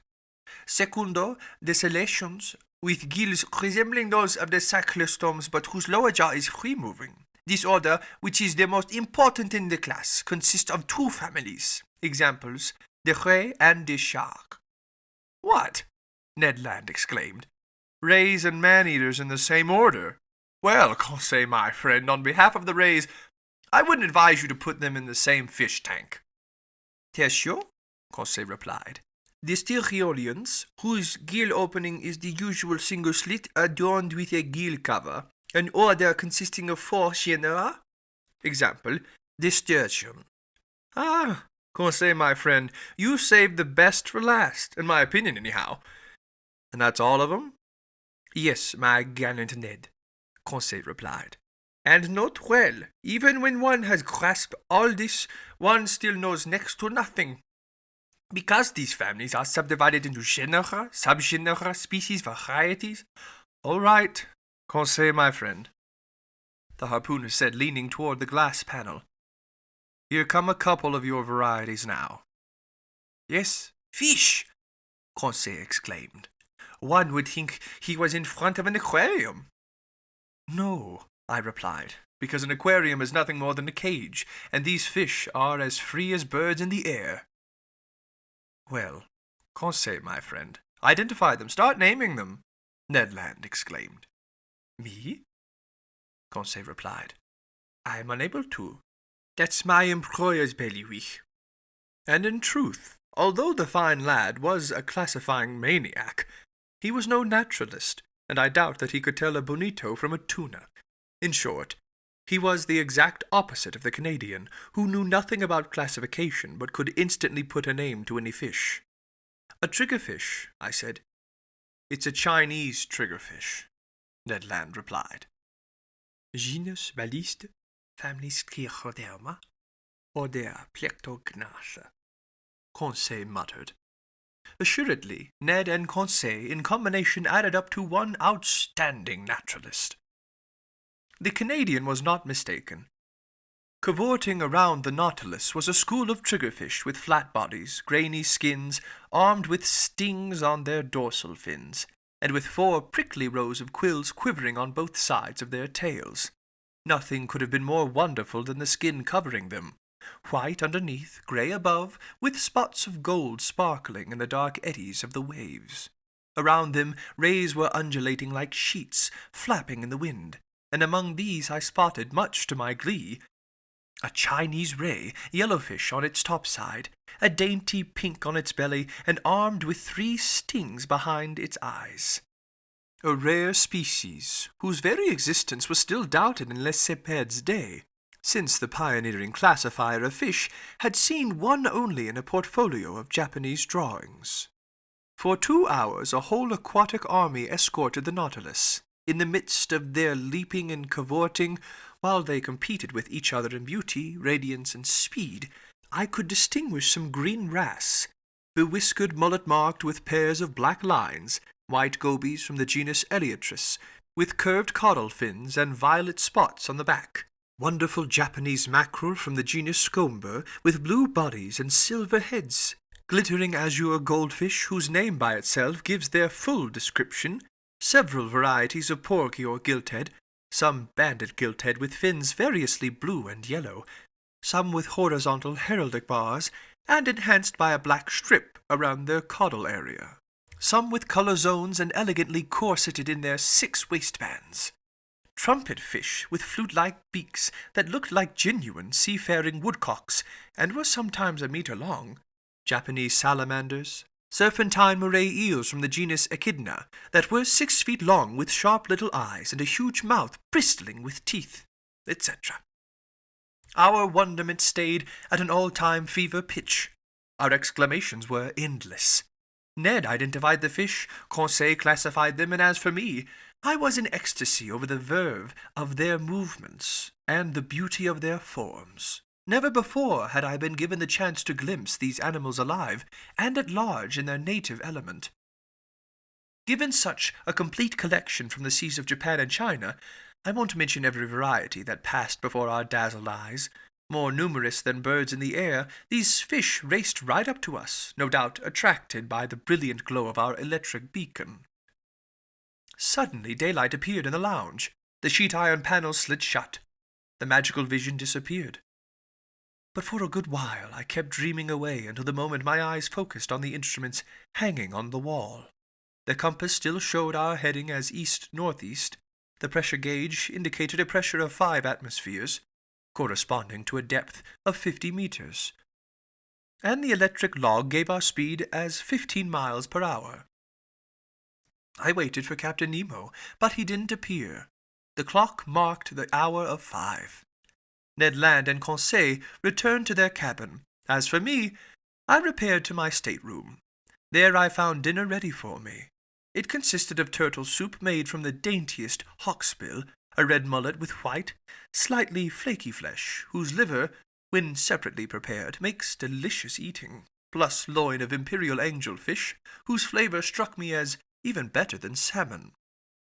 I spent the evening in reading, writing, and thinking. Then drowsiness overtook me. I stretched out on my eelgrass mattress, and I fell into a deep slumber, while the Nautilus glided through the swiftly flowing black current. Chapter 15. An Invitation in Writing. The next day, November 9, I woke up only after a long 12-hour slumber. Conseil, a creature of habit, came to ask how master's night went, and to offer his services. He had left his Canadian friend sleeping like a man who had never done anything else. I let the gallant lad babble as he pleased, without giving him much in the way of a reply. I was concerned about Captain Nemo's absence during our session the previous afternoon, and I hoped to see him again today. Soon I had put on my clothes, which were woven from strands of seashell tissue. More than once their composition provoked comments from Conseil. I informed him that they were made from the smooth silken filaments with which the fan mussel, a type of seashell quite abundant along Mediterranean beaches, attaches itself to rocks. In olden times fine fabrics, stockings, and gloves were made from such filaments, because they were both very soft and very warm. So the Nautilus's crew could dress themselves at little cost without needing a thing from cotton growers, sheep, or silkworms on shore. As soon as I was dressed, I made my way to the main lounge. It was deserted. I dove into studying the conchological treasures amassed inside the glass cases. I also investigated the huge plant albums that were filled with the rarest marine herbs, which, although they were pressed and dried, still kept their wonderful colors. Among these valuable water plants, I noticed various seaweed. Some Cladostephus verticillus, peacock's tails, fig-leafed caliper, grain-bearing beauty bushes, delicate rose-tangled tinted scarlet, sea colander arranged into fan shapes, mermaids' cups that looked like the caps of squart mushrooms, and for years had been classified among the zoophytes. In short, a complete series of algae. The entire day passed without my being honored by a visit from Captain Nemo. The panels in the lounge didn't open. Perhaps they didn't want us to get tired of these beautiful things. The Nautilus kept to an east-northeasterly heading, a speed of 12 miles per hour, and a depth between 50 and 60 meters. Next day, November 10, the same neglect, the same solitude. I didn't see a soul from the crew. Ned and Conseil spent the better part of the day with me. They were astonished at the captain's inexplicable absence.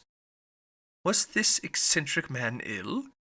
Did he want to change his plans concerning us? But after all, as Conseil noted, we enjoyed complete freedom. We were daintily and abundantly fed. Our host had kept to the terms of his agreement. We couldn't complain, and moreover, the very uniqueness of our situation had such generous rewards in store for us. We had no grounds for criticism. That day I started my diary of these adventures, which has enabled me to narrate them with the most scrupulous accuracy. And one odd detail, I wrote it on paper manufactured from marine eelgrass. Early in the morning on November 11, fresh air poured through the Nautilus's interior, informing me that we had returned to the surface of the ocean to renew our oxygen supply. I headed for the central companionway and climbed onto the platform. It was 6 o'clock. I found the weather overcast, the sea grey but calm, hardly a billow. I hoped to encounter Captain Nemo there. Would he come? I saw only the helmsman imprisoned in his glass-windowed pilot-house. Seated on the ledge furnished by the hull of the skiff, I inhaled the sea's salty aroma with great pleasure. Little by little the mists were dispersed under the action of the sun's rays. The radiant orb cleared the eastern horizon. Under its gaze the sea caught on fire like a trail of gunpowder. Scattered on high, the clouds were colored in bright, wonderfully shaded hues, and numerous lady-fingers warned of day-long winds. But what were mere winds to this Nautilus, which no storms could intimidate? So I was marveling at this delightful sunrise, so life-giving and cheerful, when I heard someone climbing onto the platform. I was prepared to greet Captain Nemo, but it was his chief officer who appeared, whom I had already met during our first visit with the captain.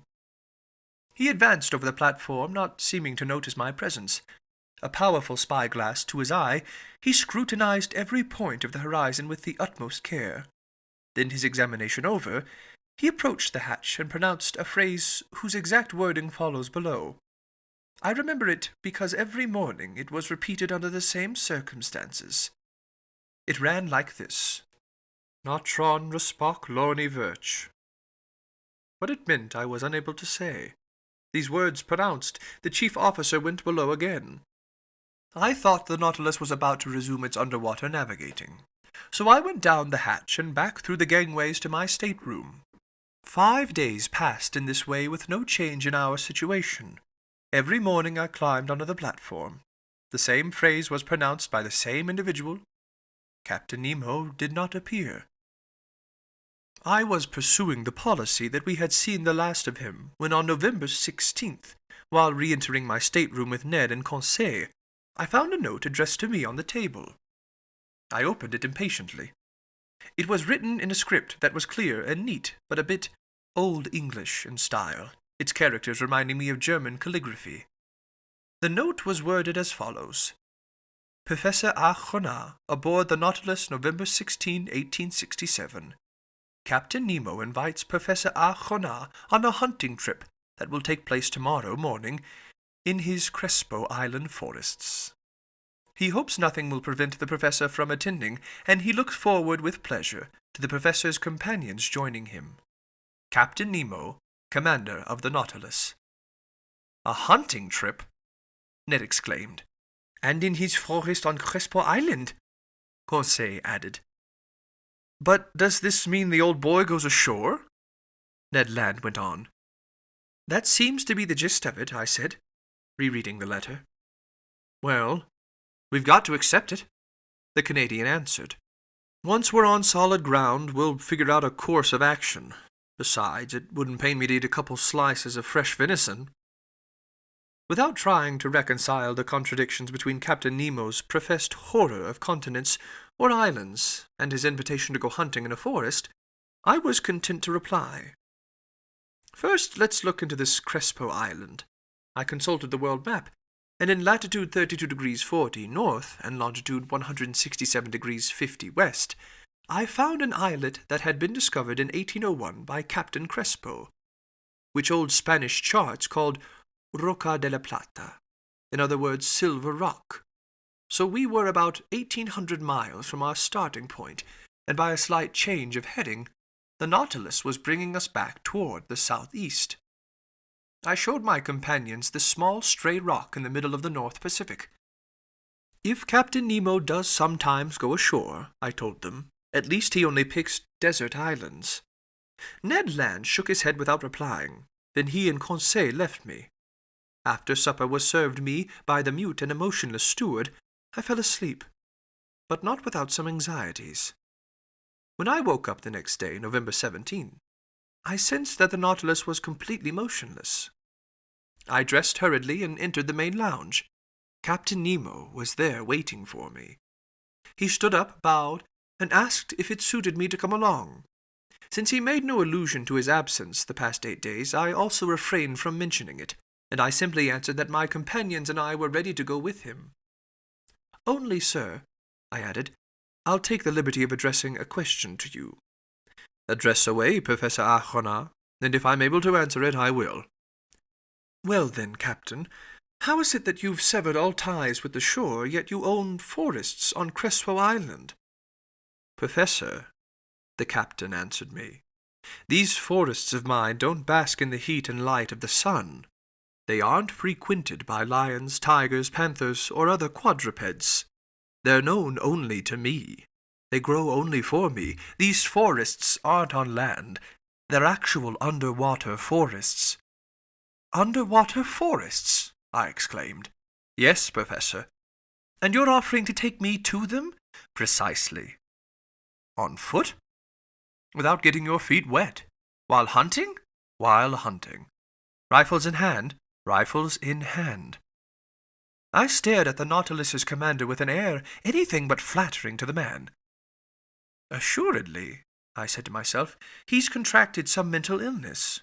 He's had a fit that's lasted 8 days and isn't over even yet. What a shame! I liked him better eccentric than insane." These thoughts were clearly readable on my face, but Captain Nemo remained content with inviting me to follow him, and I did so like a man resigned to the worst. We arrived at the dining room where we found breakfast served. "Professor Arcona," the captain told me, "I beg you to share my breakfast without formality. We can chat while we eat, because although I promised you a stroll in my forests, I made no pledge to arrange for your encountering a restaurant there. Accordingly, eat your breakfast like a man who will probably eat dinner only when it's extremely late."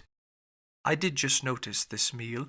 It was made up of various fish and some slices of sea cucumber, the praiseworthy zoophyte, all garnished with such highly appetizing seaweed as the Porphyra laciniata and the Laurentia prima fetida. Our beverage consisted of clear water to which, following the captain's example, I added some drops of a fermented liquor extracted by the Kamchatka process from the seaweed known by the name as Romedinia palmata.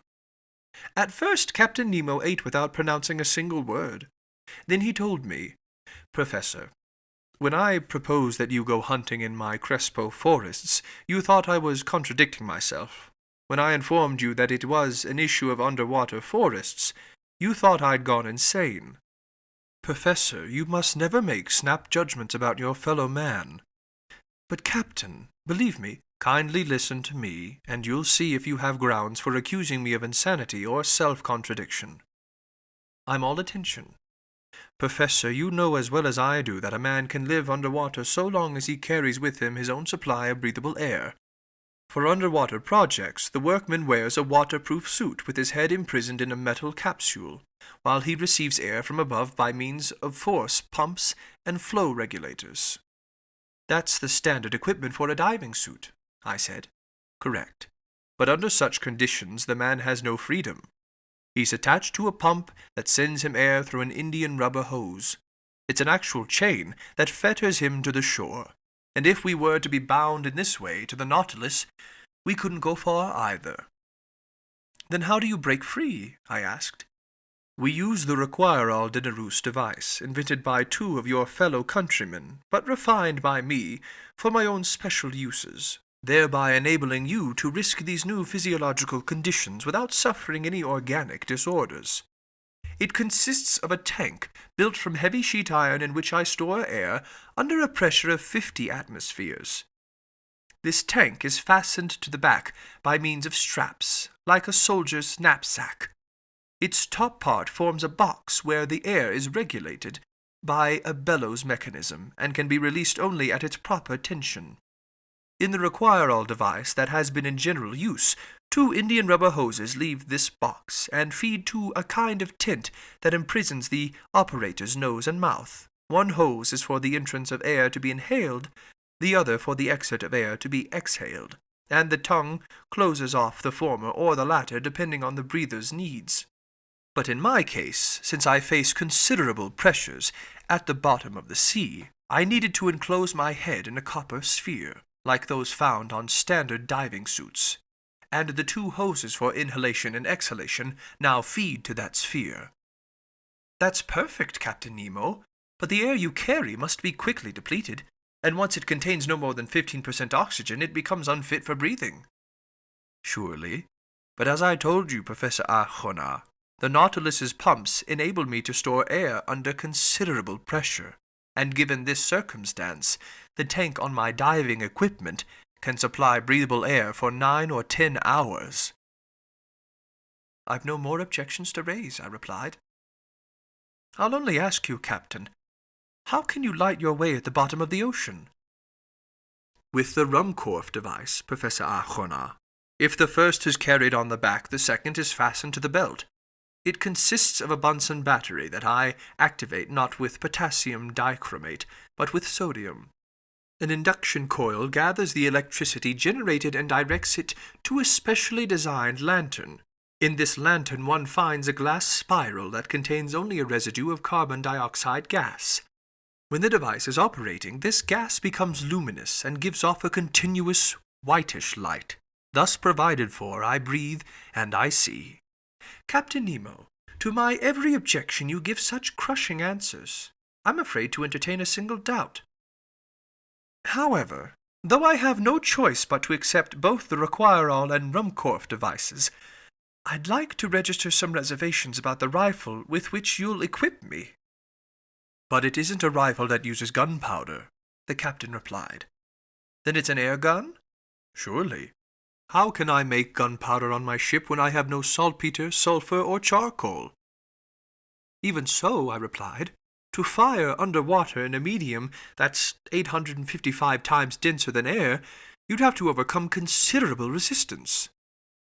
That doesn't necessarily follow. There are certain Fulton-style guns perfected by the Englishmen Philip Coles and Burley, the Frenchman Fercy, and the Italian Landi.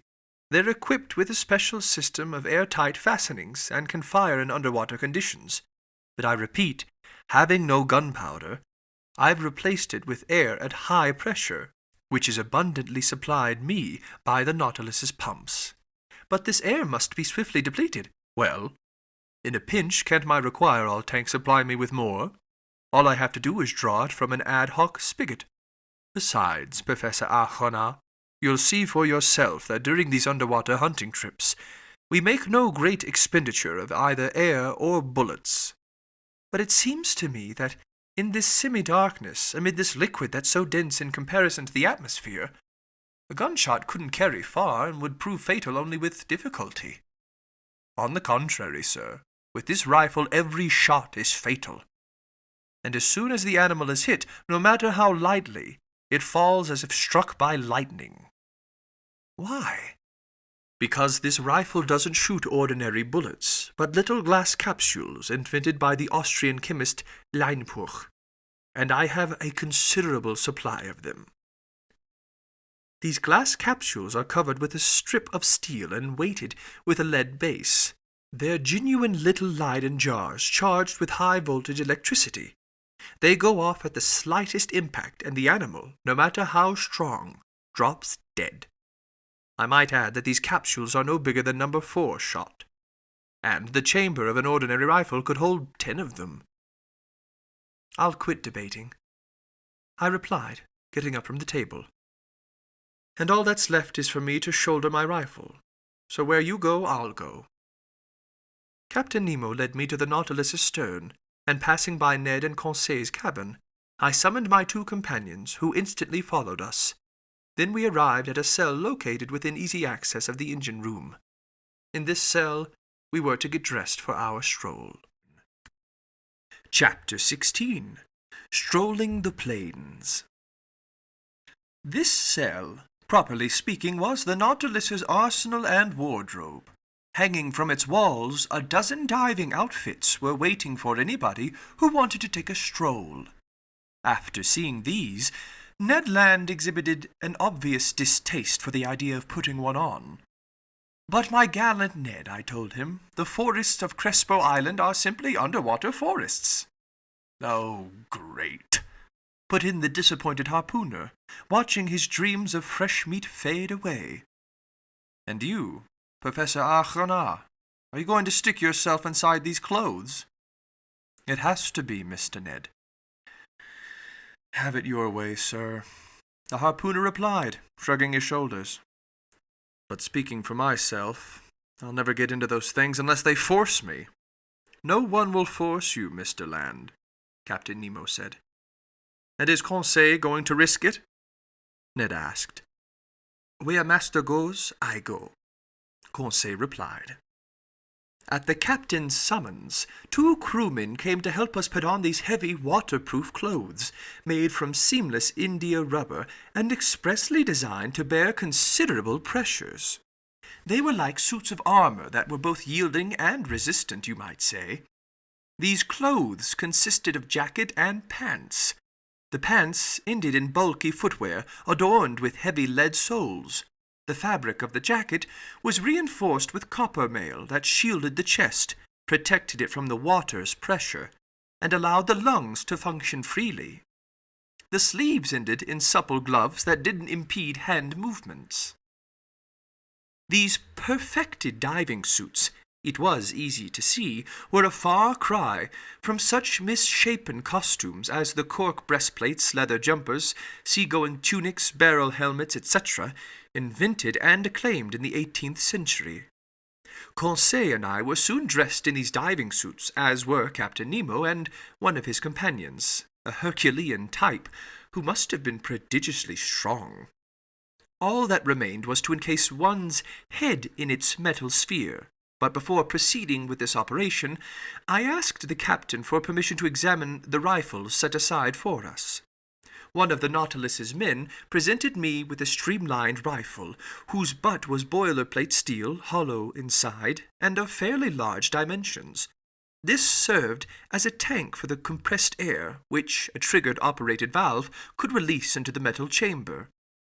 In a groove where the butt was heaviest, a cartridge clip held some 20 electric bullets that, by means of a spring, automatically took their places in the barrel of the rifle. As soon as one shot had been fired, another was ready to go off. "Captain Nemo," I said, "this is an ideal, easy-to-use weapon. I ask only to put it to the test. But how will we reach the bottom of the sea?"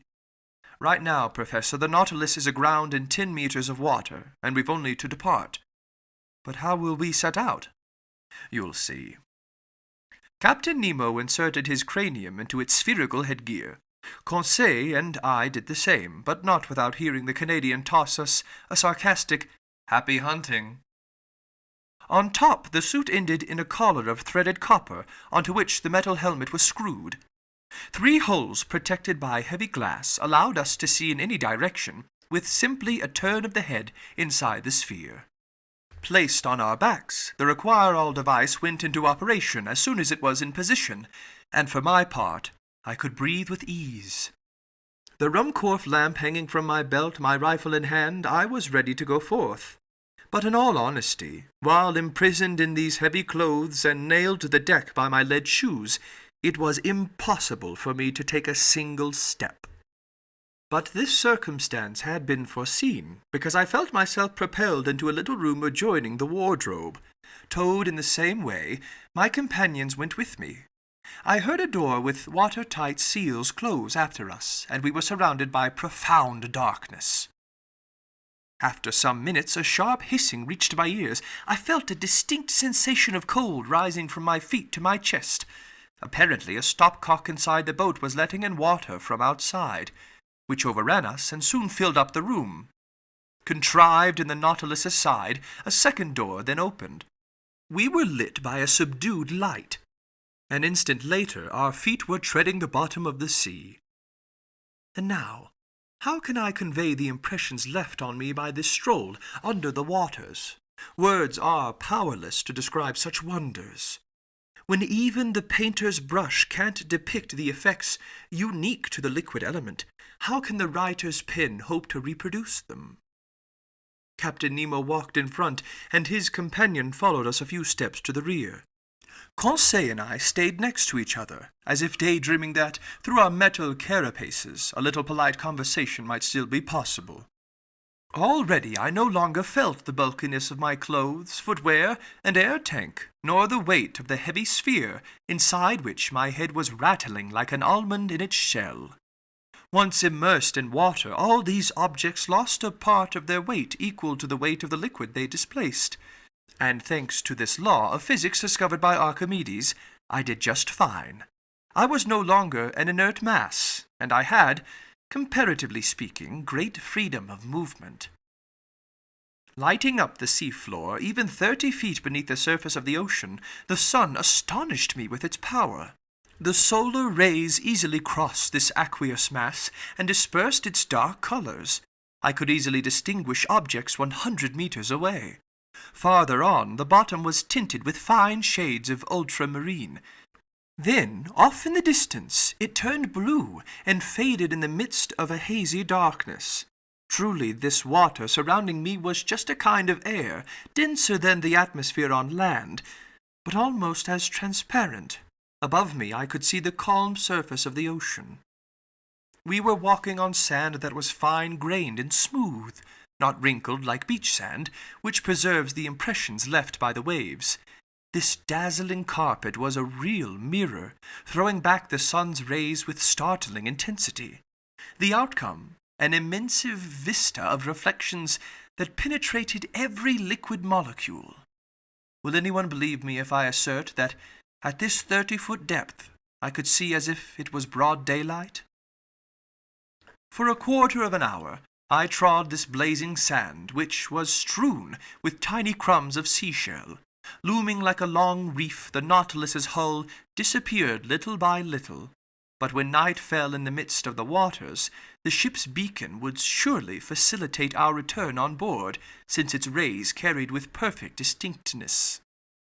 The effect is difficult to understand for anyone who has never seen light beams so sharply defined on shore. There, the dust that saturates the air gives such rays the appearance of a luminous fog. But above water, as well as under water, shafts of electric light are transmitted with incomparable clarity. Meanwhile we went ever onward, and these vast plains of sand seemed endless. My hands parted liquid curtains that closed again behind me, and my footprints faded swiftly under the water's pressure. Soon, scarcely blurred by their distance from us, the forms of some objects took shape before my eyes. I recognized the lower slopes of some magnificent rocks carpeted by the finest zoophyte specimens, and right off I was struck by an effect unique to this medium. By then it was 10 o'clock in the morning. The sun's rays hit the surface of the waves at a fairly oblique angle, decomposing by refraction as though passing through a prism. And when this light came in contact with flowers, rocks, buds, seashells, and polyps, the edge of these objects was shaded with all 7 hues of the solar spectrum. This riot of rainbow tints was a wonder, a feast for the eyes, a genuine kaleidoscope of red, green, yellow, orange, violet, indigo, and blue. In short, the whole palette of a color-happy painter. If only I had been able to share with Conseil the intense sensations rising in my brain, competing with him in exclamations of wonderment. If only I had known, like Captain Nemo and his companion, how to exchange thoughts by means of prearranged signals. So, For lack of anything better, I talked to myself. I declaimed inside this copper box that topped my head, spending more air on empty words than was perhaps advisable. Conseil, like me, had stopped before this splendid sight. Obviously, in the presence of the zoophyte and mollusk specimens, the fine lad was classifying his head off. Polyps and echinoderms abounded on the seafloor. Various Isis coral, cornellarian coral living in isolation, tufts of virginal genus Oculina, formerly known by the name white coral, prickly fungus coral in the shape of mushrooms, sea anemone holding on by their muscular discs, providing a literal flower bed adorned by jellyfish from the genus Porpita, wearing collars of azure tentacles, and starfish that spangled the sand, including vein-like feather stars from the genus Astrophyton that were like fine lace embroidered by the hands of water nymphs, their festoons swaying to the faint undulations caused by our walking. It filled me with real chagrin to crush underfoot the gleaming mollusk samples that littered the seafloor by the thousands. Concentric comb shells, hammer shells, coquina, seashells that actually hop around, topshell snails, red helmet shells, angel wing conches, sea hares, and so many other exhibits from this inexhaustible ocean. But we had to keep walking, and we went forward while overhead there scudded schools of Portuguese men of war that let their ultramarine tentacles drift in their wakes, medusas whose milky white or dainty pink parasols were festooned with azure tassels and shaded us from the sun's rays, plus jellyfish of the species Pelagia penopria that, in the dark, would have strewn our path with phosphorescent glimmers. All these wonders I glimpsed in the space of a quarter of a mile, barely pausing, following Captain Nemo, whose gestures kept beckoning me onward. Soon the nature of the seafloor changed. The plains of sand were followed by a bed of that viscous slime Americans call ooze, which is composed exclusively of seashells rich in limestone or silica. Then we crossed a prairie of algae, open sea plants that the waters hadn't yet torn loose, whose vegetation grew in wild profusion. Soft to the foot, these densely textured lawns would have rivaled the most luxuriant carpets woven by the hand of man. But while this greenery was sprawling under our steps, it didn't neglect us overhead. The surface of the water was crisscrossed by a floating arbor of marine plants belonging to that superabundant algae family that numbers more than 2,000 known species. I saw long ribbons of fucus drifting above me, some globular, others tubular. Laurentia cladostephus with the slenderest foliage, Rhodymenia palmata resembling the fan shapes of cactus. I observed that green-colored plants kept closer to the surface of the sea, while reds occupied a medium depth, which left blacks and browns in charge of designing gardens and flower beds in the ocean's lower strata. These algae are a genuine prodigy of creation, one of the wonders of world flora. This family produces both the biggest and smallest vegetables in the world, because just as 40,000 near invisible buds have been counted in one 5 square millimeter space, so also have fucus plants been gathered that were over 500 meters long. We had been gone from the Nautilus for about an hour and a half. It was almost noon. I spotted this fact in the perpendicularity of the sun's rays, which were no longer refracted. The magic of these solar colors disappeared little by little, with emerald and sapphire shades vanishing from our surroundings altogether. We walked with steady steps that rang on the seafloor with astonishing intensity. The tiniest sounds were transmitted with a speed to which the ear is unaccustomed on shore. In fact, water is a better conductor of sound than air, and under the waves noises carry 4 times as fast.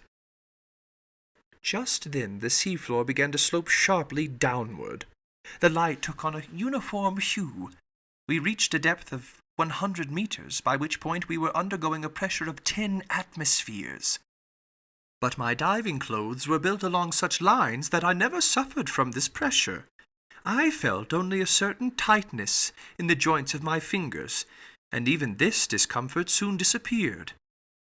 As for the exhaustion bound to accompany a 2-hour stroll in such unfamiliar trappings, it was nil. Helped by the water, my movements were executed with startling ease. Arriving at this 300-foot depth, I still detected the sun's rays, but just barely. Their intense brilliance had been followed by a reddish twilight, a midpoint between day and night. But we could see well enough to find our way, and it still wasn't necessary to activate the Ruhmkorff device. Just then Captain Nemo stopped. He waited until I joined him. Then he pointed a finger at some dark masses outlined in the shadows a short distance away. It's the forest of Crespo Island, I thought. And I was not mistaken. Chapter 17. An Underwater Forest. We had finally arrived on the outskirts of this forest, surely one of the finest in Captain Nemo's immense domains. He regarded it as his own, and had laid the same claim to it that, in the first days of the world, the first men had to their forests on land. Besides, who else could dispute his ownership of this underwater property? What other, bolder pioneer would come, axe in hand, to clear away its dark underbrush? This forest was made up of big tree-like plants, and when we entered beneath their huge arches, my eyes were instantly struck by the unique arrangement of their branches, an arrangement that I had never before encountered. None of the weeds carpeting the seafloor, none of the branches bristling from the shrubbery crept or leaned or stretched on a horizontal plane. They all rose right up toward the surface of the ocean. Every filament or ribbon, no matter how thin, stood ramrod straight. Fucus plants and creepers were growing in stiff perpendicular lines, governed by the density of the element that generated them. After I parted them with my hands, these otherwise motionless plants would shoot right back to their original positions. It was the regime of verticality. I soon grew accustomed to this bizarre arrangement, likewise to the comparative darkness surrounding us. The sea floor in this forest was strewn with sharp chunks of stone that were hard to avoid. Here the range of underwater flora seemed pretty comprehensive to me, as well as more abundant than it might have been in the Arctic or tropical zones, where such exhibits are less common. But for a few minutes I kept accidentally confusing the two kingdoms, mistaking zoophytes for water plants, animals for vegetables. And who hasn't made the same blunder? Flora and fauna are so closely associated in the underwater world. I observed that all these exhibits from the vegetable kingdom were attached to the seafloor by only the most makeshift methods. They had no roots, and didn't care which solid objects secured them, sand, shells, husks, or pebbles. They didn't ask their hosts for sustenance, just a point of purchase. These plants are entirely self-propagating, and the principle of their existence lies in the water that sustains and nourishes them. In place of leaves, most of them sprouted blades of unpredictable shape, which were confined to a narrow gamut of colors consisting only of pink, crimson, green, olive, tan, and brown. There I saw again, but not yet pressed and dried like the Nautilus's specimens, some peacock's tails spread open like fans to stir up a cooling breeze, scarlet rose tangles, sea tangles stretching out their young and edible shoots, twisting strings of kelp from the genus Neurocystis that bloomed to a height of 15 meters, bouquets of mermaids' cups whose stems grew wider at the top, and a number of other open sea plants, all without flowers. It's an odd anomaly in this bizarre element, as one witty naturalist puts it. The animal kingdom blossoms, and the vegetable kingdom doesn't. These various types of shrubbery were as big as trees in the temperate zones. In the damp shade between them, there were clustered actual bushes of moving flowers, hedges of zoophytes in which there grew stony coral striped with twisting furrows, yellowish sea anemone from the genus Carophilia with translucent tentacles, plus an anemone with grassy tufts from the genus Zoantheria. And to complete the illusion, minnows flitted from branch to branch like a swarm of hummingbirds, while there rose underfoot, like a covey of snipe-yellow fish from the genus Lepisocanthus, with bristling jaws and sharp scales, flying gurnards and pine-cone fish. Near 1 o'clock, Captain Nemo gave the signal to halt. Speaking for myself, I was glad to oblige, and we stretched out beneath an arbor of winged kelp, whose long thin tendrils stood up like arrows. This short break was a delight. It lacked only the charm of conversation. But it was impossible to speak, impossible to reply. I simply nudged my big copper headpiece against Conseil's headpiece. I saw a happy gleam in the gallant lad's eyes, and to communicate his pleasure, he jiggled around inside the carapace in the world's silliest way.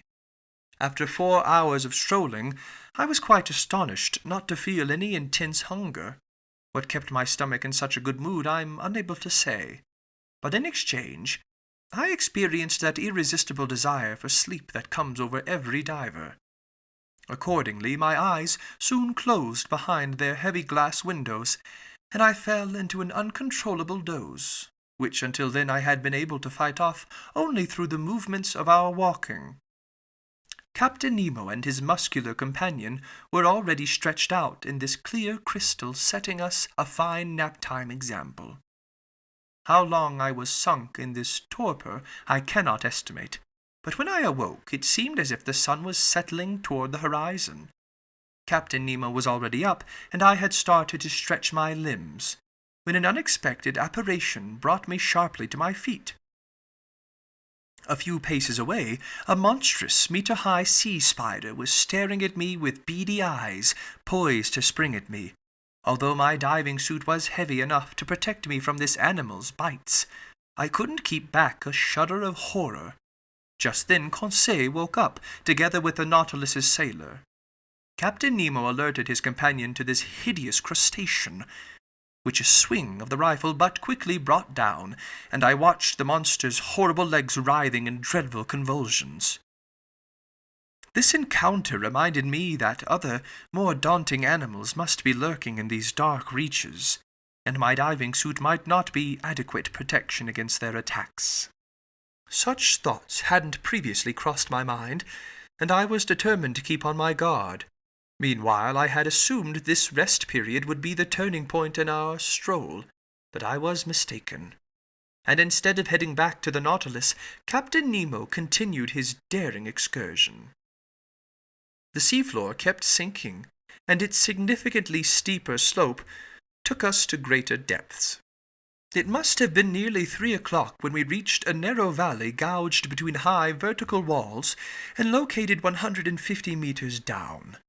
Thanks to the perfection of our equipment, we had thus gone 90 meters below the limit that nature had, until then, set on man's underwater excursions. I say 150 meters, although I had no instruments for estimating this distance. But I knew that the sun's rays, even in the clearest seas, could reach no deeper. So at precisely this point, the darkness became profound. Not a single object was visible past 10 paces. Consequently, I had begun to grope my way when suddenly I saw the glow of an intense white light. Captain Nemo had just activated his electric device. His companion did likewise. Conseil and I followed suit. By turning a switch, I established contact between the induction coil and the glass spiral, and the sea, lit up by our 4 lanterns, was illuminated for a radius of 25 meters. Captain Nemo continued to plummet into the dark depths of this forest, whose shrubbery grew ever more sparse. I observed that the vegetable life was disappearing more quickly than animal life. The open sea plants had already left behind the increasingly arid seafloor, where a prodigious number of animals were still swarming, zoophytes, articulate mollusks, and fish. While we were walking, I thought the lights of our Ruhmkorff devices would automatically attract some inhabitants of these dark strata. But if they did approach us, at least they kept at a distance, regrettable from the hunter's standpoint. Several times I saw Captain Nemo stop and take aim with his rifle. Then, after sighting down its barrel for a few seconds, he would straighten up and resume his walk. Finally, at around 4 o'clock, this marvelous excursion came to an end. A wall of superb rocks stood before us, imposing in its sheer mass. A pile of gigantic stone blocks, an enormous granite cliffside pitted with dark caves, but not offering a single gradient we could climb up. This was the underpinning of Crespo Island. This was land. The captain stopped suddenly. A gesture from him brought us to a halt, and however much I wanted to clear this wall, I had to stop. Here ended the domains of Captain Nemo. He had no desire to pass beyond them. Farther on lay a part of the globe he would no longer tread underfoot.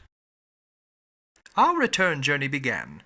Captain Nemo resumed the lead in our little band, always heading forward without hesitation. I noted that we didn't follow the same path in returning to the Nautilus. This new route, very steep and hence very arduous, quickly took us close to the surface of the sea. But this return to the upper strata wasn't so sudden that decompression took place too quickly, which could have led to serious organic disorders and given us those internal injuries so fatal to divers. With great promptness the light reappeared and grew stronger, and the refraction of the sun, already low on the horizon, again ringed the edges of various objects with the entire color spectrum.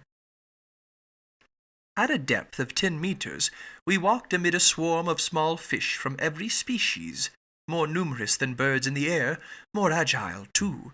But no aquatic game worthy of a gunshot had yet been offered to our eyes. Just then I saw the captain's weapon spring to his shoulder and track a moving object through the bushes. A shot went off. I heard a faint hissing, and an animal dropped a few paces away, literally struck by lightning. It was a magnificent sea otter from the genus Enhydra, the only exclusively marine quadruped.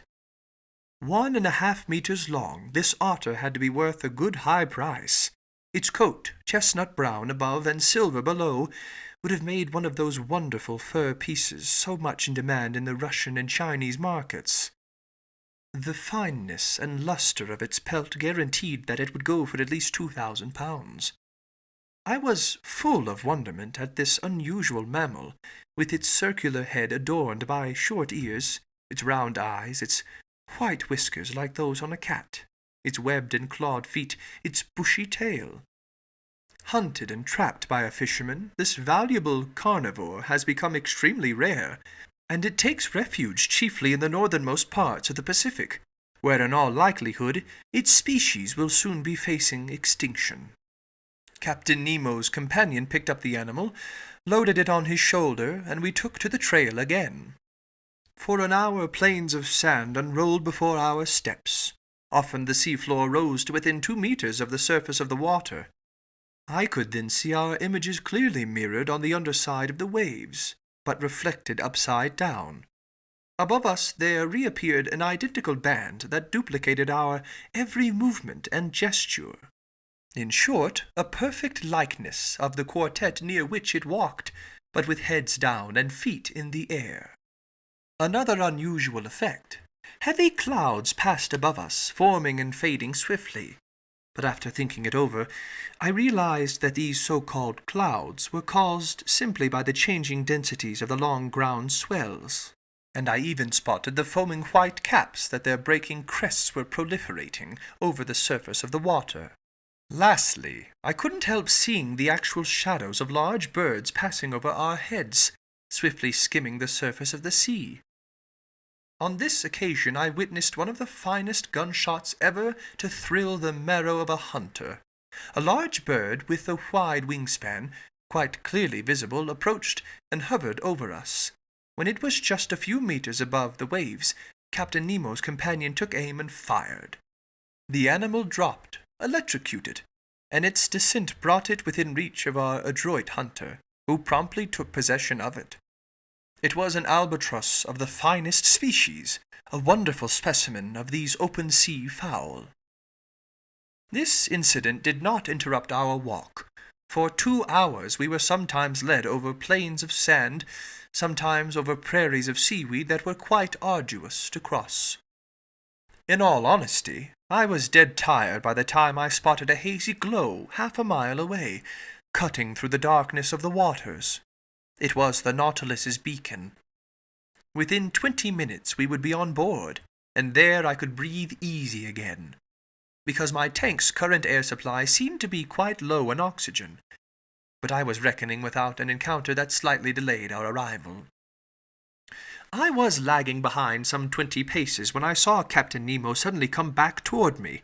With his powerful hands he sent me buckling to the ground, while his companion did the same to Conseil. At first I didn't know what to make of this sudden assault, but I was reassured to observe the captain lying motionless beside me. I was stretched out on the seafloor directly beneath some bushes of algae, when I raised my head and spied 2 enormous masses hurtling by, throwing off phosphorescent glimmers.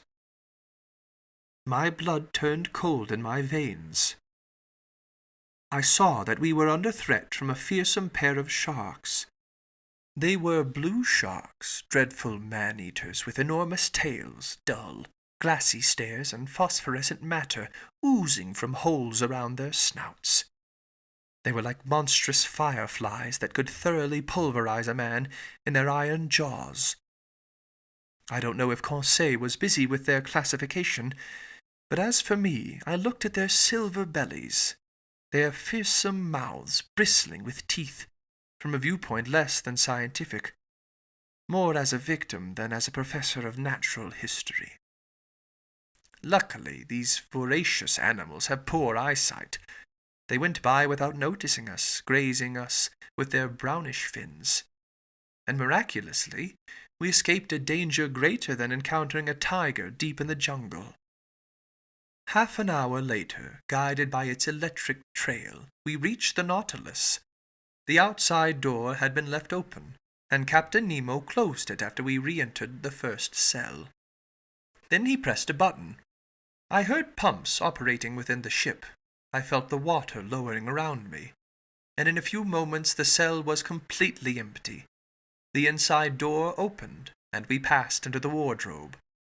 There our diving suits were removed, not without difficulty, and utterly exhausted, faint from lack of food and rest, I repaired to my stateroom, full of wonder at this startling excursion on the bottom of the sea. Chapter 18 4,000 Leagues Under the Pacific. By the next morning, November 18, I was fully recovered from my exhaustion of the day before, and I climbed onto the platform just as the Nautilus's chief officer was pronouncing his daily phrase. It then occurred to me that these words either referred to the state of the sea, or that they meant there's nothing in sight. And in truth the ocean was deserted, not a sail on the horizon. The tips of Crespo Island had disappeared during the night. The sea, absorbing every color in the prism except its blue rays, reflected the latter in every direction, and sported a wonderful indigo tint. The undulating waves regularly took on the appearance of watered silk with wide stripes. I was marveling at the magnificent ocean view when Captain Nemo appeared. He didn't seem to notice my presence and began a series of astronomical observations. Then, his operations finished, he went and leaned his elbows on the beacon housing, his eyes straying over the surface of the ocean. Meanwhile, some 20 of the Nautilus's sailors, all energetic, well-built fellows, climbed onto the platform. They had come to pull up the nets left in our wake during the night. These seamen obviously belonged to different nationalities, although indications of European physical traits could be seen in them all. If I'm not mistaken, I recognized some Irishmen, some Frenchmen, a few Slavs, and a native of either Greece or Crete. Even so, these men were frugal of speech, and used among themselves only that bizarre dialect whose origin I couldn't even guess, so I had to give up any notions of questioning them. The nets were hauled on board. They were a breed of trawl resembling those used off the Normandy coast, huge pouches held half open by a floating pole and a chain laced through the lower meshes. Trailing in this way from these iron glove makers, the resulting receptacles scoured the ocean floor and collected every marine exhibit in their path. That day they gathered up some unusual specimens from these fish-filled waterways. angelfish, whose comical movements qualify them for the epithet clowns, black commersome anglers equipped with their antennas, undulating triggerfish encircled by little red bands, bloated puffers whose venom is extremely insidious, some olive-hued lampreys, snipefish covered with silver scales, cutlass fish whose electrocuting power equals that of the electric eel and the electric ray, scaly featherbacks with brown crosswise bands, greenish codfish, several varieties of goby, etc. Finally, some fish of larger proportions, a 1-meter jack with a prominent head, several fine bonito from the genus Scomber, decked out in the colors blue and silver, and 3 magnificent tuna, whose high speeds couldn't save them from our trawl.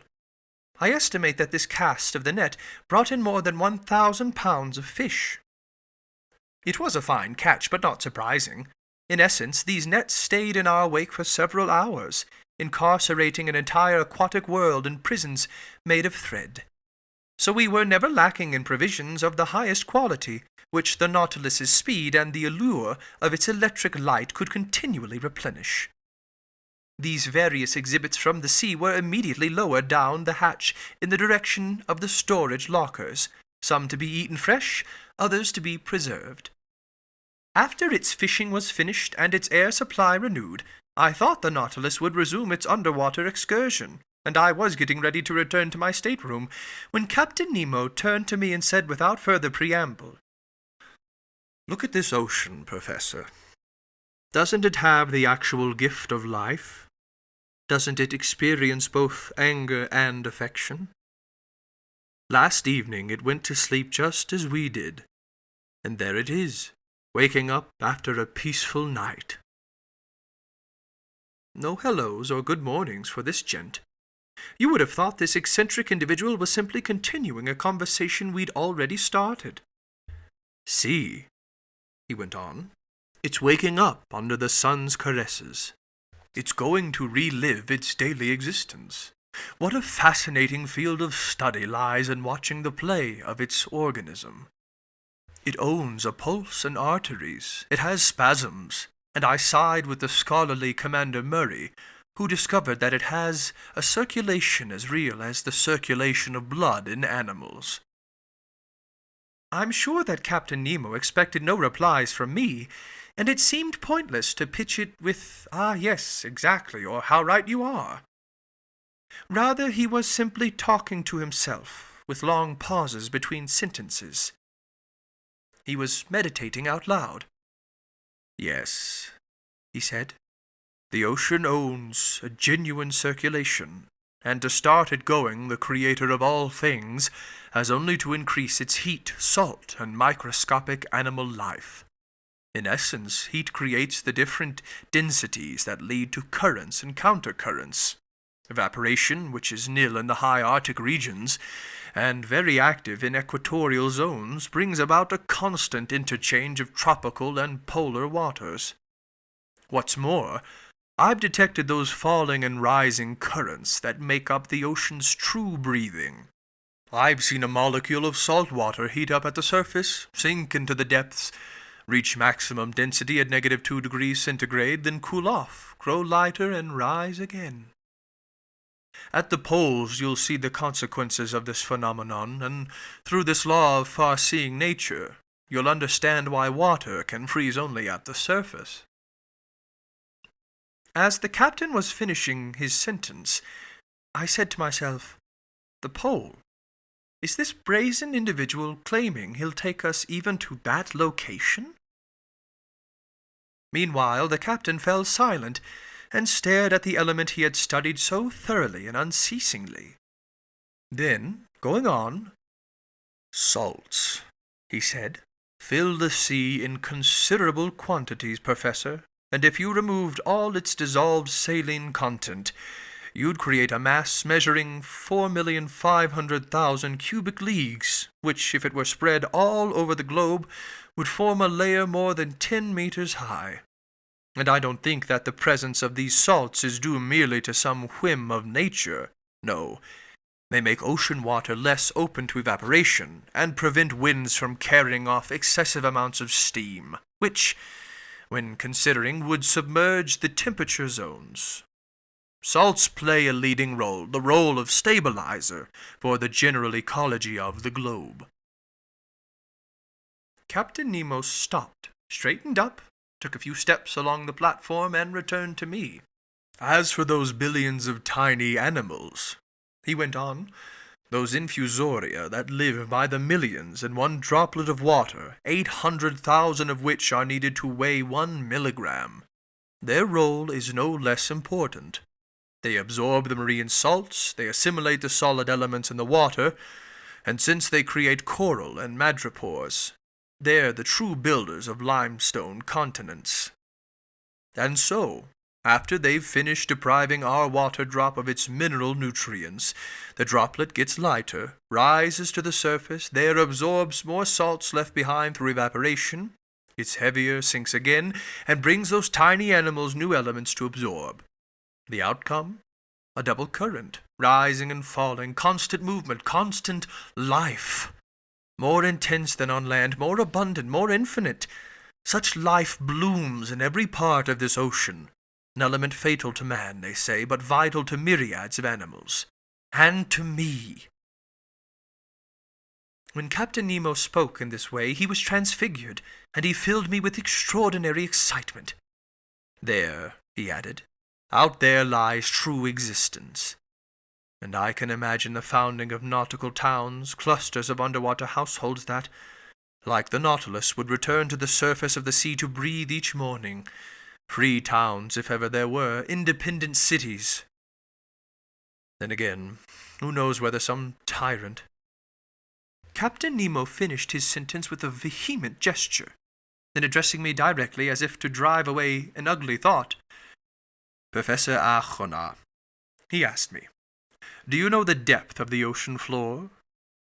At least, Captain, I know what the major soundings tell us. Could you quote them to me so I can double-check them as the need arises? Here, I replied, are a few of them that stick in my memory. If I'm not mistaken, an average depth of 8,200 meters was found in the North Atlantic and 2,500 meters in the Mediterranean. The most remarkable soundings were taken in the South Atlantic near the 35th parallel, and they gave 12,000 meters, 14,091 meters, and 15,149 meters. All in all, it's estimated that if the sea bottom were made level, its average depth would be about 7 kilometers. Well, Professor, Captain Nemo replied, we'll show you better than that, I hope. As for the average depth of this part of the Pacific, I'll inform you that it's a mere 4,000 meters. This said, Captain Nemo headed to the hatch and disappeared down the ladder. I followed him and went back to the main lounge. The propeller was instantly set in motion, and the log gave our speed as 20 miles per hour. Over the ensuing days and weeks, Captain Nemo was very frugal with his visits. I saw him only at rare intervals. His chief officer regularly fixed the positions I found reported on the chart, and in such a way that I could exactly plot the Nautilus's course. Conseil and Land spent the long hours with me. Conseil had told his friend about the wonders of our undersea stroll, and the Canadian was sorry he hadn't gone along. But I hoped an opportunity would arise for a visit to the forests of Oceania. Almost every day the panels in the lounge were open for some hours, and our eyes never tired of probing the mysteries of the underwater world. The Nautilus's general heading was southeast, and it stayed at a depth between 100 and 150 meters. However, from Lord knows what whim, one day it did a diagonal dive by means of its slanting fins, reaching strata located 2,000 meters underwater. The thermometer indicated a temperature of 4.25 degrees centigrade, which at this depth seemed to be a temperature common to all latitudes. On November 26, at 3 o'clock in the morning, the Nautilus cleared the Tropic of Cancer at longitude 172 degrees. On the 27th, it passed in sight of the Hawaiian Islands, where the famous Captain Cook met his death on February 14, 1779. By then we had fared 4,860 leagues from our starting point. When I arrived on the platform that morning, I saw the island of Hawaii 2 miles to leeward, the largest of the 7 islands making up this group. I could clearly distinguish the tilled soil on its outskirts, the various mountain chains running parallel with its coastline, and its volcanoes, crowned with Mauna Kea, whose elevation is 5,000 meters above sea level.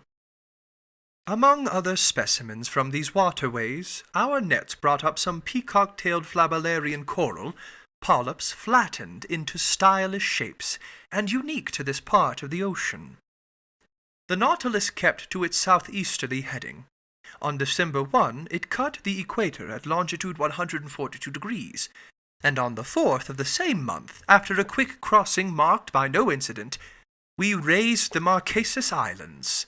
3 miles off, in latitude 8 degrees 57 south and longitude 139 degrees 32 west, I spotted Martin Point of Nuku Hiva, chief member of this island group that belongs to France.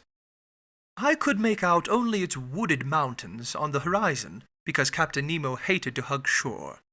There our nets brought up some fine fish samples. Dolphin fish with azure fins, gold tails, and flesh that's unrivaled in the entire world. Wrasse from the genus Hologymnosus that were nearly denuded of scales but exquisite in flavor. Knife jaws with bony beaks. Yellowish albacore that were as tasty as bonito. All fish worth classifying in the ship's pantry.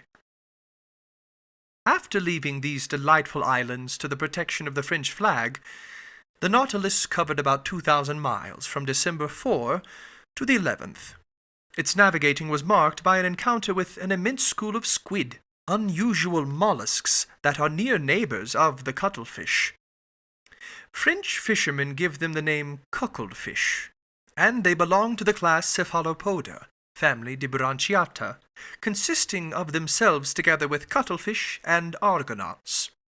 The naturalists of antiquity made a special study of them, and these animals furnished many ribald figures of speech for soapbox orators in the Greek marketplace, as well as excellent dishes for the table of rich citizens, if we're to believe Athenas, a Greek physician predating Galen.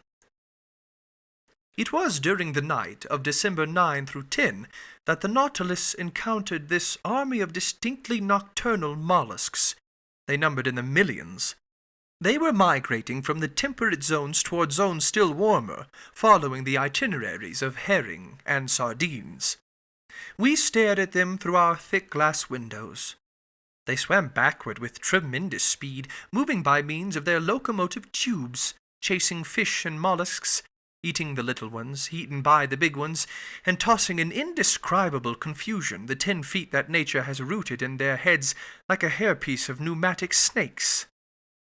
Despite its speed, the Nautilus navigated for several hours in the midst of this school of animals, and its nets brought up an incalculable number, among which I recognized all 9 species that Professor Aubigny has classified as native to the Pacific Ocean.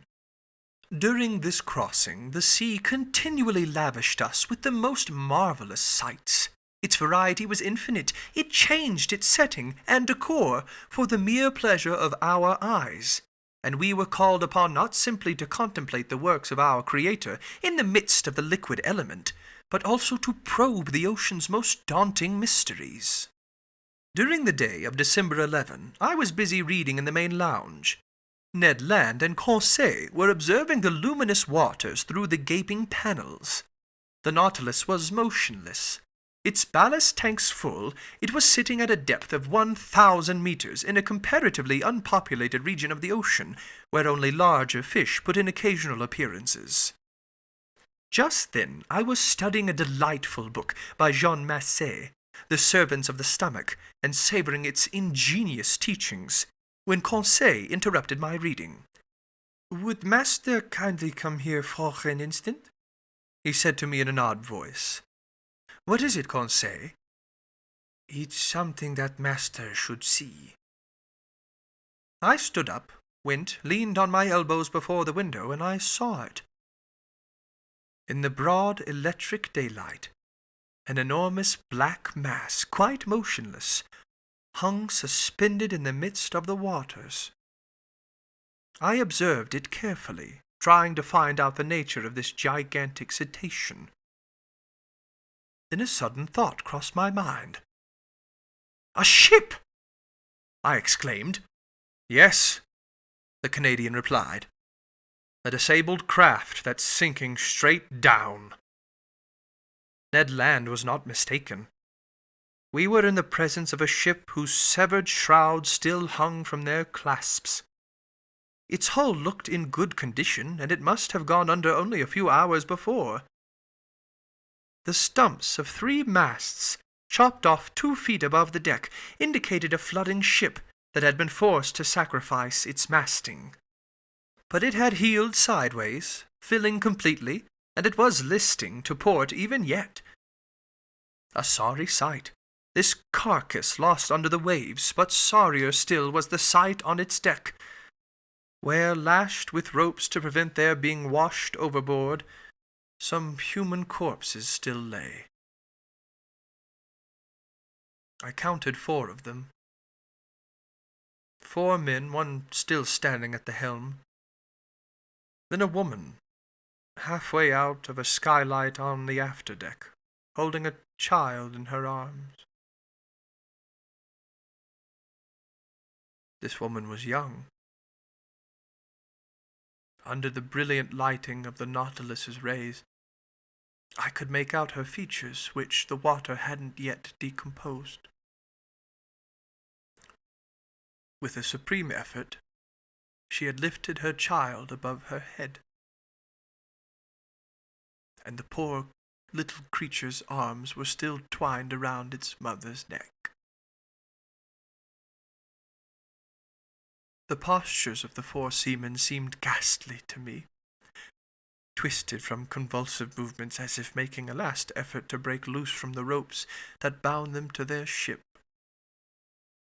And the helmsman, standing alone, calmer, his face smooth and serious, his grizzled hair plastered to his brow, his hands clutching the wheel, seemed even yet to be guiding his wrecked 3-master through the ocean depths. What a scene! We stood dumbstruck, hearts pounding, before this shipwreck caught in the act, as if it had been photographed in its final moments, so to speak. And already I could see enormous sharks moving in, eyes ablaze, drawn by the lure of human flesh. Meanwhile, turning, the Nautilus made a circle around the sinking ship, and for an instant I could read the board on its stern. The Florida, Sunderland, England. Chapter 19. Venicojo. This dreadful sight was the first of a whole series of maritime catastrophes that the Nautilus would encounter on its run. When it plied more heavily traveled seas, we often saw wrecked hulls rotting in mid-water, and farther down cannons, shells, anchors, chains, and 1,000 other iron objects rusting away. Meanwhile, continuously swept along by the Nautilus, where we lived in near isolation, we raised the Tuamotu Islands on December 11, that old dangerous group associated with the French global navigator Commander Bougainville. It stretches from Ducie Island to Lazareff Island, over an area of 500 leagues from the east-southeast to the west-northwest, between latitude 13 degrees 30 and 23 degrees 50 south, and between longitude 125 degrees 30 and 151 degrees 30 west. This island group covers a surface area of 370 square leagues, and it's made up of some 60 subgroups, among which we noted the Gambier group, which is a French protectorate. These islands are coral formations. Thanks to the work of polyps, a slow but steady upheaval will someday connect these islands to each other. Later on, this new island will be fused to its neighboring island groups, and a fifth continent will stretch from New Zealand and New Caledonia as far as the Marquesas Islands. The day I expounded this theory to Captain Nemo, he answered me coldly. "The Earth doesn't need new continents, but new men." Sailor's luck led the Nautilus straight to Rio Island, one of the most unusual in this group, which was discovered in 1822 by Captain Bell aboard the Minerva. So I was able to study the madreporic process that had created the islands in this ocean. Madrepores, which one must guard against confusing with precious coral, clothe their tissue in a limestone crust, and their variations in structure have led my famous mentor Professor Mina Edwards to classify them into 5 divisions. The tiny microscopic animals that secrete this polypary live by the billions in the depths of their cells. The limestone deposits build up into rocks, reefs, islets, islands. In some places they form atolls, a circular ring surrounding a lagoon, or a small inner lake that gaps place in contact with the sea. Elsewhere they take the shape of barrier reefs, such as those that exist along the coasts of New Caledonia and several of the Tuamotu Islands. In still other localities, such as Réunion Island and the island of Mauritius, they bring fringing reefs, high, straight walls next to which the ocean's depth is considerable. While cruising along only a few cable links from the underpinning of Rio Island, I marveled at the gigantic piece of work accomplished by these microscopic laborers. These walls were the express achievements of madrepores known by the names fire coral, finger coral, star coral, and stony coral. These polyps grew exclusively in the agitated strata at the surface of the sea, and so it's in the upper reaches that they begin these substructures, which sink little by little together with the secreted rubble binding them. This, at least, is the theory of Mr. Charles Darwin, who thus explains the formation of atolls, a theory superior, in my view, to the one that says these madreporic edifices sit on the summits of mountains or volcanoes, submerged a few feet below sea level. I could observe these strange walls quite closely. Our sounding lines indicated that they dropped perpendicularly for more than 300 meters, and our electric beams made the bright limestone positively sparkle.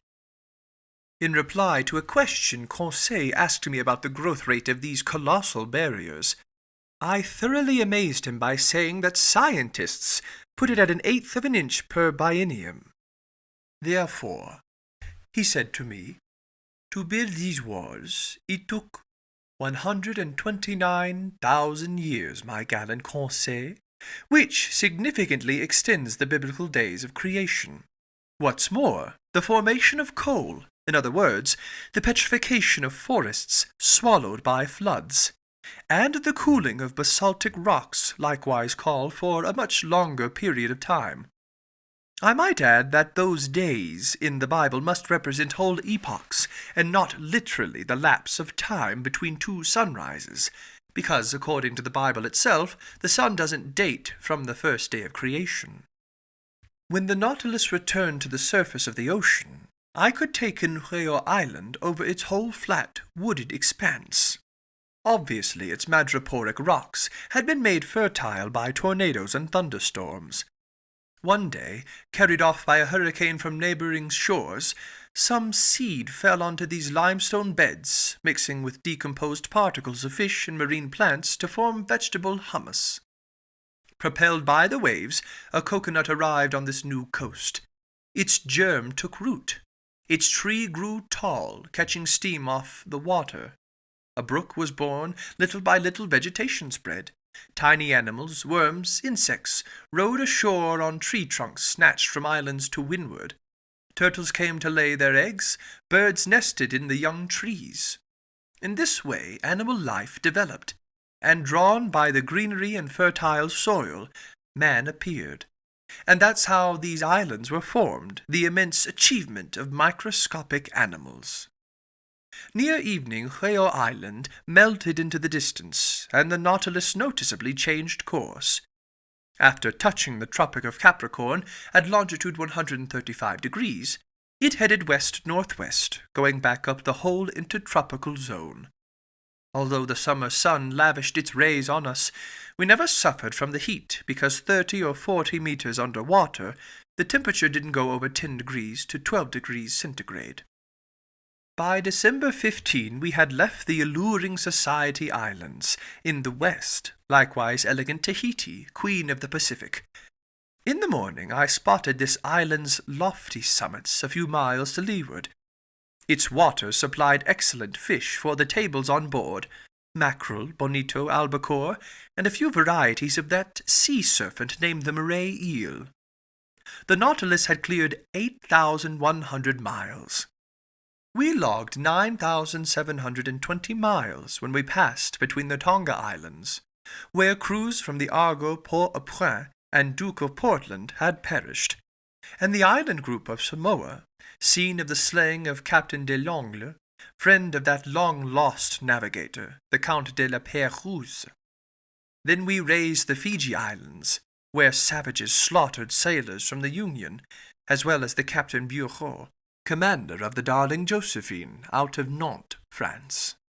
Extending over an expanse of 100 leagues north to south, and over 90 leagues east to west, this island group lies between latitude 2 degrees and 6 degrees south, and between longitude 147 degrees and 179 degrees west.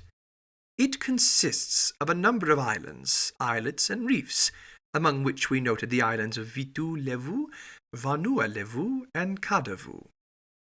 It was the Dutch navigator Tasman who discovered this group in 1643, the same year the Italian physicist Tirrocelli invented the barometer, and King Louis XIV ascended the French throne. I'll let the reader decide which of those deeds was more beneficial to humanity. Coming later, Captain Cook in 1774, Rear Admiral d'Entrecasteaux in 1793, and finally Captain Dumont d'Urville in 1827, untangled the whole chaotic geography of this island group. The Nautilus drew near Wailea Bay, an unlucky place for England's Captain Dillon, who was the first to shed light on the long-standing mystery surrounding the disappearance of ships under the Count de la Pérouse. This bay, repeatedly dredged, furnished a huge supply of excellent oysters. As the Roman playwright Seneca recommended, we opened them right at our table, then stuffed ourselves. These mollusks belonged to the species known by the name as Ostrea lamellosa, whose members are quite common off Corsica. This Wailea oyster bank must have been extensive, and for certain, if they hadn't been controlled by numerous natural checks, these clusters of shellfish would have ended up jam-packing the bay, since as many as 2 million eggs have been counted in a single individual. And if Mr. Ned Land did not repent of his gluttony at our oyster fest, it's because oysters are the only dish that never causes indigestion. In fact, it takes no less than 16 dozen of these headless mollusks to supply the 315 grams that satisfy one man's minimum daily requirement for nitrogen. On December 25, the Nautilus navigated amid the island group of the New Hebrides, which the Portuguese seafarer Queiroz discovered in 1606, which Commander Bougainville explored in 1768, and to which Captain Cook gave its current name in 1773. This group is chiefly made up of 9 large islands, and forms a 120-league strip from the north-southwest to the south-southeast, lying between latitude 2 degrees and 15 degrees south, and between longitude 164 degrees and 168 degrees. At the moment of our noon sights, we passed fairly close to the island of Aru, which looked to me like a mass of green woods crowned by a peak of great height. That day it was Yuletide, and it struck me that Ned Land badly missed celebrating Christmas. that genuine family holiday where Protestants are such zealots.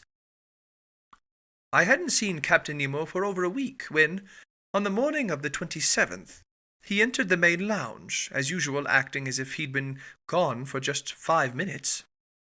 I was busy tracing the Nautilus's course on the world map. The captain approached, placed a finger over a position on the chart, and pronounced just one word: Vanikoro. This name was magic. It was the name of those islets where vessels under the Count de la Pérouse had miscarried. I straightened suddenly. "The Nautilus is bringing us to Vanikoro?" I asked. "Yes, Professor," the captain replied. "And I'll be able to visit those famous islands where the compass and the astrolabe came to grief?" "If you like, Professor." "When will we reach Vanikoro?" "We already have, Professor." Followed by Captain Nemo, I climbed onto the platform, and from there my eyes eagerly scanned the horizon.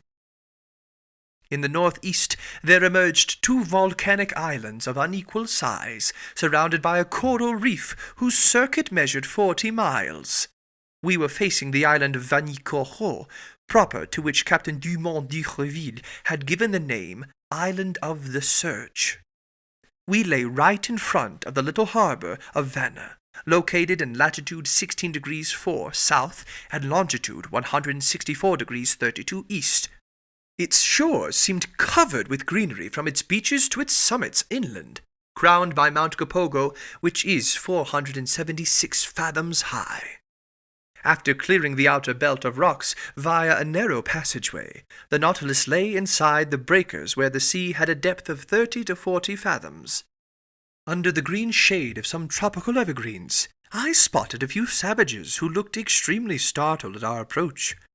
In this long, blackish object advancing flush with the water, didn't they see some fearsome cetacean that they were obliged to view with distrust? Just then Captain Nemo asked me what I knew about the shipwreck of the Count de la Pérouse. "What everybody knows, Captain," I answered him. "And could you kindly tell me what everybody knows?" he asked me in a gently ironic tone. "Very easily." I related to him what the final deeds of Captain Dumont d'Urville had brought to light, deeds described here in this heavily condensed summary of the whole matter. In 1785, the Count de la Pérouse and his subordinate Captain de Langle were sent by King Louis XIV of France on a voyage to circumnavigate the globe.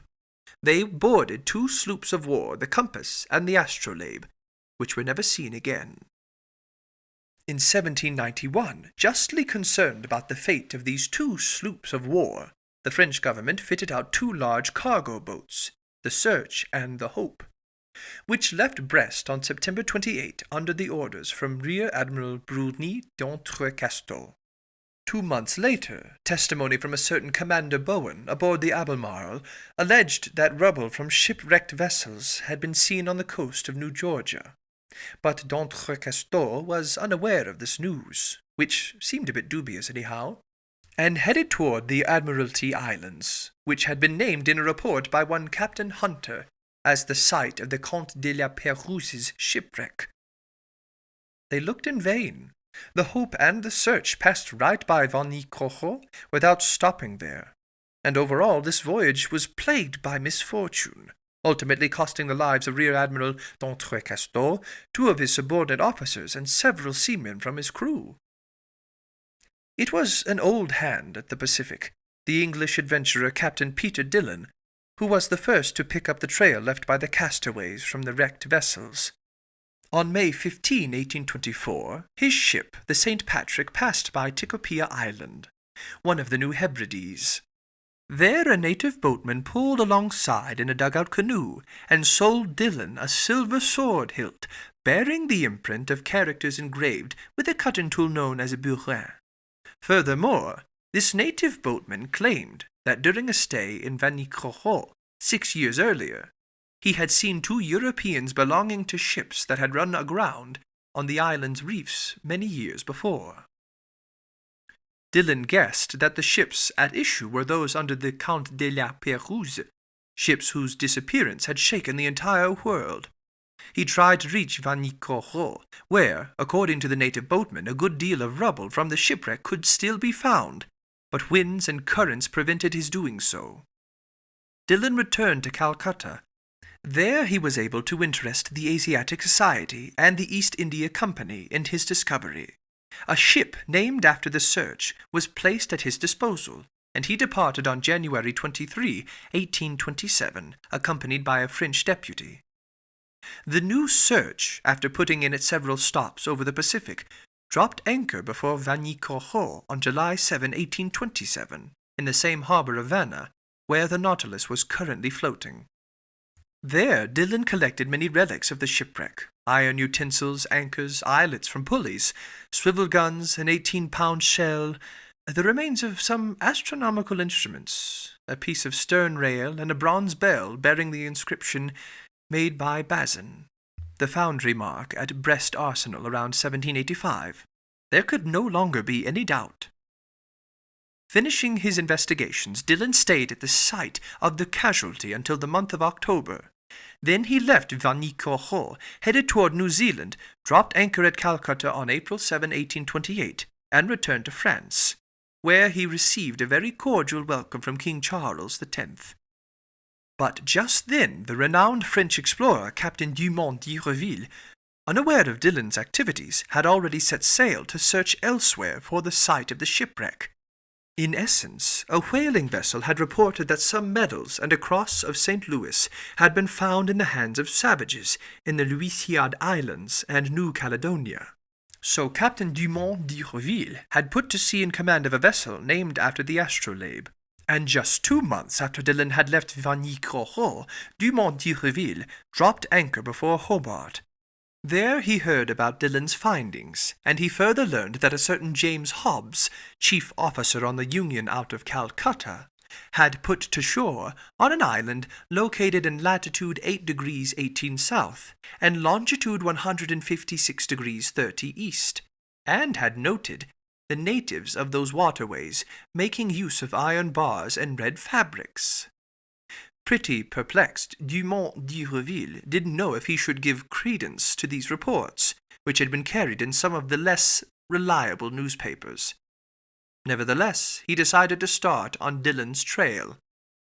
On February 10, 1828, the new astrolabe hove before Tikopia Island, took on a guide and interpreter in the person of a deserter who had settled there, plied a course toward Vanikoro, raised it on February 12, sailed along its reefs until the 14th, and only on the 20th dropped anchor inside its barrier in the harbor of Vanna. On the 23rd, several officers circled the island and brought back some rubble of little importance. The natives, adopting a system of denial and evasion, refused to guide them to the site of the casualty. This rather shady conduct aroused the suspicion that the natives had mistreated the castaways. And in truth, the natives seemed afraid that Dumont d'Urville had come to avenge the Count de la Pérouse and his unfortunate companions. But on the 26th, appeased with gifts, and seeing that they didn't need to fear any reprisals, the natives led the chief officer, Mr. Giacchino, to the site of the shipwreck. At this location, in 3 or 4 fathoms of water between the Pau and Vanna reefs, there lay some anchors, cannons, and ingots of iron and lead, all caked with limestone concretions. A launch and whaleboat from the new astrolabe were steered to this locality, and after going to exhausting lengths, their crews managed to dredge up an anchor weighing 1,800 pounds, a cast-iron 8-pounder cannon, a lead ingot, and 2 copper swivel guns. Questioning the natives, Captain Dumont d'Urville also learned that after La Pérouse's 2 ships had miscarried on the island's reefs, the Count had built a smaller craft, only to go off and miscarry a second time. Where? Nobody knew. The commander of the new astrolabe then had a monument erected under a tuft of mangrove, in memory of the famous navigator and his companions. It was a simple quadrangular pyramid, set on a coral base, with no ironwork to tempt the natives' avarice. Then Dumont d'Urville tried to depart, but his crews were run down from the fevers raging on these unsanitary shores, and, quite ill himself, he was unable to weigh anchor until March 17. Meanwhile, fearing that Dumont d'Urville wasn't abreast of Dillon's activities, the French government sent a sloop of war to Vanicourt, the Bayonnaise, under Commander Le Grand de Tromelin, who had been stationed on the American west coast. Dropping anchor before Vanicourt a few months after the new Astroblade's departure, the Bayonnaise didn't find any additional evidence, but verified that the savages hadn't disturbed the memorial honoring the Count de la Pérouse. This is the substance of the account I gave Captain Nemo. So, he said to me, the castaways built a third ship on Vanicourt Island, and to this day nobody knows where it went and perished? Nobody knows. Captain Nemo didn't reply, but signaled me to follow him to the main lounge. The Nautilus sank a few meters beneath the waves, and the panels opened.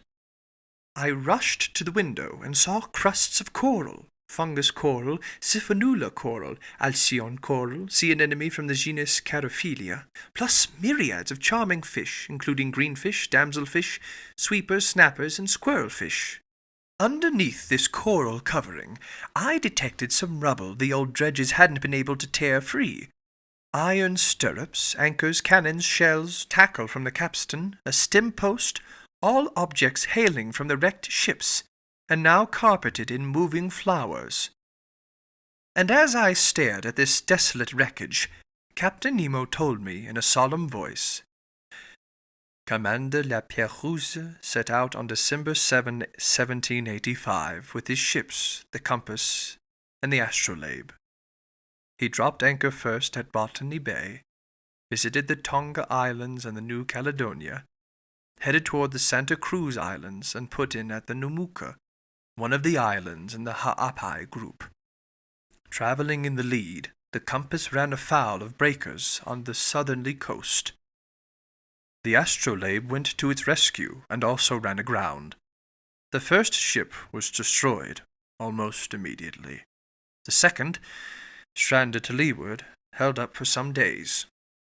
The natives gave the castaways a fair enough welcome. The latter took up residence on the island and built a smaller craft with rubble from the two large ones. A few seamen stayed voluntarily in Vanicourt. The others, weak and ailing, set sail with the Count de la Pérouse. They headed to the Solomon Islands, and they perished with all hands on the westerly coast of the chief island in that group, between Cape Deception and Cape Satisfaction. "And how do you know all this?" I exclaimed. "Here's what I found at the very site of that final shipwreck."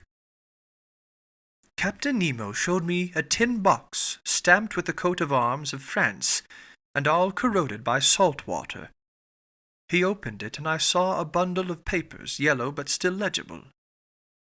They were the actual military orders given by France's Minister of the Navy to Commander La Pérouse, with notes along the margin in the handwriting of King Louis XVI.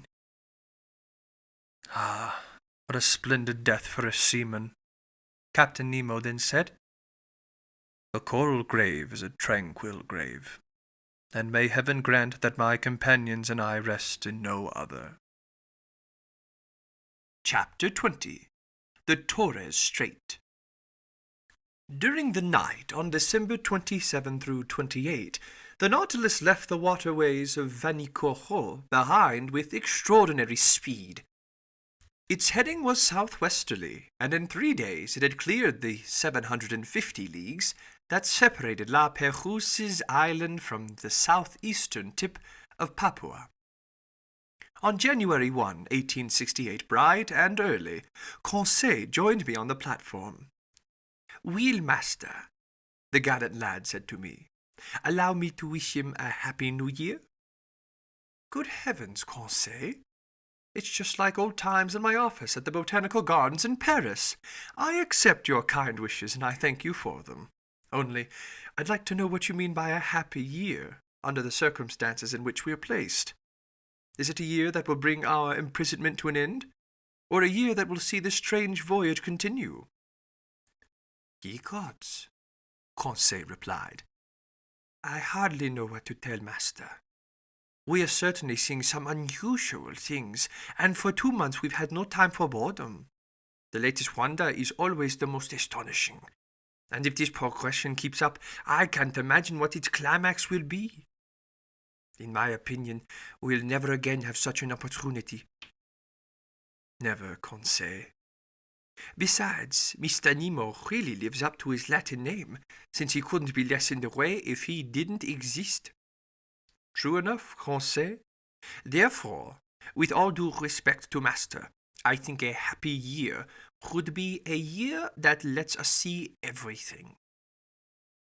Everything, Conseil? No year could be that long. But what does Ned Land think about all this? Ned Land's thoughts are exactly the opposite of mine, Conseil replied. He has a practical mind and a demanding stomach. He's tired of staring at fish and eating them day in and day out. This shortage of wine, bread, and meat isn't suitable for an upstanding Anglo-Saxon, a man accustomed to beefsteak and unfazed by regular doses of brandy or gin. For my part, Conseil, that doesn't bother me in the least, and I've adjusted very nicely to the diet on board. So have I, Conseil replied. Accordingly, I think as much about saying as Mr. Land about making his escape. Thus, if this new year isn't a happy one for me, it will be for him, and vice versa. No matter what happens, one of us will be pleased. So, in conclusion, I wish Master to have whatever his heart desires. Thank you, Conseil. Only I must ask you to postpone the question of New Year's gifts, and temporarily accept a hearty handshake in their place.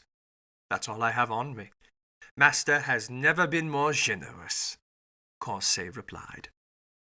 And with that the gallant lad went away. By January 2, we had fared 11,340 miles, hence 5,250 leagues, from our starting point in the Sea of Japan. Before the Nautilus's spur, there stretched the dangerous waterways of the Coral Sea, off the northeast coast of Australia.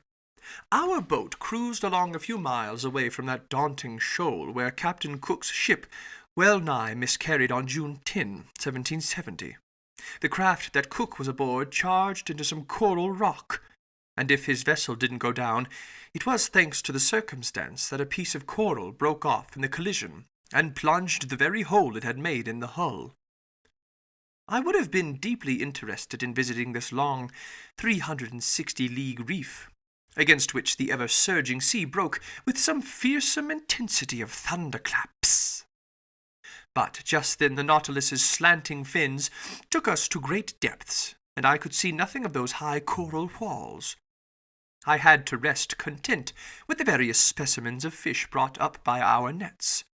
Among others, I noted some long-finned albacore, a species in the genus Scomber, as big as tuna, bluish of the flanks and streaked with crosswise stripes that disappear when the animal dies.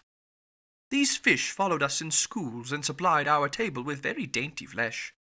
We also caught a large number of yellow-green gilthead, half a decimeter long, and tasting like dorado, plus some flying gurnards, authentic underwater swallows that, on dark nights, alternately streak air and water with their phosphorescent glimmers. Among mollusks and zoophytes, I found in our trawls meshes various species of alcinellarian coral, sea urchins, hammershells, spurred star shells, wintle-trap snails, horn shells, glass snails. The local flora was represented by fine floating algae, sea tangle, and kelp from the genus Macrocystis, saturated with the mucilage their pores perspire, from which I selected a wonderful Nemastoma gelinearoidea, classifying it with the natural curiosities in the museum. On January 4, 2 days after crossing the Coral Sea, we raised the coast of Papua. On this occasion, Captain Nemo told me that he intended to reach the Indian Ocean via the Torres Strait. This was the extent of his remarks.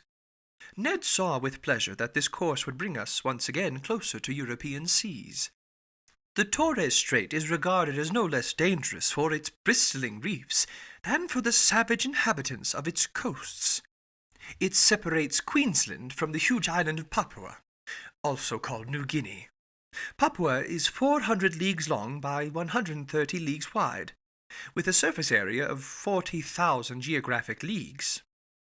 It's located between latitude 0 degrees 19 and 20 degrees 2 south, and between longitude 128 degrees 23 and 146 degrees 15.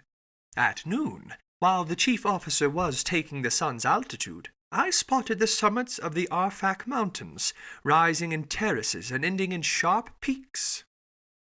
Discovered in 1511 by the Portuguese Francisco Serrano, these shores were successively visited by Don Jorge de Meneses in 1526, by Juan de Grijalva in 1527, by the Spanish general Alvaro de Saavedra in 1528, by Inigo Ortiz in 1545, by the Dutchman Schouten in 1616, by Nicholas Schruik in 1753, by Tasman, Dampier, Fumel, Carteret, Edwards, Bougainville, Cook, McClure, and Thomas Forrest, by Rear Admiral d'Entrecasteaux in 1729, by Louis Isidore Dupéré in 1823, and by Captain Dumont d'Urville in 1827.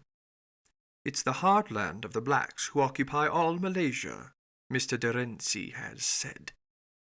And I hadn't the foggiest inkling that sailor's luck was about to bring me face to face with these Andaman aborigines. So the Nautilus hove before the entrance to the world's most dangerous strait, a passageway that even the boldest navigators hesitated to clear. The strait that Luis Valles de Torres faced on returning from the South Seas and Melanesia. The strait in which sloops the war under Captain Dumont d'Urville ran around in 1840 and nearly miscarried with all hands. And even the Nautilus, rising superior to every danger in the sea, was about to become intimate with its coral reefs. The Torres Strait is about 34 leagues wide, but it's obstructed by an incalculable number of islands, islets, breakers, and rocks that make it nearly impossible to navigate. Consequently, Captain Nemo took every desired precaution in crossing it. Floating flush with the water, the Nautilus moved ahead at a moderate pace. Like a cetacean's tail, its propeller churned the waves slowly. Taking advantage of this situation, my two companions and I found seats on the ever-deserted platform. In front of us stood the pilot-house, and unless I am extremely mistaken, Captain Nemo must have been inside, steering his Nautilus himself. Under my eyes I had the excellent charts of the Torres Strait that had been surveyed and drawn up by the hydrographic engineer Vicedon du Moulin and Sub-Lieutenant, now Admiral, Coupvent de Bois, who were part of Dumont d'Urville's general staff during the final voyage to circumnavigate the globe.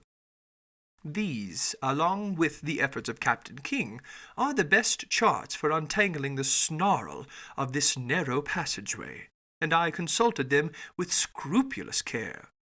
Around the Nautilus the sea was boiling furiously. A stream of waves bearing from southeast to northwest at a speed of 2.5 miles per hour broke over heads of coral emerging here and there. "That's one rough sea," Ned Land told me. "Abominable indeed," I replied, "and hardly suitable for a craft like the Nautilus." "That damned captain," the Canadian went on, "must really be sure of his course, because if these clumps of coral so much as brush us, they'll rip our hull into 1,000 pieces." The situation was indeed dangerous, but as if by magic, the Nautilus seemed to glide right down the middle of these rampaging reefs. It didn't follow the exact course of the Zealous and the new Astrolabe, which had proved so ill-fated for Captain Dumont d'Urville. It went more to the north, hugged the Murray Islands, and returned to the southwest near Cumberland Passage. I thought it was about to charge wholeheartedly into this opening, but it went up to the northwest, through a large number of little-known islands and islets, and steered toward Town Island and the Bad Channel. I was already wondering if Captain Nemo, rash to the point of sheer insanity, wanted his ship to tackle the Narrows, where Dumont d'Urville's 2 sloops of war had gone aground, when he changed direction a second time and cut straight to the west, heading toward Gueboroa Island. By then it was 3 o'clock in the afternoon. The current was slacking off. It was almost full tide. The Nautilus drew near the island, which I can see to this day with its remarkable fringe of screw pines. We hugged it from less than 2 miles out. A sudden jolt threw me down. The Nautilus had just struck a reef, and it remained motionless, listing slightly to port. When I stood up, I saw Captain Nemo and his chief officer on the platform. They were examining the ship's circumstances, exchanging a few words in their incomprehensible dialect. Here is what those circumstances entailed. 2 miles to starboard lay Gueboroa Island, its coastline curving north to west like an immense arm. To the south and east, heads of coral were already on display, left uncovered by the ebbing waters. We had run aground at full tide, and in one of those seas whose tides are moderate, an inconvenient state of affairs for floating the Nautilus off. However, the ship hadn't suffered in any way, so solidly joined was its hull. But although it could neither sink nor split open, it was in serious danger of being permanently attached to these reefs, and that would have been the finish of Captain Nemo's submersible. I was mulling this over when the captain approached, cool and calm, forever in control of himself, looking neither alarmed nor annoyed. "An accident?" I said to him. "No, an incident," he answered me. "But an incident," I replied, "that may oblige you to become a resident again of these shores you avoid." Captain Nemo gave me an odd look and gestured no, which told me pretty clearly that nothing would ever force him to set foot on land mass again. Then he said, "No, Professor Arjona, the Nautilus isn't consigned to perdition.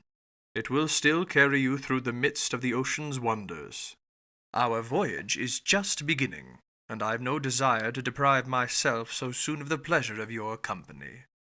"Even so, Captain Nemo," I went on, ignoring his ironic turn of phrase, "the Nautilus has run aground at a moment when the sea is full. Now then, the tides aren't strong in the Pacific, and if you can't unballast the Nautilus, which seems impossible to me, I don't see how it will float off." "You're right, Professor. The Pacific tides aren't strong," Captain Nemo replied. "But in the Torres Strait, one still finds 1.5 meters difference in level between high and low seas. Today is January 4, and in 5 days the moon will be full. Now then, I'll be quite astonished if that good-natured satellite doesn't sufficiently raise these masses of water and do me a favor for which I'll be forever grateful." This said, Captain Nemo went below again to the Nautilus's interior, followed by his chief officer. As for our craft, it no longer stirred, staying as motionless as if these coral polyps had already walled it in with their indestructible cement. "Well, sir," Ned Land said to me, coming up after the captain's departure. "Well, Ned, my friend, we'll serenely wait for the tide on the 9th, because it seems the moon will have the good nature to float us away. As simple as that. As simple as that." "So our captain isn't going to drop his anchors, put his engines on the chains, and do anything to haul us off?" "Since the tide will be sufficient," Conseil replied simply. The Canadian stared at Conseil, then he shrugged his shoulders. The seaman in him was talking now. "Sir," he answered, "you can trust me when I say this hunk of iron will never navigate again, on the seas or under them.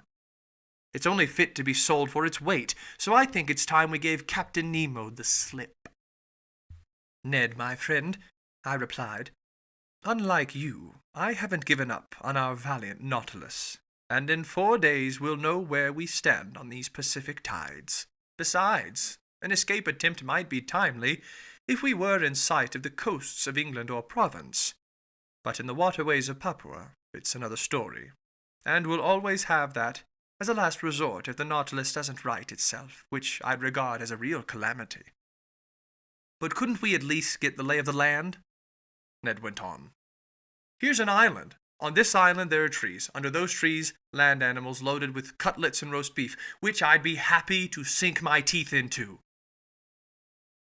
In this instance, our friend Ned is right, Conseil said, and I side with his views. Couldn't Master persuade his friend Captain Nemo to send the three of us ashore, if only so our feet don't lose their knack of treading on the soil parts of our planet? I can ask him, I replied, but he'll refuse. Let Master take the risk, Conseil said, and we'll know where we stand on the captain's affability. Much to my surprise, Captain Nemo gave me the permission I asked for, and he did so with grace and alacrity, not even exacting my promise to return on board. But fleeing across the New Guinea territories would be extremely dangerous, and I wouldn't have advised Ned Land to try it. Better to be prisoners aboard the Nautilus than to fall into the hands of the Papuan natives. The skiff was put at our disposal for the next morning. I hardly needed to ask whether Captain Nemo would be coming along. I likewise assumed that no crewman would be assigned to us, that Ned Land would be in sole charge of piloting the longboat. Besides, the shore lay no more than 2 miles off, and it would be child's play for the Canadian to guide that nimble skiff through those rows of reefs so ill-fated for big ships. The next day, January 5, after its deck paneling was opened, the skiff was wrenched from its socket and launched to sea from the top of the platform. 2 men were sufficient for this operation. The oars were inside the longboat, and we had only to take our seats. At 8 o'clock, armed with rifles and axes, we pulled clear of the Nautilus. The sea was fairly calm. A mild breeze blew from shore. In place by the oars, Conseil and I rowed vigorously, and Ned steered us into the narrow lanes between the breakers. The skiff handled easily and sped swiftly. Ned Land couldn't conceal his glee. He was a prisoner, escaping from prison, and never dreaming he would need to re-enter it. Meat, he kept repeating. Now we'll eat red meat, actual game, a real mess call by thunder! I'm not saying fish aren't good for you, but we mustn't overdo 'em, and a slice of fresh venison grilled over live coals will be a nice change from our standard fare. You glutton, Conseil replied. You're making my mouth water. It remains to be seen, I said, whether these forests do contain game, and if the types of game aren't of such size that they can't hunt the hunter. Fine, Professor Arronat, replied the Canadian, whose teeth seemed to be as honed as the edge of an axe. But if there's no other quadruped on this island, I'll eat a tiger. Tiger sirloin. Our friend Ned grows disturbing, Conseil replied. Whatever it is, Ned Land went on, any animal having 4 feet without feathers or 2 feet with feathers will be greeted by my very own 1-gun salute. Oh, good, I replied. The reckless Mr. Land is at it again. Don't worry, Professor Arronat. Just keep rowing, the Canadian replied. I only need 25 minutes to serve you one of my own special creations. By 8:30, the Nautilus's skiff had just run gently aground on a sandy strand, after successfully clearing the ring of coral that surrounds Gueboroa Island. Chapter 21. Some Days Ashore. Stepping ashore had an exhilarating effect on me. Ned Land tested the soil with his foot, as if he were laying claim to it. Yet it had been only 2 months since we had become, as Captain Nemo expressed it, passengers on the Nautilus. In other words, the literal prisoners of its commander. In a few minutes we were a gunshot away from the coast. The soil was almost entirely madreporic, but certain dry stream beds were strewn with granite rubble, proving that this island was of primordial origin. The entire horizon was hidden behind a curtain of wonderful forests. Enormous trees, sometimes as high as 200 feet, were linked to each other by garlands of tropical creepers, genuine natural hammocks that swayed in a mild breeze. There were mimosas, banyan trees, beefwood, teakwood, hibiscus, screw pines, palm trees, all mingling in wild profusion. And beneath the shade of their green canopies, at the feet of their gigantic trunks, there grew orchids, leguminous plants, and ferns. Meanwhile, ignoring all these fine specimens of Papuan flora, the Canadian passed up the decorative in favor of the functional. He spotted a coconut palm, beat down some of its fruit, broke them open, and we drank their milk and ate their meat, with a pleasure that was a protest against our standard fare on the Nautilus. Excellent, Ned Land said. Exquisite, Conseil replied. And I don't think, the Canadian said, that your Nemo would object to us stashing a cargo of coconuts aboard his vessel? I imagine not, I replied, but he won't want to sample them. Too bad for him, Conseil said. And plenty good for us, Ned Land shot back. There'll be more left over. A word of caution, Mr. Land, I told the harpooner, who was about to ravage another coconut palm. Coconuts are admirable things, but before we stuff the skin with them, it would be wise to find out whether this island offers other substances just as useful. Some fresh vegetables would be well received in the Nautilus's pantry.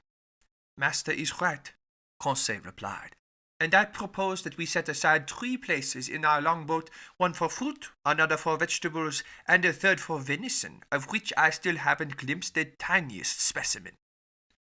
Don't give up so easily, Conseil, the Canadian replied. So let's continue our excursion, I went on, but keep a sharp lookout. This island seems uninhabited, but it still might harbor certain individuals who aren't so finicky about the sort of game they eat. Ned put in, with a meaningful movement of his jaws. Ned! Oh, horrors! Conseil exclaimed. Ye gods! The Canadian shot back. I'm starting to appreciate the charms of cannibalism. Ned, don't say that, Conseil answered. You a cannibal? Why, I'll no longer be safe next to you, I who share your cabin.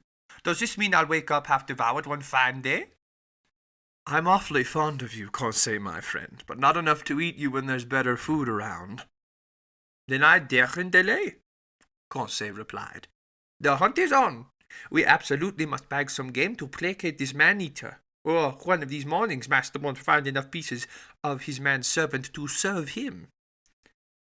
While exchanging this chit-chat, we entered beneath the dark canopies of the forest, and for 2 hours we explored it in every direction. We couldn't have been luckier in our search for edible vegetation, and some of the most useful produce in the tropical zones supplied us with the valuable foodstuff missing on board. I mean the breadfruit tree, which is quite abundant on Gueboroa Island, and there I chiefly noted the seedless variety that in Malaysia is called rima. This tree is distinguished from other trees by a straight trunk 40 feet high. To the naturalist's eye, its gracefully rounded crown, formed of big multi-lobed leaves, was enough to denote the artocarpus that had been so successfully transplanted to the Mascarene Islands east of Madagascar. From its mass of greenery, huge globular fruit stood out, a decimeter wide and furnished on the outside with creases that assumed a hexangular pattern. It's a handy plant that nature gives to regions lacking in wheat. Without needing to be cultivated, it bears fruit 8 months out of the year. Ned Land was on familiar terms with this fruit. He had already eaten it on his many voyages and knew how to cook its edible substance, so the very sight of it aroused his appetite, and he couldn't control himself. Sir, he told me, I'll die if I don't sample a little breadfruit pasta. Sample some, Ned, my friend, sample all you like. We're here to conduct experiments. Let's conduct them. It won't take a minute, the Canadian replied. Equipped with a magnifying glass, he lit a fire of dead wood that was soon crackling merrily.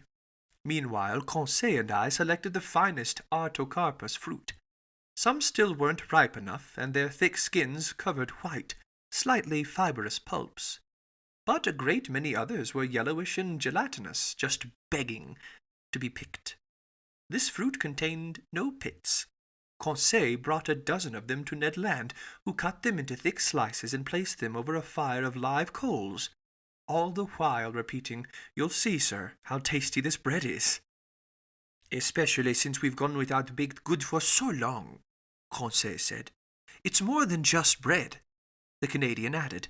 "It's a dainty pastry. You've never eaten any, sir?" "No, Ned." "All right. Get ready for something downright delectable. If you don't come back for seconds, I'm no longer the king of harpooners." After a few minutes, the parts of the fruit exposed to the fire were completely toasted. On the inside there appeared some white pasta, a sort of soft bread center whose flavor reminded me of artichoke. This bread was excellent, I must admit, and I ate it with great pleasure. "Unfortunately," I said, "this pasta won't stay fresh, so it seems pointless to make a supply for on board." "By thunder, sir!" Ned Land exclaimed. "There you go, talking like a naturalist, but meantime I'll be acting like a baker. Conseil, harvest some of this fruit to take with us when we go back." "And how will you prepare it?" I asked the Canadian. "I'll make a fermented batter from its pulp that'll keep indefinitely without spoiling. When I want some, I'll just cook it in the galley on board. It'll have a slightly tart flavor, but you'll find it excellent." "So, Mr. Ned, I see that this bread is all we need." "Not quite, Professor," the Canadian replied. "We need some fruit to go with it, or at least some vegetables." "Then let's look for fruit and vegetables." When our breadfruit harvesting was done, we took to the trail to complete this dry land dinner. We didn't search in vain, and near noontime we had an ample supply of bananas. This delicious produce from the torrid zones ripens all year round, and Malaysians, who give them the name pisang, eat them without bothering to cook them. In addition to bananas, we gathered some enormous jackfruit with a very tangy flavor, some tasty mangoes, and some pineapples of unbelievable size. But this foraging took up a good deal of our time, which, even so, we had no cause to regret. Conseil kept Ned under observation. The harpooner walked in the lead, and during his stroll through the forest, he gathered with sure hands some excellent fruit that should have completed his provisions. "So," Conseil asked, "you have everything you need, Ned, my friend?" The Canadian put in. "What, you're complaining?" "All this vegetation doesn't make a meal," Ned replied. "Just side dishes, dessert. But where's the soup course? Where's the roast?" "Right," I said. "Ned promised us cutlets, which seems highly questionable to me." "Sir," the Canadian replied, "our hunting not only isn't over, it hasn't even started. Patience. We're sure to end up bumping into some animal with either feathers or fur. If not in this locality, then in another. And if not today, then tomorrow, because we mustn't wander too far off," Conseil added. "That's why I propose that we return to the skiff." "What, already?" Ned exclaimed. "We ought to be back before nightfall," I said. "But what hour is it, then?" the Canadian asked. 2 o'clock at least," Conseil replied. "How time flies on solid ground," exclaimed Ned Land with a sigh of regret. "Off we go," Conseil replied. So we returned through the forest, and we completed our harvest by making a clean sweep of some palm cabbages that had to be picked from the crowns of their trees, some small beans that I recognized as the abru of the Malaysians, and some high-quality yams. We were overloaded when we arrived at the skiff. However, Ned Land still found these provisions inadequate. But fortune smiled on him. Just as we were boarding, he spotted several trees 25 to 30 feet high, belonging to the palm species. As valuable as the Actocarpus, these trees are justly ranked among the most useful produce in Malaysia. They were sago palms, vegetation that grows without being cultivated. Like mulberry trees, they reproduce by means of shoots and seeds. Ned Land knew how to handle these trees. Taking his axe and wielding it with great vigor, he soon stretched out on the ground 2 or 3 sago palms. whose maturity was revealed by the white dust sprinkled over their palm fronds. I watched him more as a naturalist than as a man in hunger. He began by removing from each trunk an inch-thick strip of bark that covered a network of long, hopelessly tangled fibers that were puttied with a sort of gummy flour. This flour was the starch-like sago, an edible substance chiefly consumed by the Malaysian peoples. For the time being, Ned Land was content to chop these trunks into pieces, as if he were making firewood. Later he would extract the flour by sifting it through cloth to separate it from its fibrous ligaments, let it dry out in the sun, and leave it to harden inside molds. Finally, at 5 o'clock in the afternoon, laden with all our treasures, we left the island beach and half an hour later pulled alongside the Nautilus. Nobody appeared on our arrival. The enormous sheet-iron cylinder seemed deserted. Our provisions loaded on board, I went below to my stateroom. There I found my supper ready. I ate and then fell asleep. The next day, January 6, nothing new on board. Not a sound inside, not a sign of life. The skiff stayed alongside in the same place we had left it. We decided to return to Gueboroa Island. Ned Land hoped for better luck in his hunting than on the day before, and he wanted to visit a different part of the forest. By sunrise we were off, carried by an inbound current. The longboat reached the island in a matter of moments. We disembarked, and thinking it best to abide by the Canadian's instincts, we followed Ned Land, whose long legs threatened to outpace us. Ned Land went westward up the coast. Then, fording some stream beds, he reached open plains that were bordered by wonderful forests. Some kingfishers lurked along the watercourses, but they didn't let us approach. Their cautious behavior proved to me that these winged creatures knew where they stood on bipeds of our species, and I concluded that if this island wasn't inhabited, at least human beings paid it frequent visits. After crossing a pretty lush prairie, we arrived on the outskirts of a small wood, enlivened by the singing and soaring of a large number of birds. "Still, they're merely birds," Conseil said, "but some are edible." The harpooner replied. "Wrong, Ned, my friend," Conseil answered, "because I see only ordinary parrots here." "Conseil, my friend," Ned replied in all seriousness, "parrots are like pheasant to people with nothing else on their plates." "And I might add," I said, "that when these birds are properly cooked, they're at least worth a stab of the fork." Indeed, under the dense foliage of this wood, a whole host of parrots fluttered from branch to branch, needing only the proper upbringing to speak human dialects. At present they were cackling in chorus with parakeets of every color, with solemn cockatoos that seemed to be pondering some philosophical problem, while bright red lories passed by like pieces of bunting borne on the breeze.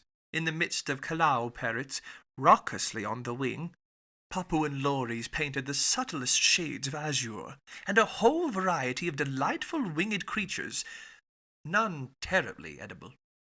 However, one bird unique to these shores, which never passes beyond the boundaries of the Aru and Papuan Islands, was missing from this collection. But I was given a chance to marvel at it soon enough. After crossing through a moderately dense thicket, we again found some plains obstructed by bushes. There I saw some magnificent birds soaring aloft, the arrangement of their long feathers causing them to head into the wind. Their undulating flight, the grace of their aerial curves, and the play of their colors allured and delighted the eye. I had no trouble identifying them. "Birds of paradise," I exclaimed. "Order Passeriforma, division Cleistomorcha," Conseil replied. "Partridge family?" Ned Land asked. "I doubt it, Mr. Land. Nevertheless, I'm counting on your dexterity to catch me one of these delightful representatives of tropical nature." "I'll give it a try, Professor, though I'm handier with a harpoon than a rifle." Malaysians, who do a booming business in these birds with the Chinese, have various methods for catching them that we couldn't use. Sometimes they set snares on the tops of the tall trees that the bird of paradise prefers to inhabit. At other times they capture it with the tenacious glue that paralyzes its movements. They will even go so far as to poison the springs where these fowl habitually drink. But in our case, all we could do was fire at them on the wing, which left us little chance of getting one. And in truth, we used up a good part of our ammunition in vain. Near 11 o'clock in the morning, we cleared the lower slopes of the mountains that form the island's center, and we still hadn't bagged a thing. Hunger spurred us on. The hunters had counted on consuming the proceeds of their hunting, and they had miscalculated. Luckily, and much to his surprise, Conseil pulled off a right and left shot and ensured our breakfast. He brought down a white pigeon and a ring-dove, which were briskly plucked, hung from a spit, and roasted over a blazing fire of deadwood. While these fascinating animals were cooking, Ned prepared some bread from the artocarpus. Then the pigeon and ring-dove were devoured to the bones and declared excellent. Nutmeg, on which these birds habitually gorge themselves, sweetens their flesh and makes it delicious eating. "They taste like chicken stuffed with truffles," Conseil said. "All right, Ned," I asked the Canadian. "Now what do you need?" "Game with 4 paws, Professor Arjona," Ned Land replied. "All these pigeons are only appetizers, snacks. So till I've bagged an animal with cutlets, I won't be happy. Nor I, Ned, until I've caught a bird of paradise." "Then let's keep hunting," Conseil replied. "But while heading back to the sea, we've arrived at the foothills of these mountains, and I think we'll do better if we return to the forest regions." It was good advice, and we took it. After an hour's walk, we reached a genuine sago palm forest. A few harmless snakes fled underfoot. Birds of paradise stole off at our approach, and I was in real despair of catching one when Conseil, walking in the lead, stooped suddenly, gave a triumphant shout, and came back to me carrying a magnificent bird of paradise. "Oh, bravo, Conseil!" I exclaimed.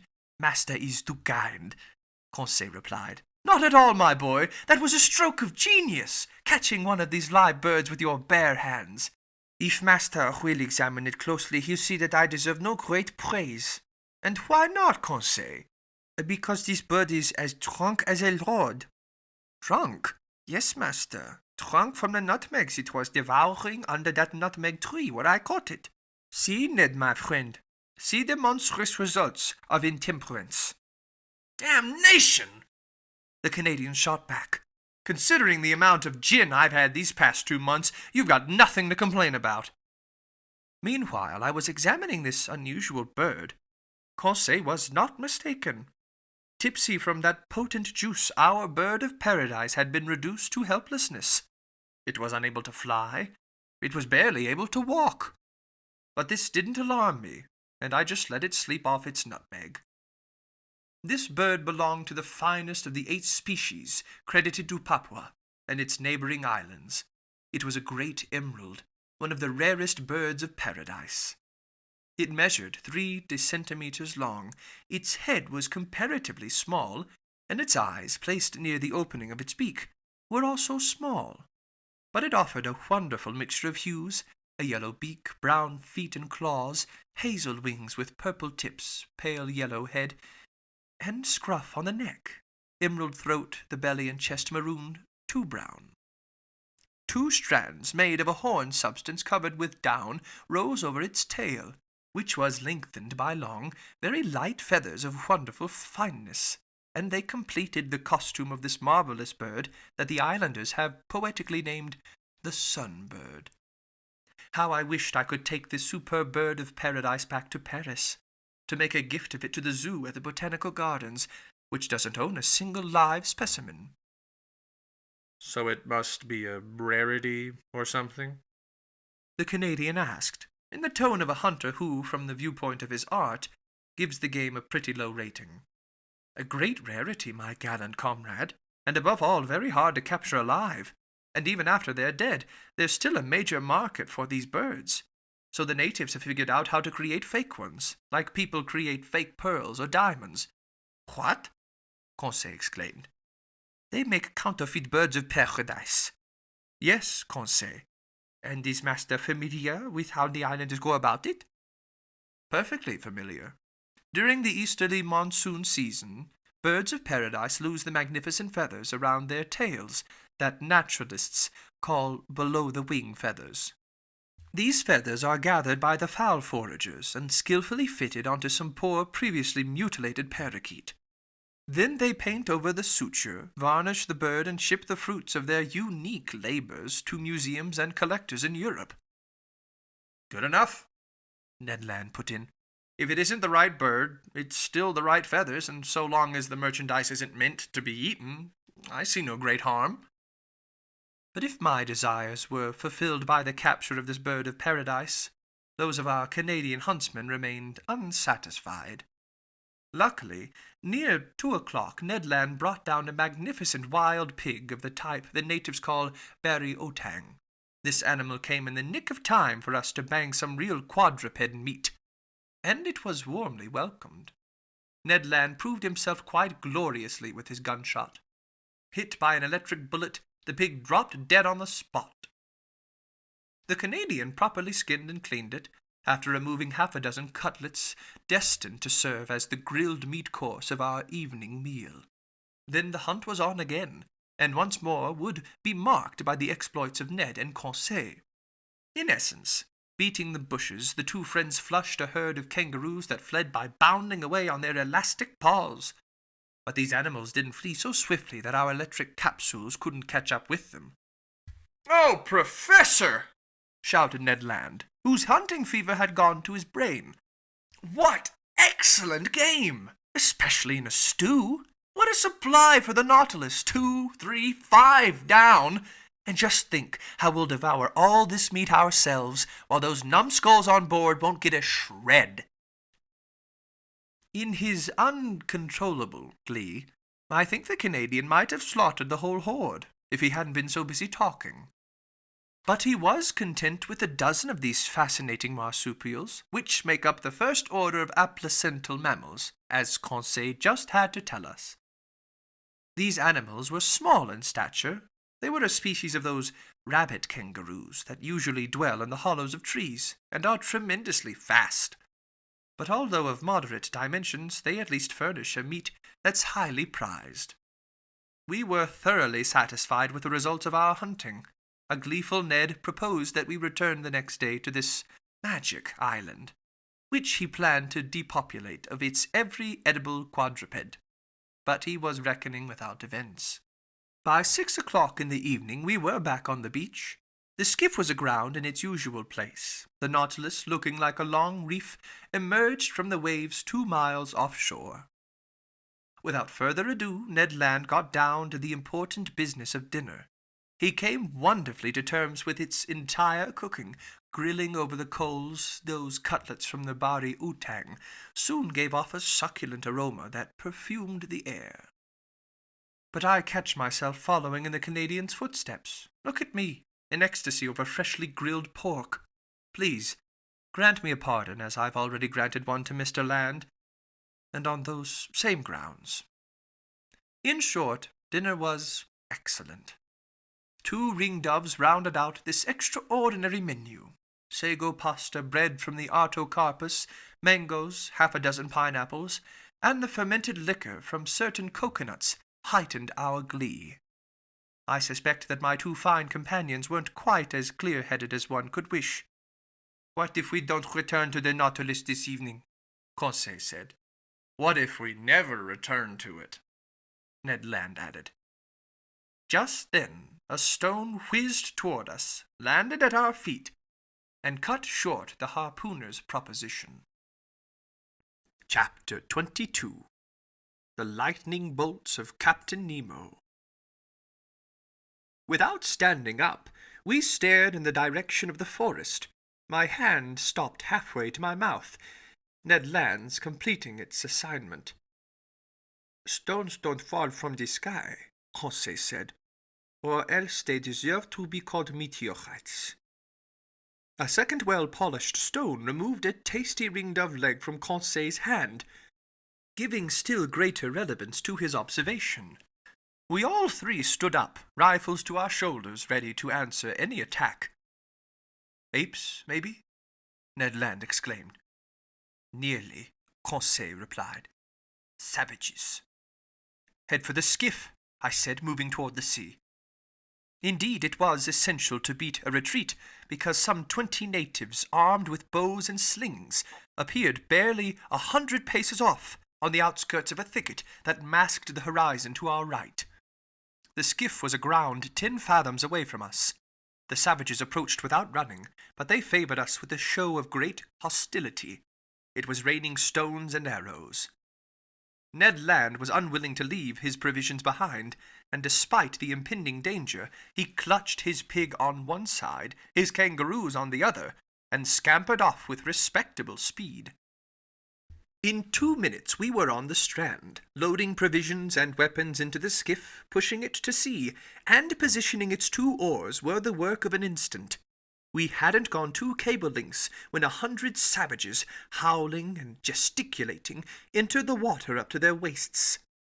I looked to see if their appearance might draw some of the Nautilus's men onto the platform. But no. Lying well out, that enormous machine still seemed completely deserted. 20 minutes later we boarded ship. The hatches were open. After mooring the skiff, we re-entered the Nautilus's interior. I went below to the lounge, from which some chords were wafting. Captain Nemo was there, leaning over the organ, deep in a musical trance.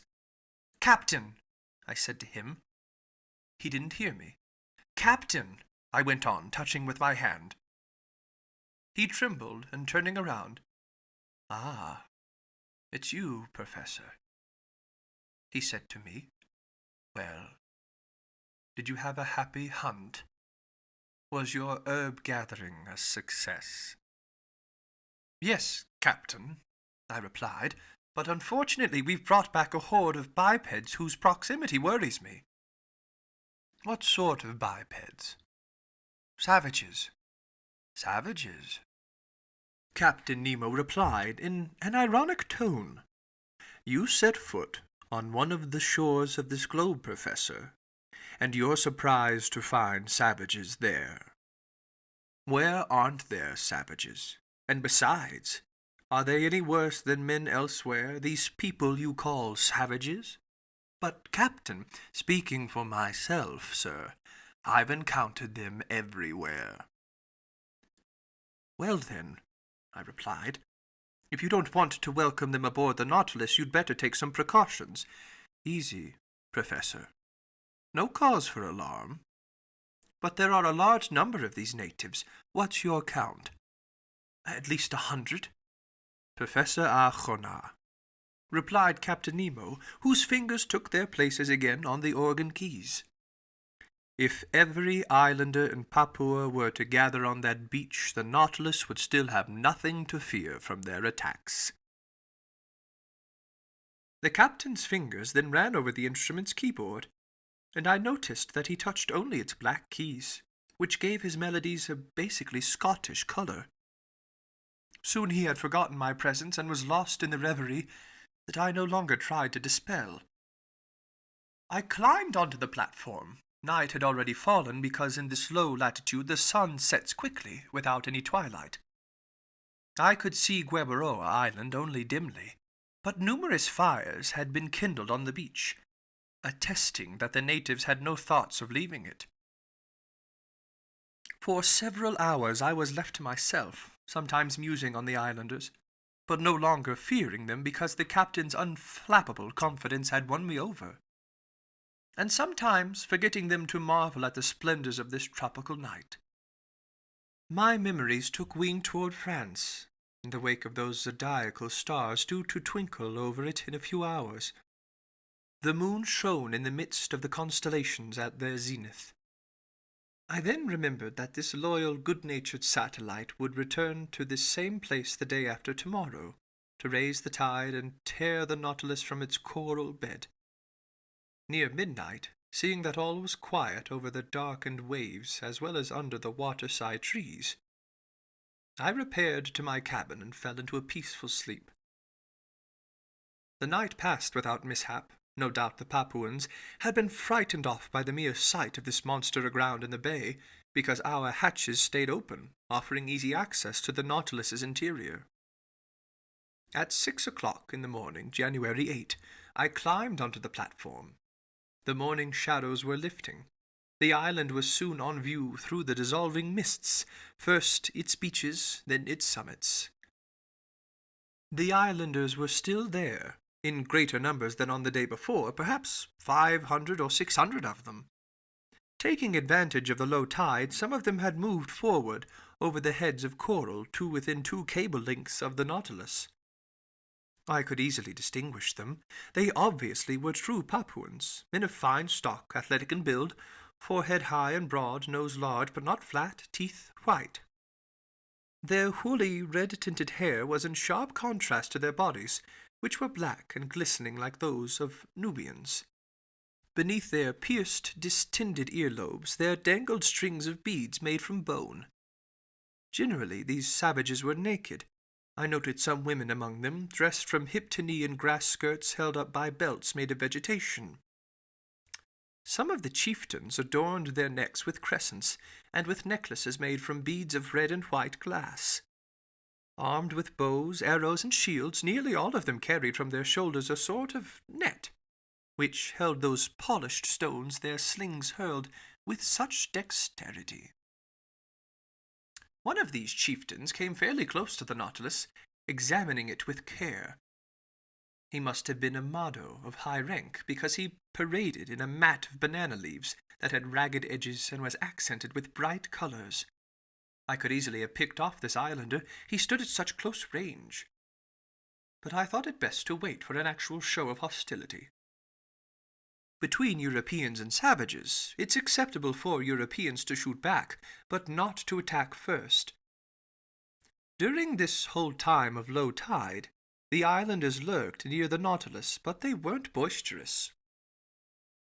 I often heard them repeat the word "asai," and from their gestures I understood they were inviting me to go ashore, an invitation I felt obliged to decline.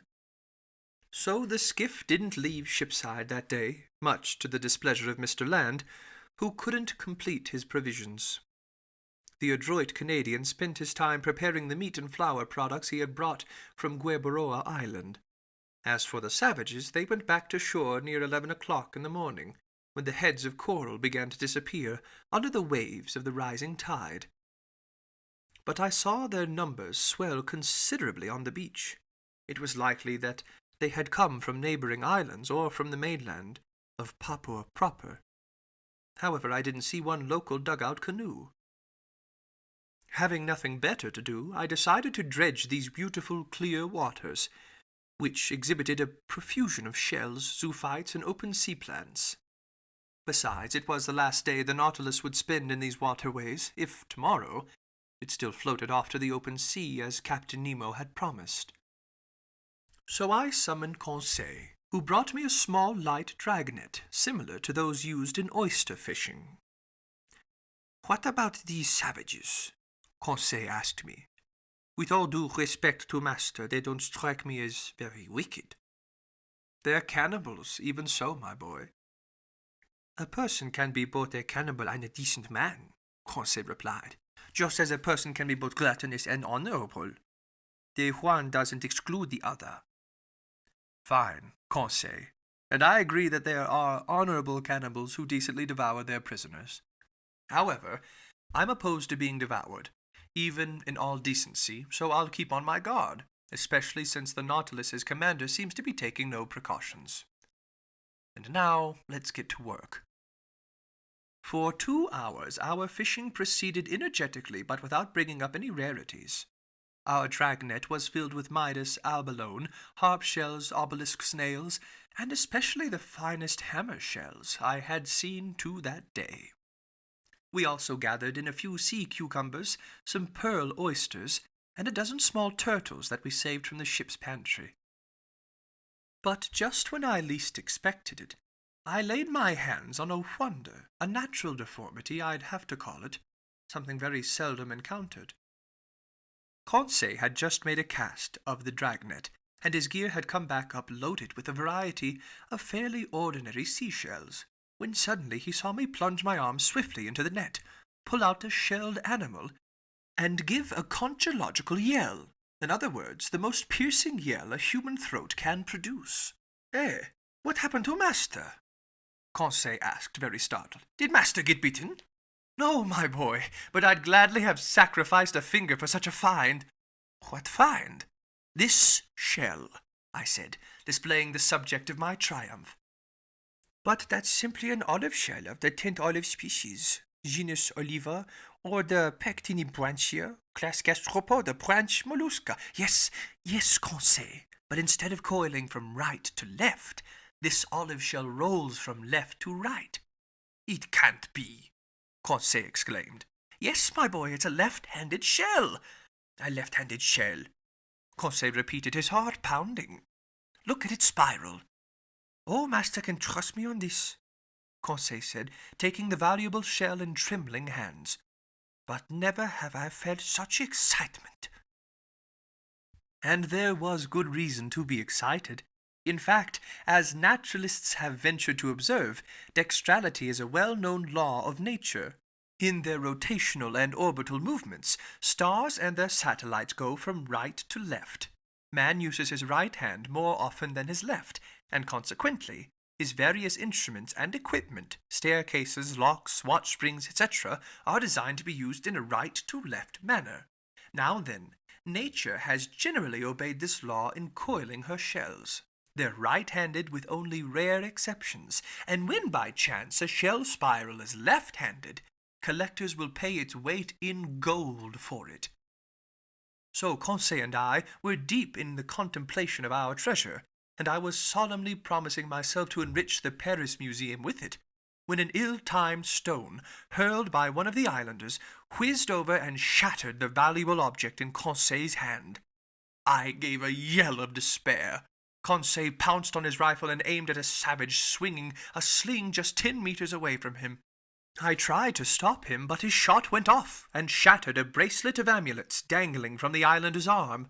Conseil, I shouted, Conseil! Eh, what? Didn't Master see that this man-eater initiated the attack? A shell isn't worth a human life, I told him. Oh, the rascal, Conseil exclaimed. I'd rather he cracked my shoulder. Conseil was in dead earnest, but I didn't subscribe to his views. However, the situation had changed in only a short time, and we hadn't noticed. Now some 20 dugout canoes were surrounding the Nautilus. Hollowed from tree trunks, these dugouts were long, narrow, and well designed for speed, keeping their balance by means of 2 bamboo poles that floated on the surface of the water. They were maneuvered by skillful half-naked paddlers, and I viewed their advance with definite alarm. It was obvious these Papuans had already entered into relations with Europeans and knew their ships. By this long iron cylinder lying in the bay, with no masts or funnels, what were they to make of it? Nothing good, because at first they kept it at a respectful distance. However, seeing that it stayed motionless, they regained confidence little by little and tried to become more familiar with it. Now then, it was precisely this familiarity that we needed to prevent. Since our weapons made no sound when they went off, they would have only a moderate effect on these islanders, who reputedly respect nothing but noisy mechanisms.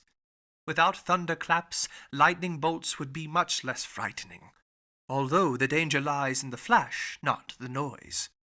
Just then the dugout canoes drew nearer to the Nautilus, and a cloud of arrows burst over us. Fire and brimstone, it's hailing, Conseil said, and poisoned hail, perhaps. We've got to alert Captain Nemo, I said, re-entering the hatch. I went below to the lounge. I found no one there. I ventured a knock at the door opening into the cabin stateroom. The word enter answered me. I did so and found Captain Nemo busy with calculations in which there was no shortage of x and other algebraic signs. Am I disturbing you? I said out of politeness. Correct, Professor Achona, the captain answered me. But I imagine you have pressing reasons for looking me up. Very pressing. Native dugout canoes are surrounding us, and in a few minutes we are sure to be assaulted by several hundred savages. Ah, Captain Nemo put in serenely. They've come in their dugouts? Yes, sir. Well, sir, closing the hatches should do the trick. Precisely, and that's why I came to tell you nothing easier, Captain Nemo said. And he pressed an electric button, transmitting an order to the crew's quarters. There, sir. All under control, he told me after a few moments. The skiff is in place and the hatches are closed. I don't imagine you're worried that these gentlemen will stave in walls that shells from your frigate couldn't breach. No, Captain, but one danger still remains. What's that, sir? Tomorrow, at about this time, we'll need to reopen the hatches to renew the Nautilus's air. No argument, sir, since our craft breathes in the manner favored by cetaceans. But if these Papuans are occupying the platform at that moment, I don't see how you can prevent them from entering. Then, sir, you assume they'll board the ship? I'm certain of it. Well, sir, let them come aboard. I see no reason to prevent it. Deep down, they're just poor devils, these Papuans, and I don't want my visit to Gueboroa Island to cost the life of a single one of these unfortunate people. On this note I was about to withdraw, but Captain Nemo detained me and invited me to take a seat next to him. He questioned me with interest on our excursions ashore and on our hunting, but seemed not to understand the Canadian's passionate craving for red meat. Then our conversation skimmed various subjects, and without being more forthcoming, Captain Nemo proved more affable. Among other things, we came to talk of the Nautilus's circumstances, aground in the same strait where Captain Dumont d'Urville had nearly miscarried. Then, pertinent to this, he was one of your great seamen, the captain told me, one of your shrewdest navigators, that d'Urville. He was the Frenchman's Captain Cook, a man wise but unlucky, braving the ice banks of the South Pole, the coral of Oceania, the cannibals of the Pacific, only to perish wretchedly in a train wreck. If that energetic man was able to think about his life in its last seconds, imagine what his final thoughts must have been. As he spoke, Captain Nemo seemed deeply moved. An emotion I felt was to his credit. Then, chart in hand, we returned to the deeds of the French navigator, his voyages to circumnavigate the globe, his double attempt at the South Pole, which led to his discovery of the Adelaide coast, and the Louis-Philippe Peninsula, finally his hydrographic surveys of the chief islands in Oceania. What your d'Urville did on the surface of the sea, Captain Nemo told me, I've done in the ocean's interior, but more easily, more completely than he. Constantly tossed about by hurricanes, the Zealous and the new Astrolabe couldn't compare with the Nautilus, a quiet workroom truly at rest in the midst of the waters. Even so, Captain, I said, there is one major similarity between Dumont d'Urville's sloop of war and the Nautilus. What's that, sir? Like them, the Nautilus has run aground. The Nautilus is not aground, sir, Captain Nemo replied icily. The Nautilus was built to rest on the ocean floor, and I don't need to undertake the arduous labors, the maneuvers d'Urville had to attempt in order to float off his sloops of war. The Zealous and the new Astrolabe well nigh perished, but my Nautilus is in no danger. Tomorrow, on the day stated and at the hour stated, the tide will peacefully lift it off, and it will resume its navigating through the seas. Captain, I said, I don't doubt. Tomorrow, Captain Nemo added, standing up. Tomorrow at 2:40 in the afternoon, the Nautilus will float off and exit the Torres Strait, undamaged. Pronouncing these words in an extremely sharp tone, Captain Nemo gave me a curt bow. This was my dismissal, and I re-entered my stateroom. There I found Conseil, who wanted to know the upshot of my interview with the captain. My boy, I replied, when I expressed the belief that these Papuan natives were a threat to his Nautilus, the captain answered me with a great irony. So I've just one thing to say to you. Have faith in him and sleep in peace. Master has no need for my services. No, my friend. What's Ned Land up to? Begging Master's indulgence, Conseil replied. But our friend Ned is concocting a kangaroo pie that will be the 8th wonder. I was left to myself. I went to bed, but slept pretty poorly. I kept hearing noises from the savages, who were stamping on the platform and letting out deafening yells. The night passed in this way, without the crew ever emerging from their usual inertia. They were no more disturbed by the presence of these man-eaters than soldiers in an armored fortress are troubled by ants running over the armor plates. I got up at 6 o'clock in the morning. The hatches weren't open, so the air inside hadn't been renewed, but the air tanks were kept full for any eventuality and would function appropriately to shoot a few cubic meters of oxygen into the Nautilus's thin atmosphere. I worked in my stateroom until noon without seeing Captain Nemo even for an instant. Nobody on board seemed to be making any preparations for departure. I still waited for a while. Then I made my way to the main lounge. Its timepiece marked 2:30. In 10 minutes the tide would reach its maximum elevation, and if Captain Nemo hadn't made a rash promise, the Nautilus would immediately break free. If not, many months might pass before it could leave its coral bed. But some preliminary vibrations could soon be felt over the boat's hull. I heard its plating grind against the limestone roughness of that coral base.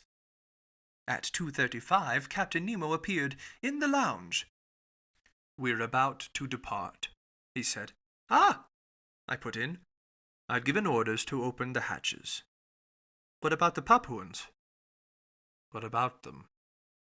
Captain Nemo replied, with a light shrug of his shoulders. "Won't they come inside the Nautilus?" "How will they manage that?" "By jumping down the hatches you're about to open." "Professor Arjona," Captain Nemo replied, serenely, "the Nautilus's hatches aren't to be entered in that fashion even when they're open." I gaped at the captain. "You don't understand?" he said to me. "Not in the least." "Well, come along and you'll see." I headed to the central companionway. There, very puzzled, Ned Land and Conseil watched the crewmen opening the hatches, while a frightful clamor and furious shouts resounded outside. The hatch lids fell back onto the outer plating. 20 horrible faces appeared, but when the first islander laid hands on the companionway railing, he was flung backward by some invisible power. Lord knows what. He ran off howling in terror and wildly prancing around. 10 of his companions followed him. All 10 met the same fate. Conseil was in ecstasy. Carried away by his violent instincts, Ned Land leaped up the companionway. But as soon as his hands seized the railing, he was thrown backward in his turn. "Damnation!" he exclaimed. "I've been struck by a lightning bolt!" These words explained everything to me. It wasn't just a railing that led to the platform. It was a metal cable, fully charged with the ship's electricity. Anyone who touched it got a fearsome shock, and such a shock would have been fatal if Captain Nemo had thrown the full current from his equipment into the conducting cable.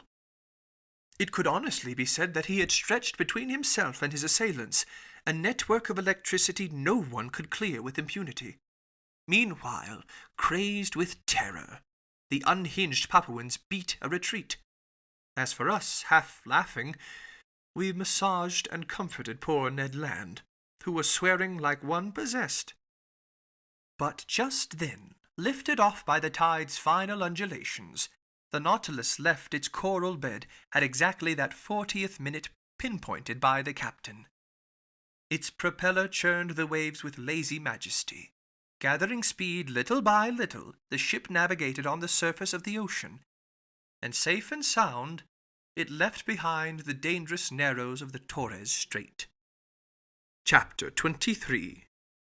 Agri Somnia. The following day, January 10, the Nautilus resumed its travels in mid-water, but at a remarkable speed that I estimated to be at least 35 miles per hour. The propeller was going so fast I could neither follow nor count its revolutions. I thought about how this marvelous electric force not only gave motion, heat, and light to the Nautilus, but even protected it against outside attack, transforming it into a sacred ark no profane hand could touch without being blasted. My wonderment was boundless, and it went from the submersible itself to the engineer who had created it. We were traveling due west, and on January 11 we doubled Cape Wessel, located in longitude 135 degrees and latitude 10 degrees north, the west tip of the Gulf of Carpentaria. Reefs were still numerous, but more widely scattered, and were fixed on the chart with the greatest accuracy. The Nautilus easily avoided the money breakers to port and the Victoria Reefs to starboard, positioned at longitude 130 degrees on the 10th parallel, which we went along rigorously. On January 13, arriving in the Timor Sea, Captain Nemo raised the island of that name at longitude 122 degrees. This island, whose surface area measures 1,625 square leagues, is governed by rayas. These aristocrats deem themselves the sons of crocodiles. In other words, descendants with the most exalted origins to which a human being can lay claim. Accordingly, their scaly ancestors infest the island's rivers and are the subjects of special veneration. They are sheltered, nurtured, flattered, pampered, and offered a ritual diet of nubile maidens. And woe to the foreigner who lifts a finger against these sacred saurians. But the Nautilus wanted nothing to do with these nasty animals. Timor Island was visible for barely an instant at noon, while the chief officer determined his position. I also caught only a glimpse of Little Roti Island, part of this same group, whose women have a well-established reputation for beauty in the Malaysian marketplace.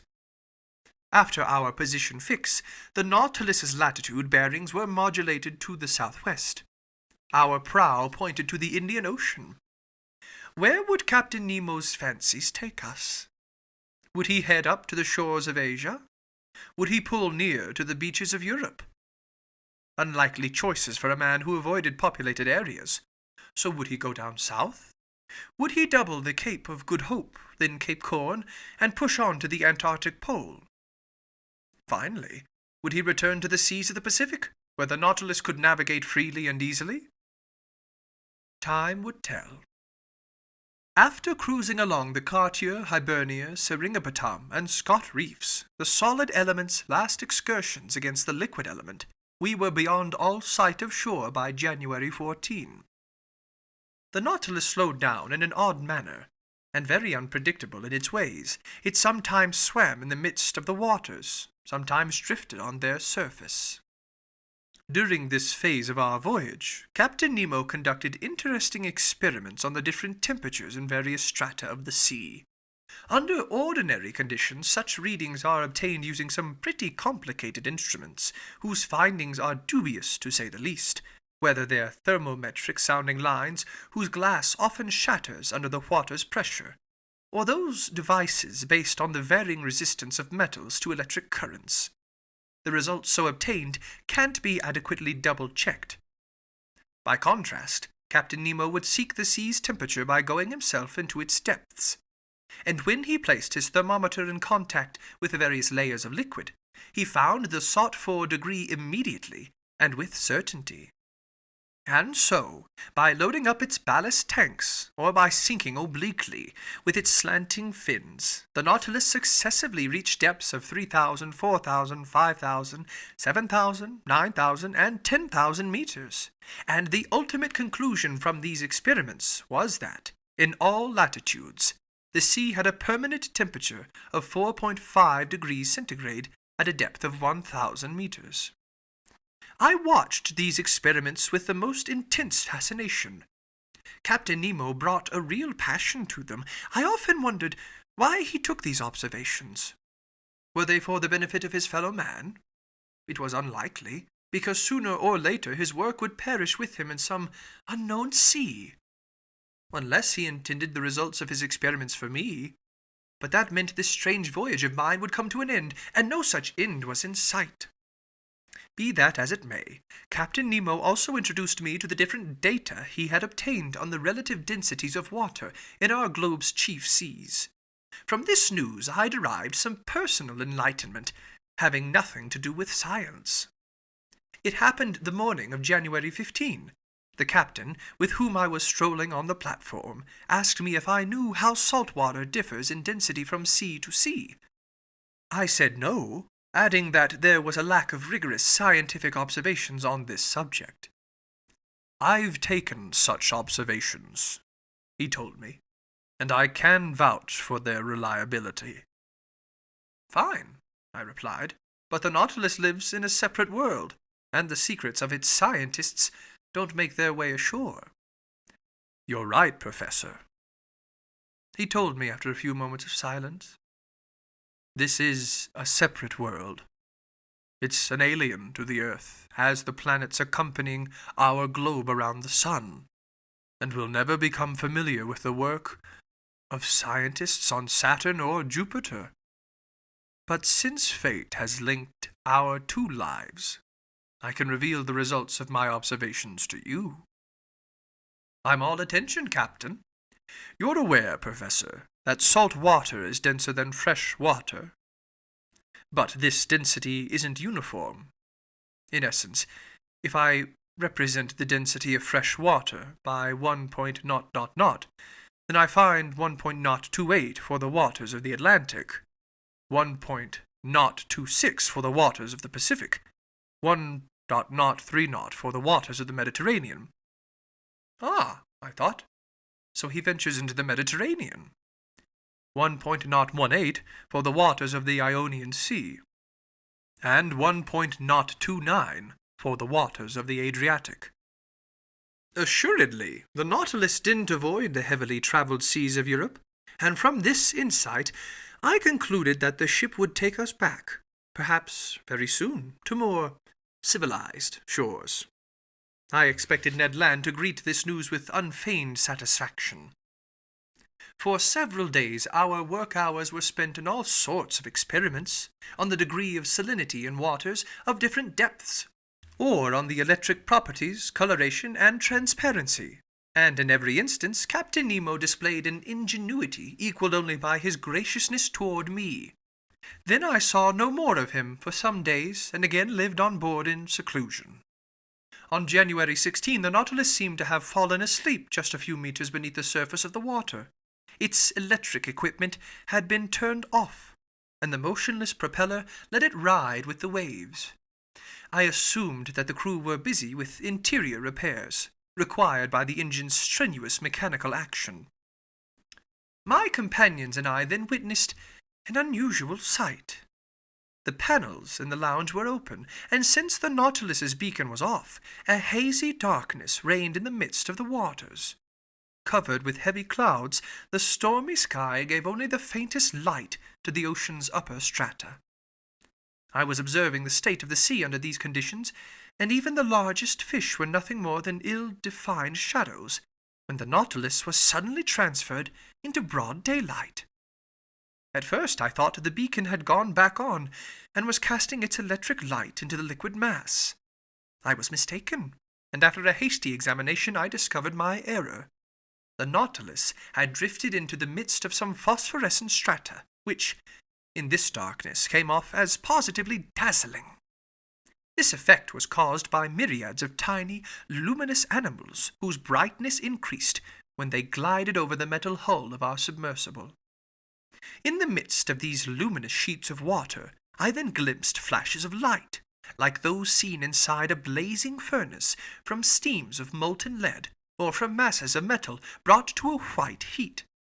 Flashes so intense that certain areas of the light became shadows by comparison, in a fiery setting from which every shadow should seemingly have been banished. No, this was no longer the calm emission of our usual lightning. This light throbbed with unprecedented vigor and activity. You sensed that it was alive. In essence, it was a cluster of countless open sea infusoria of Noctiluca, an eighth of an inch wide, actual globules of transparent jelly equipped with a thread-like tentacle, up to 25,000 of which had been counted in 30 cubic centimeters of water. And the power of their light was increased by those glimmers unique to medusas, starfish, common jellyfish, angel wing clams, and other phosphorescent zoophytes, which were saturated with grease from organic matter decomposed by the sea, and perhaps with mucus secreted by fish. For several hours the Nautilus drifted in this brilliant tide, and our wonderment grew when we saw huge marine animals cavorting in it, like the fire-dwelling salamanders of myth. In the midst of these flames that didn't burn, I could see swift, elegant porpoises, the tireless pranksters of the seas, and sailfish 3 meters long, those shrewd heralds of hurricanes, whose fearsome broadswords sometimes banged against the lounge window. Then smaller fish appeared, miscellaneous triggerfish, leatherjacks, unicorn fish, and 100 others that left stripes on this luminous atmosphere in their course. Some magic lay behind this dazzling sight. Perhaps some atmospheric condition had intensified this phenomenon. Perhaps a storm had been unleashed on the surface of the waves. But only a few meters down, the Nautilus felt no tempest's fury, and the ship rocked peacefully in the midst of the calm waters.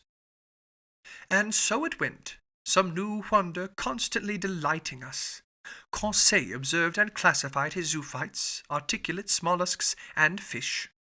The days passed quickly, and I no longer kept track of them. Ned, as usual, kept looking for changes of pace from our standard fare. Like actual snails, we were at home in our shell, and I can vouch that it's easy to turn into a full-fledged snail. So this way of living began to seem simple and natural to us, and we no longer envisioned a different lifestyle on the surface of the planet Earth, when something happened to remind us of our strange circumstances. On January 18, the Nautilus lay in longitude 105 degrees and latitude 15 degrees south. The weather was threatening, the sea rough and billowy. The wind was blowing a strong gust from the east. The barometer, which had been falling for some days, forecast an approaching struggle of the elements. I had climbed onto the platform just as the chief officer was taking his readings of our angles. Out of habit, I waited for him to pronounce his daily phrase. But that day it was replaced by a different phrase, just as incomprehensible. Almost at once I saw Captain Nemo appear, lift his spyglass, and inspect the horizon. For some minutes the captain stood motionless, rooted to the spot contained within the field of his lens. Then he lowered his spyglass and exchanged about 10 words with his chief officer. The latter seemed to be in the grip of an excitement he tried in vain to control. More in command of himself, Captain Nemo remained cool. Furthermore, he seemed to be raising certain objections that his chief officer kept answering with flat assurances. At least, that's what I gathered from their differences in tone and gesture. As for me, I stared industriously in the direction under observation, but without spotting a thing. Sky and water merged into a perfectly clean horizon line. Meanwhile, Captain Nemo strolled from one end of the platform to the other, not glancing at me, perhaps not even seeing me. His step was firm, but less regular than usual. Sometimes he would stop, cross his arms over his chest, and observe the sea. What could he be looking for over that immense expanse? By then the Nautilus lay hundreds of miles from the nearest coast.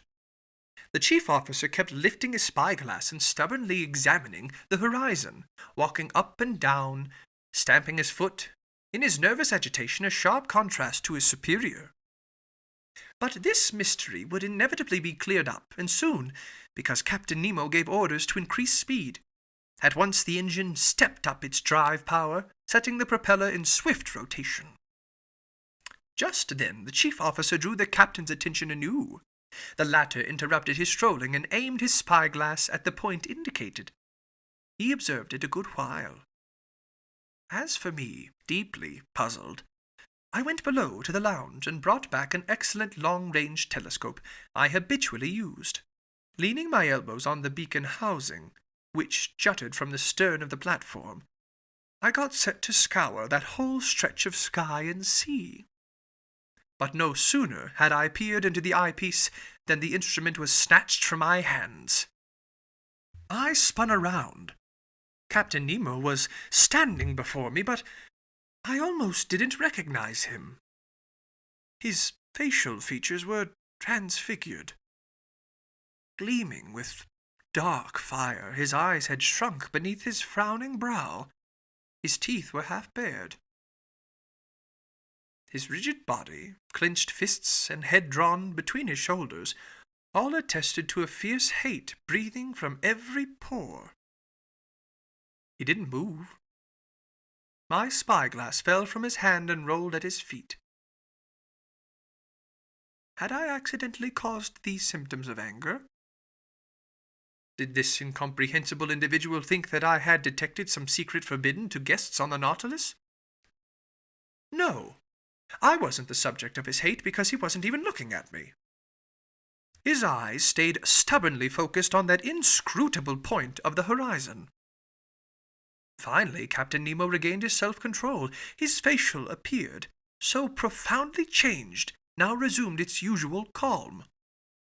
He addressed a few words to his chief officer in their strange language. Then he turned to me. "Professor Arjona," he told me in a tone of some urgency, "I ask that you now honor one of the binding agreements between us." "Which one, Captain?" "You and your companions must be placed in confinement until I see fit to set you free." "You're in command," I answered, gaping at him. "But may I address a question to you?" "You may not, sir." After that, I stopped objecting and started obeying, since resistance was useless. I went below to the cabin occupied by Ned Land and Conseil, and I informed them of the captain's decision. I'll let the reader decide how this news was received by the Canadian. In any case, there was no time for explanations. 4 crewmen were waiting at the door, and they led us to the cell where we had spent our first night aboard the Nautilus. Ned Land tried to lodge a complaint, but the only answer he got was a door shut in his face. "Will master tell me what this means?" Conseil asked me. I told my companions what had happened. They were as astonished as I was, but no wiser. Then I sank into deep speculation, and Captain Nemo's strange facial seizure kept haunting me. I was incapable of connecting 2 ideas in logical order, and I had strayed into the most absurd hypotheses, when I was snapped out of my mental struggles by these words from Ned Land. "Well, look here, lunch is served." Indeed, the table had been laid. Apparently, Captain Nemo had given this order at the same time he commanded the Nautilus to pick up speed. "Will master allow me to make him a recommendation?" Conseil asked me. "Yes, my boy," I replied. "Well, master needs to eat his lunch. It's prudent, because we have no idea what the future holds." "You're right, Conseil." "Unfortunately," Ned Land said, "they've only given us the standard menu." "Ned, my friend," Conseil answered, "what would you say if they'd given us no lunch at all?" This dose of sanity cut the harpooner's complaints clean off. We sat down at the table. Our meals proceeded pretty much in silence. I ate very little. Conseil, everlastingly prudent, force-fed himself. And despite the menu, Ned Land didn't waste a bite. Then, lunch over, each of us propped himself in a corner. Just then, the luminous globe lighting our cell went out, leaving us in profound darkness. Ned Land soon dozed off, and to my astonishment, Conseil also fell into a heavy slumber. I was wondering what could have caused this urgent need for sleep, when I felt a dense torpor saturate my brain. I tried to keep my eyes open, but they closed in spite of me. I was in the grip of anguished hallucinations. Obviously, some sleep-induced substance had been laced into the food we'd just eaten. So imprisonment wasn't enough to conceal Captain Nemo's plan from us. Sleep was needed as well. Then I heard the hatches close. The sea's undulations, which had been creating a gentle rocking motion, now ceased. Had the Nautilus left the surface of the ocean? Was it re-entering the motionless strata deep in the sea? I tried to fight off this drowsiness. It wasn't possible. My breathing grew weaker. I felt a mortal chill freeze my dull, nearly paralyzed limbs. Like little domes of lead, my lids fell over my eyes. I couldn't raise them. A morbid sleep, full of hallucinations, seized my whole being. Then the visions disappeared and left me in utter oblivion.